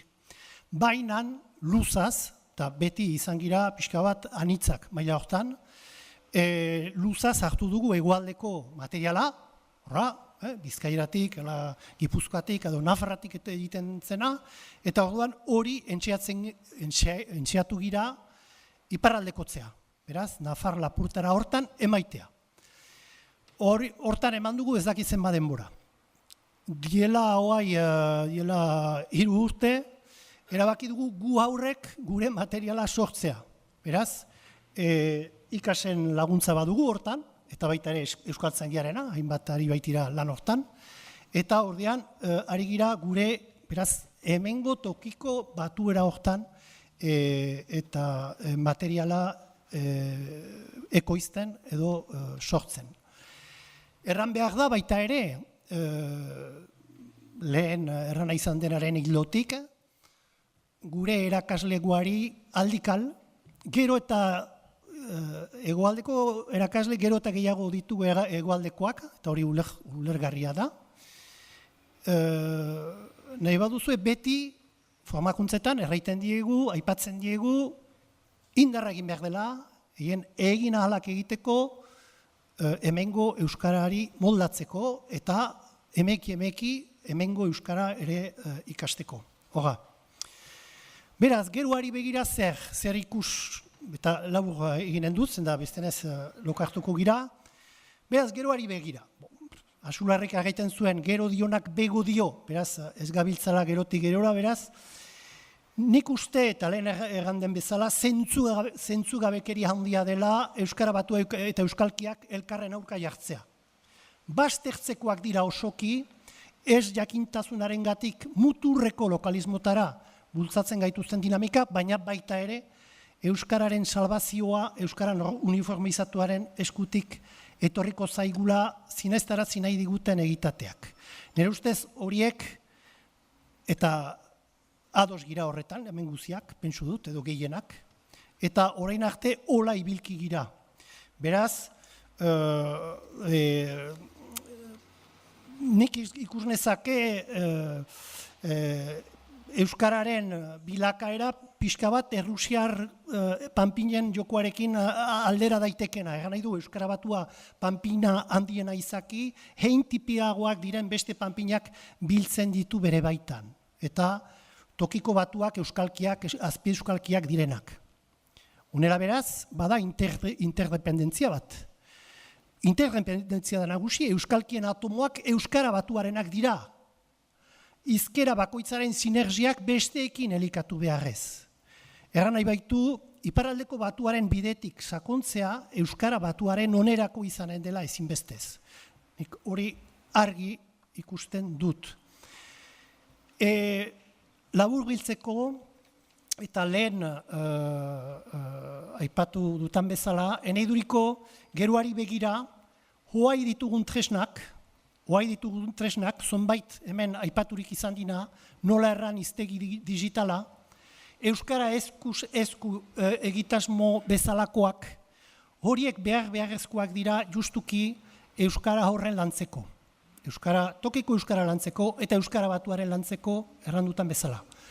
Beraz, bide horretatik jarraiku beharko litzateke, helduen erakaskuntzari begira nik uste eta eskas sentitzen duguna, eta badakit lan izigarrikoa dela, bena hegoaldean, bai Nafarroan eta baita EAN, Euskal Autonomia Erkidegoan, sorturik izan den bezala, Europako eta erreferentzia markoaren araberako kurrikuluma, iruditzen zait, iparraldean ere olako kurrikulum bat landu beharko genukela. Egan nahi du, nun kurrikulo hortan erizpide metodologikoak, eduki linguistikoak, erizpide ebaluaziorako erizpideak agertzeaz gain, hor nolazbait hautaketak egiten dira, hautuak egiten dira, eduki linguistiko horren arabera, nahi baduzue, zein hitz, zein adierazpen erabili eta bar. Eta hori hemen, nahik uste dut eskas badela alde hortan. Bada eskasa ere, eta hori ez da soilik zaite iruditzen eskasa badela ez soilik iparraldean, hegoaldean ere bai, ni ohartzen iz gazteek egoera informaletan gero eta gehiago frantsesera jotzen dutela.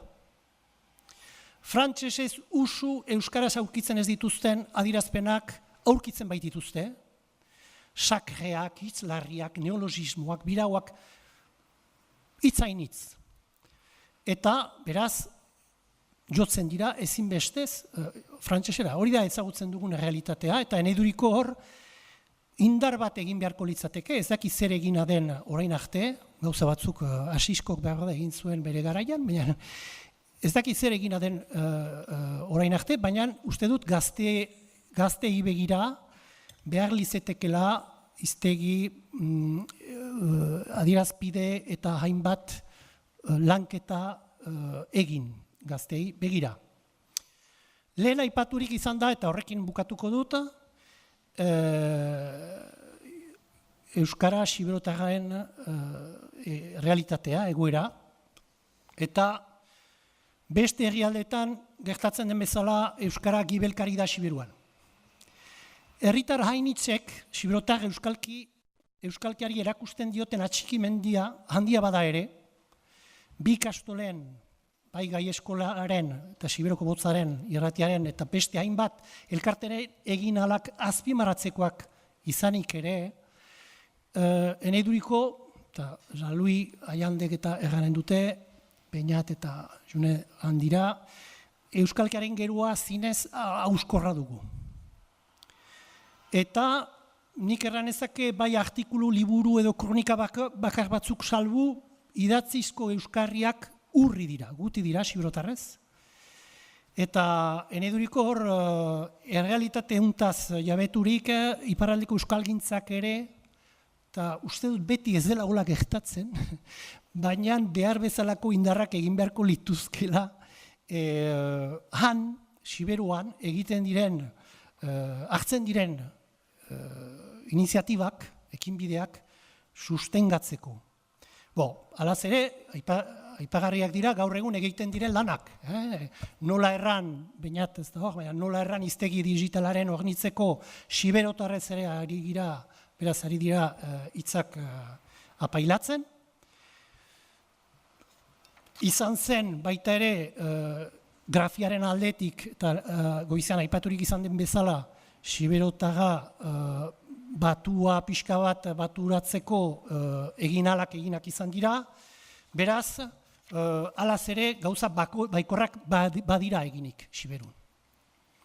Eta larrazkeneko aroa ulantzen ari zaigun untan, eta hartzainen oletan bezala, euskararen inguruan ere ez da zeregin eskaz, hartzain unen gizan, eskain diezaigun beraz gure mintzairari, gure olari harta berezia. Eta horra, giroko guek. Mil esker Joseba, eta burutzeko naroa zuri. Arratsaldeon, txatuko naiz labur egiten, bukatzeko. Eta bestek bezala, bi hitzez, Euskararen erakunde publikoan orain ari naiz eta hizkuntza kalitatearen eremuan, azken 10 urteetan, 11 urtez, uste dut. Lehenago kazetaritzan ibili nintzen 18 urtez ere, eta beti Euskararen kezkarekin eta Euskararen erabilera. Eta justuki aipatu duena Peio Jorazurriak astapenetik beti entxeatzen, hitz batzu manera batez jaiten baziren entzulek manera batez ulertzen zituztenak, ondoan baliokide bat emaiten Euskara batutik hurbiltzeko, eta hori beti danik arrengura ere izan da. Eta erran behar dut, honi ikastolako ekoizkin purpurra naizela ere, ez dutala ene euskalkirik, baditut uste dut euskalki desberdinak, eta justuki gaur egun egiten dutan lanean ere, uste dut aberastasun bat dela hori, azkenean batuaz lan egitea, baina azkenean iturri desberdinetatik edan izana. Beraz hori erraiteko Euskararen erakunde publikoa, beraz dola 14 urte sortu zela, eta 2006an bozkatu zen hizkuntza politika proiektua, Euskararen hizkuntza politika publikoa martxan ezartzeko. Hor barnean, 10. erronka bazen Euskararen kalitatearena. Eta Euskararen kalitatea zen, hizkuntzaren kalitatea horren alde egitea indarrak etengabe, baina ez bakarrik administrazioan, baizik eta Euskara irakasten, baliatzen edo zabaltzen duten guzien artean ere, azkenean gizarte osoan. Azkenean hori zen, helburua zen, bai administrazioan eta gizartean oroak, bai EEP-ko kide eta bai EEP-ko partaide diren guzien artean laguntza bat ekartzea ere. Eta kalitatea bermatzeko beti. Ordan, jaiten utalarik kide eta partaide, bizitza sozialean adibide baten hartzeko, EEP-ko kide baitira eskualdea, departamendua, orain Euskal Elkargoa estatua, horiek guziek badituzte beren instituzioak, hasiz hezkuntza ministerioa, ikastegiak, ospitaleak, ofiziale ganbara, laborantza ganbara, merkataritza, horiek guziak dira EEP-ko kide, eta horien hizkuntza beharrei arrapostu bat eman behar zaie. Itzulpenetan, normalki, eta gero baditu gure hitzarmenak beste enpresa pribatu handi eta txipiekin, osasungintzan, merkataritzan, euskal monetan, eman dezagun, merkataritza txipia eta beste. Gero badira isialdiaren mundua, lehen haurtzaroa, komunikabideak, horiek guziak nolabait inguruan ditugun eragileak dira. Eta beraz horien guzien laguntzeko bitarteko batzuk baliatzen ditugu, eta lehena biztan dena da Euskaltzaindiarekin dugun partaidetza. Euskaltzaindiaren partaiditzari esker, argitaratzen diren liburuak, diru laguntza deialdian parte hartzen duten liburuen kalitatearen lagin bat emaiten zaio Euskaltzaindiari, eta horrek du emaiten bere oniritzia. Ikas materialean ere ikasekin dugun partaidetza, Euskaltzaindiarekin hiruko partaidetza bada, horre kalitatea bermatzeko. Gero toponimia logean herriko etxetatik eskaerak ditugularik, beren herrietako kajika izenak, leku izenak, eta nola man behar diren Euskaraz, EEP-ek egiten du lotura Euskaltzaindiarekin. Eta gero beste aldere formakuntzak antolatzen hasi gira Euskararen profesionalei begira, justuki zalantza hainitz agertzen baitira gaur egun, eta hori Euskaltzaindiarekin egiten dugu ere. Hortaz aparte, Euskal Autonomia Erkidegoko terminologia batzordea bada, eta joan den urtarriletik kide da hor, eta hor zinez sartzen gira hiztegi teknikoetan, nola ejan aipatzen da hiztegi orokor gisa, baina momentu honetan terminologia batzordeak landu du arkeologia hiztegia, apikultura hiztegia, orain zirkulazio hiztegiarekin ari gira, eta hor badira zinez kasu biziki teknikoak agertzen direnak, eta guk jotzen dugu, ezagun zirkulazioan bada departamentuan Euskara dakien eta zirkulazioaz aditua den pertsona bat, apikulturan baditugu iparraldeko adituak ere, eta pixka bat lotura egiten dugu horien artean, baina zinez horria sartzen gira gauza arrunt teknikoetan. Gero unibertsitatearekin dugun partaidetza, AEK eta batzorde zientifikoarekin ere hizkuntza gaitasun zertifikazioa antolatzen dugu. Itzulpen gintzan, beraz, badugu nola ejan hiztegia sortua dena, baina baditugu hainbat eta hainbat itzultzaileen beharrei erantzun beharra. Izan daitezke itzultzaile profesionalak, Euskara teknikariak, Euskal Elkargokoak lehenago herri elkargoetan zirenak, eta hor, zerbitzu bat eman zen plantan, itzulpen gintzari buruz ez baitzen beste zerbitzurik, eta hor, aditu batzuen gana jo izan dugu beti, Beñat Oyarzabalekin hastapenean, eta Erramon Basok eta Maialen Bidegain dira gure laguntzaile zinez langileak, eta zinez eskertzen ditut egiten duten lan etengaberengatik, eta hor, batzutan, itzulpen zalantzak sortzen dira, ostetan aipatzen ginuena, frantsesaren eraginez, kalkoak susenakote dira, ez dira, hiztegia existitzen ote da, non txekatu behar da, aldi horoz, mandezagun momentuntan, Natura 2000ko landare zerrenda bat eskuratu dugu Euskal Elkargotik, eta hortarako, botanika ahloan behar dugu erantzun bat atxeman, eta baditugu puntualki gauza arrunt zehatzak, beste batzutan orokorragoak. Eta hor, gero formakuntzak ere aipatzen ditugu, egin izan ditugu itzultzaileentzat, eta horria da itzulpen teknikan, WordFast, itzulpen materiala ezagutarazi, itzultzailei ere ezagutarazi sortzen diren tresna berriak, eta holako lanketa bat ere bada. Herriko etxeentzat egiten dugun lanarekin sortu ditugu egin diren dokumentu eredugarriak, herriko etxek egiten dituzten beren herritarrendako zerbitzuetan eman dezagun, nortasun agiria eskatzeko formularioa bi hizkuntzetan egiten badute, nortasun agiria formulario hori zuzen izaiteko, beraz lan egiten dugu gure adituen laguntzarekin, eta sortu dugu webgunean biltegi bat horiek guztiak jendeak balia ditzan. Azkenean herrikoetxek ez ezaten den lan guzi hori berriz errepika, eta azkenean balibideak sortzen ari gira eta albezain bat gizarteratzen. Beraz, ez dut luzatuko adibideekin, baina ikusten dugun beharra da epe laburrean justuki egiten den lan hori, eta bai edabideendako antolatzen diren formakuntzak, bai irakasleek dituzten zalantzak argitzeko, eta erraiten delarik iparraldeko Euskara batua badela bai, baina zalantzak beti badira, eta Euskararen aldetik dudainitz bada, eta jendeak ez daki sobera nun sekatu, hiztegien arteko desberdintasunak ez dituzte ongi menperatzen, beraz, ekonomia arloko galdera bat balin badute kazetariek, ez da behar nola egan hiztegi egokiena, edo zera gainezek erraiten zuen bezala, bigarren mailako irakaskuntzan gehiago terminologian sartu behar dute, beraz, holako formakuntzak egiten direlarik, azkenean ohartzen gira, gizarteratze behar bat badela. Eta nolabait vulgarizazio lan bat, informazioa zabaltzeko, lana ez dadin errepika. Zenta hoartzen gira, behin eta berriz gai beretan ari diren jendek, azkenean lana errepikatzen dutela, eta beti izigarriko lana dutela, beren iturrian sekatzeko. Eta hori buruz orain martxan den Euskara Eskuz Esku aipatu dute galdetegia, baina Euskara Eskuz Esku proiektu zabalago bat da Euskararen eskuliburu elektronikoa ere azkenean Euskaltzaindiak eginen duena, espero dugu horrekin ere tresna berri bat sortuko dela, jenden zalantza horiek argitzen joateko, eta arau bat balin bada edo espalin bada edo nuntseka edo zein diren ahapostuak, zinez tresna baliagarria izanen dela espero dugu. Eta hortik segituz, behin eta berriz biltzen girelarik eragileekin, ohartzen gira ere, behar direla egitura desberdinetan jendeak gaitu, edo ahaldundu. Nolabait, jende, edo edabideetan jende batzu, edo ikasen, edo helduen euskalduntzean ari diren tokietan, jende formatuak izan daitezen, zalantza horiek berek gero barnean argitzen joateko eta segurtamen bat emaiteko. Zenta hartzen gira, badela nolabaiteko segurtasun eskasia, Euskara ikasten ari diren gazten artean ere, bai, baina hau entzuten dut zuzena dela, la bestea dela, doan, Euskalkiaren gibelean ezartzen da arazoa, benen ez da hori, da segurtasun eskasia jendeek ezpaitakite susen nola egin behar duten, eta frantsesez badakigu araua zein den, gero erabiltzen dugu ala ez, baina euskaraz batzutan ez dakigu zein den. Eta beraz, jendeak pixka bat, azkenean kesatzen dira jakin gabeien artean, eta zinez domaia da. Beraz, jendeak formatzea, eta gaitasun hori ukan dezaten eragile desberdinek ere importantea.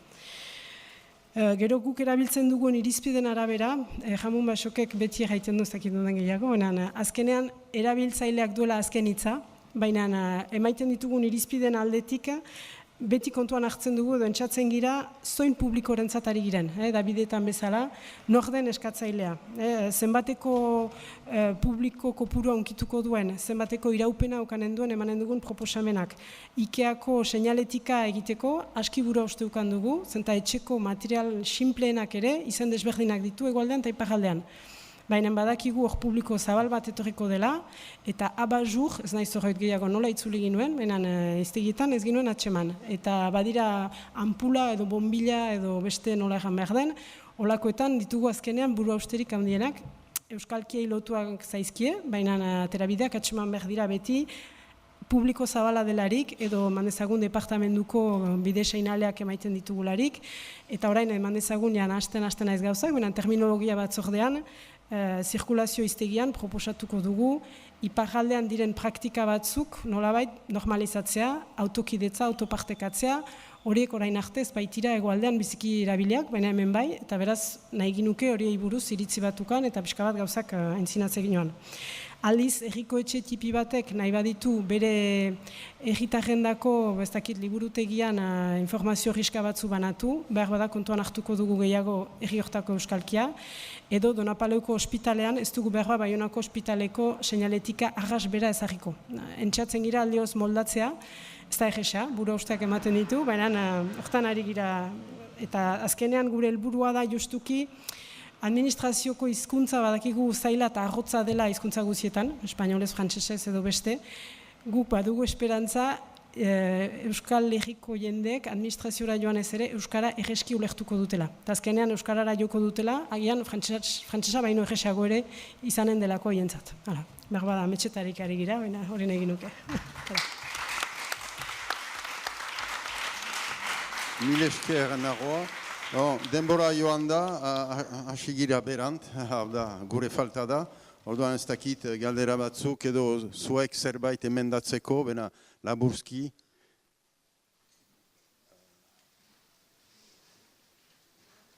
Eramun Basok.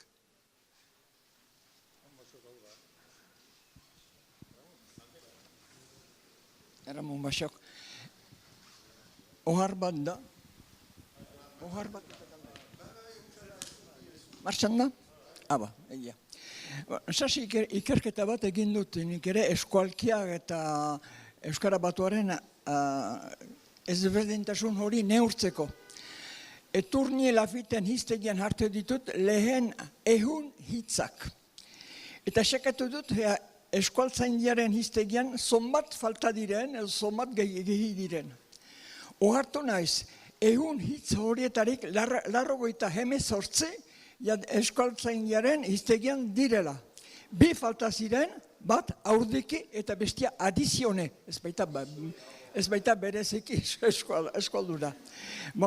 Eta hamairu hitz baziren ipar ikurrarekin eta hitz bat xuberera ikurrarekin. Beraz, 10 hitzetan letra baten ezberdintasuna bazen, H soberakina, 8 eta gero iretxiren orde, kemenen ordez.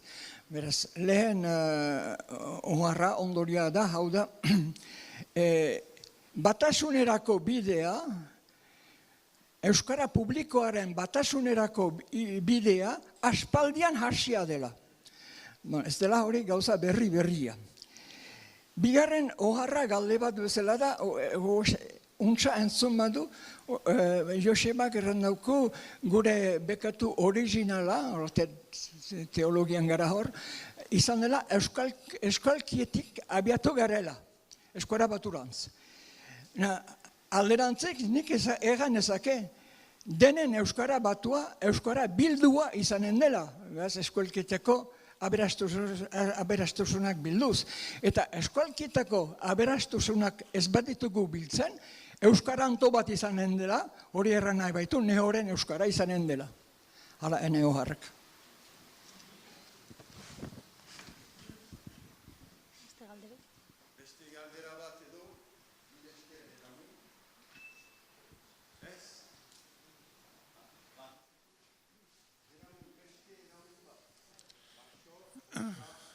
Bueno, nik galdera baino gehiago ni Mendebaldetik nator. Nire ama hizkuntza ondarroarra da. Eta beraz hemen entzun ditudan gauza batzuk entzun da, Mendebaldean aplikatuko banitu, ez dakit nun egongo inatekeen herri bezala. Esan nahi duana da, azkenean, Euskara Batua ez da momentu jakin batean egin den zerbait. Baizik eta prozesu bada. Eta ibilbide horretan denok egiten ditu gure ekarpenak. Garai bateko hiztunentzat ezagunak ez ziren berbak iparraldekoak erabiltzen ditu gaur egunean Bilbon, Ondarroan, Markinan edo Gasteizen. Eta garai batean iparraldean erabiltzen ez ziren berbak edo hitzak edo leak erabiltzen dira baita ere Ipar Euskal Herrian. Eta sentitzen dut, baina guk Galdakaoko ospitalean, Gurutzetakoan, Santiagoko ospitalean edo Donostiako ospitalean paisaia linguistikoa bera da. Eta iruditzen zait ulertu behar dugula, batasunak zerbaitetarako balio baldin badu, izan behar duela besteak beste, ez gu urruntzeko baizik eta gu urreratzeko, eta herri bezala bilbatzeko edo euskaltzaindiak erabili izan duen moduan ehuntzeko. Beraz horretan saiatu beharko ginateke behar badea saiatzen garena baino gehiago elkar ezagutuz. Eta egin dugun bidea ere ezagutuz, eta horretan ekarpena eginez. Iruditzen zenbaitetan dauden errealitate horietatik abiatu behar dugula, joateko baita ere gure herria bilbatzen, batzen eta ehuntzen, eta ez honen bestez gure menpekotasunak gehiago azpimarratzen, izan Frantziakoak edo Espainiakoak. Esker, oazen zarete eramunek biek ez dituztela galderarak, bena bai erantzunak, biba huk.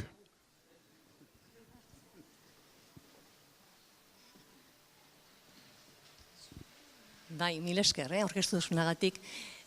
Nik usten dut kontuen izan behar dela ingurumena. Eta ingurumena ez da berdina Gurutzetan, Galdakanon, edo demagun Ondarrun beharko balitz egin ospital bat.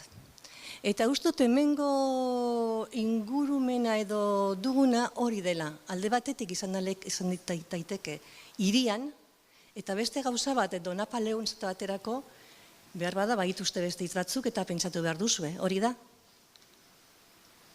Horrek ez dut usten...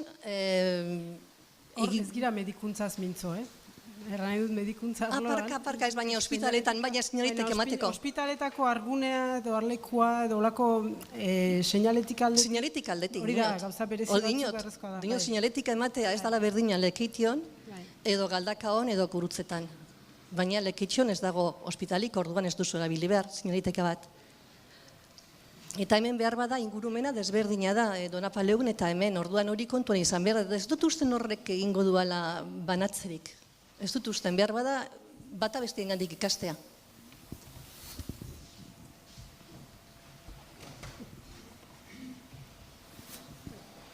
Ez dut eztabaidan sartu nahi, baina Ondarroan oinarrezko anbolategi badago, Markinan badago, Durangon badago, Barakaldon badago, herri guztietan dago ambulategiak.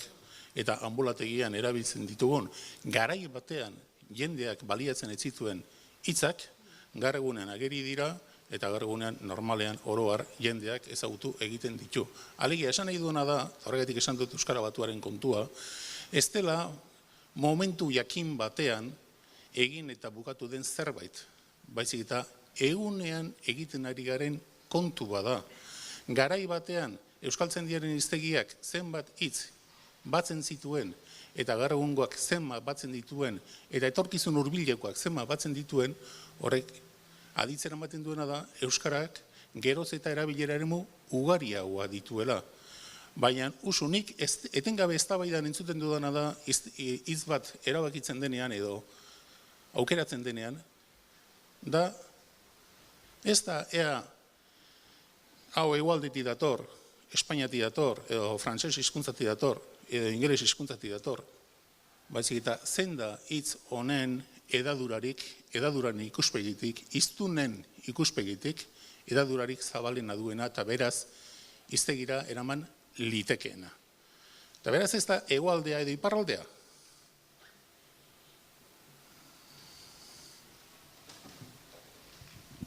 Mil esker, azkena, Patxi, mil esker jasone, eta gero, laster, Xagaro Aleman eta Charles Bidigain Euskaltzain osoek ondorioak ateratuko dituzte, laster. Arratsaldeon guztioi eta oso labur izango naiz. Leitzakoa naiz eta leitzan esaten da hartu dot. Leitzak mugatzen du goizuetarekin, goizuetan hartu dut. Mugatzen du baita ere berastegi eta aresorekin, da areson eta berastegin hartu dut. Eta mugatzen du baita ere berueteekin eta basaburarekin da hartu iti.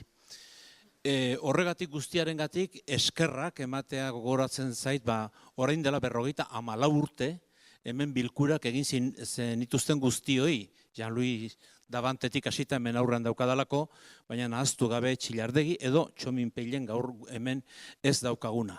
Eta niri batasunaren ibilbideak eta ibilaldiak naiz eta luze doan, naiz eta zaila den eta istilu asko sortu dituen, poza ematen dit, poza handia, eta bukatzeko beharrezkoa ez den aholku bat emango dut, eta aholkoa da Itxaro Bordak esan dituen lehen hitzei horrekin denei aipamen bat egiteagatik.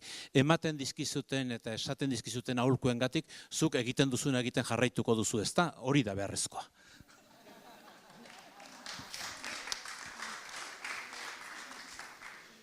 Izen bat aipatzekotan Txilardegi aipatu behar da, eta hua da enetzat Euskara Batuaren aita.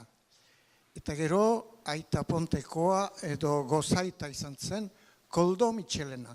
Zeren Txilardegin eta gure dosiera hartu zuen, Arantzazun, eta harek zuen, behaz dosier hori nausiarazi Arantzazuko biltzarrean. Lafit eta Larzabal izan ziren, dosier hori bermatu zuten, zuten haiek sortu. Euskara Batu ez zuten haiek sortu. Txilardegik nagusiki. Eta gero, Koldo Mitxelenak segida eman zion. Hori da nik bizi izan dutana Txilardeginik. Txilardegirekin, barkatu. Beraz, mil esker izlariei, azken hitza. Azken hor bat, azken hitza apesak beti bere, baina ez, aldi hontan amezake. Hemen aitak eta aita pontekoak eta familia heteropatriarkala irudikatzen dugu Euskara mailan ere. Eta egun osoan, Euskara Batuaren sogera hortan ez dugu emazte bakar baten itzalik ikusi, edo sumatu, edo entzun. Hor direla ere, segur aski. Marijan Minabegi, Marijan Mailagen, eta jende horiek oro hori izan dira. Horientzat ere txaloak egizitzie. Eta Euskara Batua, ene ustez, generoaren tematikan ere lantzekoa da, oraindik. Arrazoin duzu, baina erranduzuna hain zuzen, ene testuan dago, eta irakurriko duzue, nahi duzuenek, eta errango nuen, baina batitxuk muztu nau. Ene testuan dago. Untsa duzu, esketik anizan. Barka. Matituen, falta. Ederki, oai Sagrario eta Charles burutzeko gure afera hilarte lan badugu, argi da.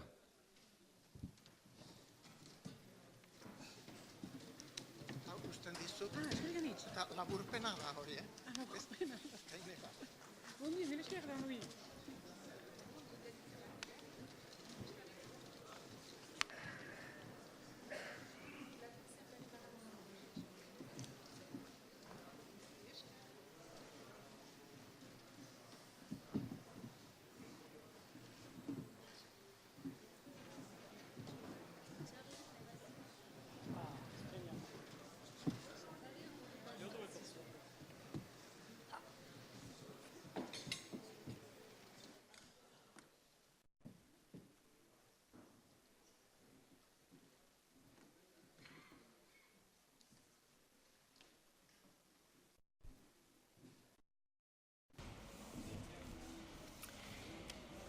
Arratsaldeon, lehenik, eskerrak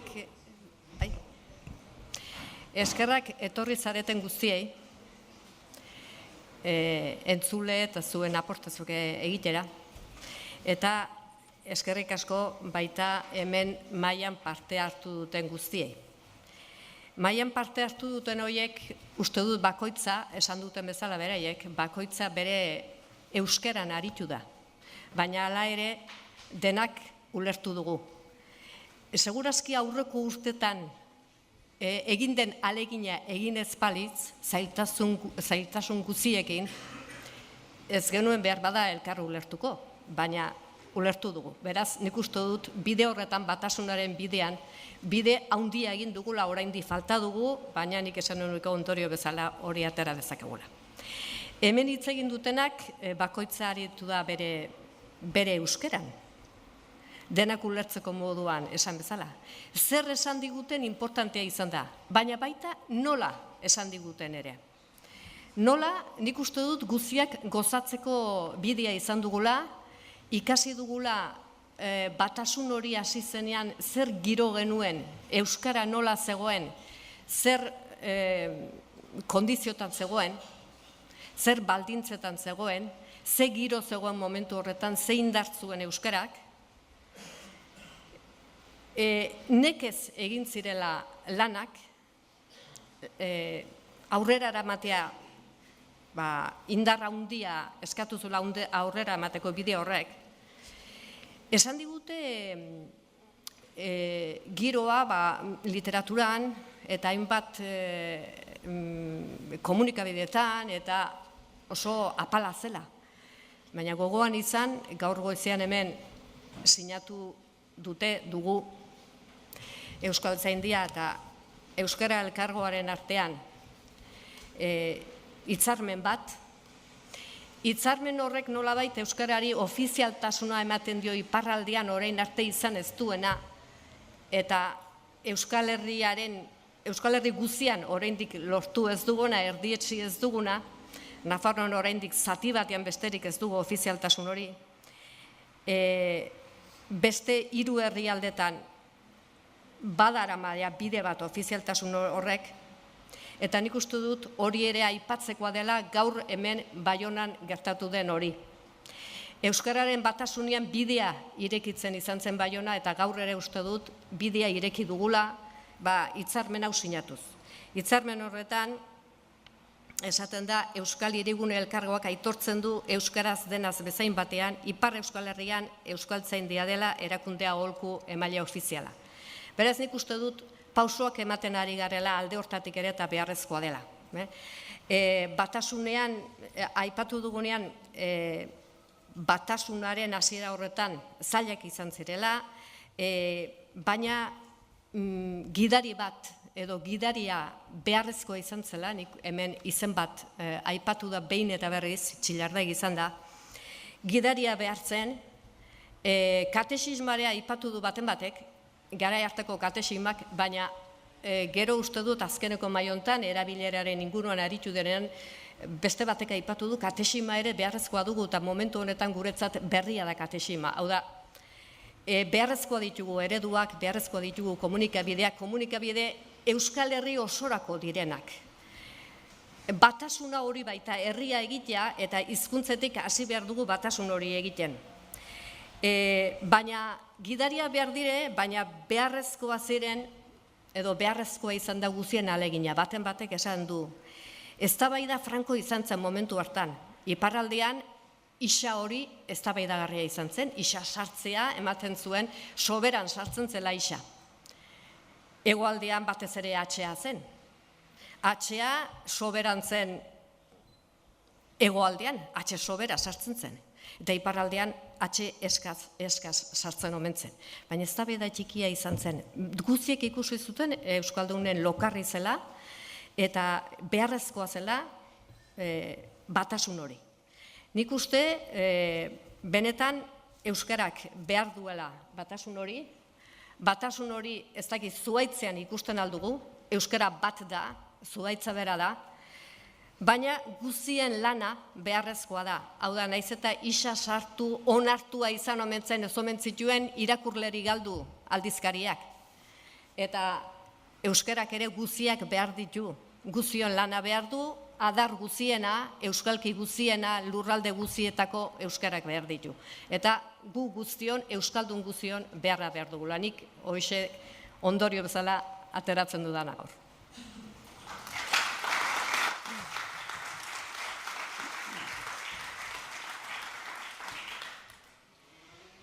Atxaldeon, uste dut, dena erranduela, bizpairu gauza, goizuntan bada hitz bat markatu nahuena eta da Joseba Intxaustik aipatu duen disiplina. Guai behar bada ez da modan, baina disiplina izan zuten eta hementik entzina ere Euskara Batua dela eta uste dut disiplina ez larderia izen hitz beharrezkoa dela. Beste ohar bat, Itxaro bordat erranduena ere, uste dut luruan hartu behar dugula, eta ez girela sohaio izan behar. Atzo, Aurelia Arkotxat dalin zautan, Lino Atesolot edindatu itzulpena Etxeparez. Txematen dut, ediketzen dut liburua Etxeparez zaharra, emazteen favore, kasualitatez, eta erraiten du paradisoan enuten nahi han espalitz emazterit.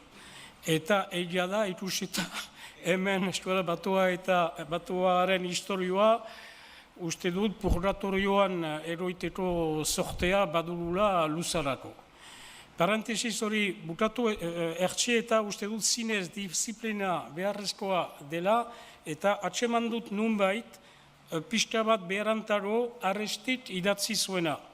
Aresti etzen eskualzain, baina lehenik erasiatzen du Eskualtzandia erganez Eskualtzandia palazio, despazio eta horrela zabiltza ordua da erdetzeko. Eta erreten jo, ea noiz etortzen zaizun asteleen eguna. Nik irri dindut, zeren duetako asteleena izaitia da, burua handi izaitia, pesta edinik. Baina ez han, asteleen eguna da, ea noiz asten zareten lanian.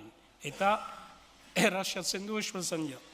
Eta gero erraiten du, hori pixka bat erramunek eta zargarriot errandutena, hizkuntza batek ezin dukeela bizitza normal bat ereman, erregela eta lege zehatz batzu espadaro, lege zehatz hestu batzu espadaro loturik. Eta Eskualtzandiak niri diarramon egitea beste erremediorik ez du eduti. Gane dut, nahi eta ez Eskualtzandiak eman behar dituela adinduak. Garai hartan mintzo da, baina uste dut gaurkotzen aldela. Eta nik harri atxamaten dutana, horrela hitz egiten du Arestik, nire obedentzia bete-betea prometitzen diot Eskualtzandiari. Txilardegik ere beste hanbeste egin omen du. Baina obedi dezagun Eskualtzandiak agindu behar du.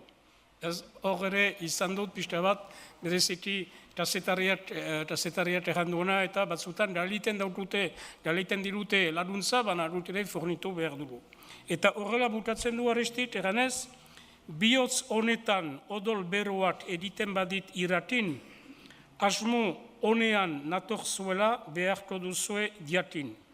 Gure herria salbatuko da euskara bakar batekin, hartu dezagun bide bakar bat, dezagun jarrai eta ekin, eskualzan ja zertako dugun, ikusiko dugu oinatin.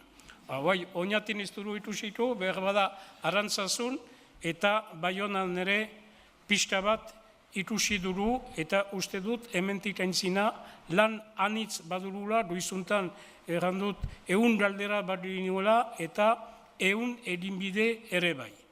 Henen sartuko hor pila bat ideiekin, berriz diot, itxaro bordak eman dituen hitzekin, biziki minbera naiz erraiten duela, norbaitek hausnartzen duela, ene ikasleekin beti errandut hori dela behien eta abertzaleen espezialitatea, hausnartzen dute sakon, baina hor gauza anitzetan bada dikotomia bat, laborarien hizkuntza eta guai gure irriko hizkuntza uste du normala dela.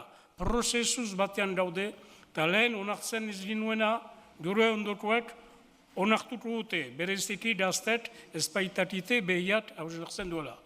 Beaz, uste dut bizi dela gure euskara, normala da hitz batzu kanbiatzia, zentzu berri batzu hartzia. Eta beraz, uste dut esualtzendiaren lana beharrezko dela, kontuan hartu behar da, beraz, denek aipatu dutena, narroak aipatu dena, bereziki EPN eta Euskal Elkargoan ustez behar handiak sortzen dira, nahi bari dute agabiten eskutik eta politika bat zinez ona eraman, lan handia bada. Beaz, eskualtzainan ez dira ez hauer, ez alper, ez alfer izan behar.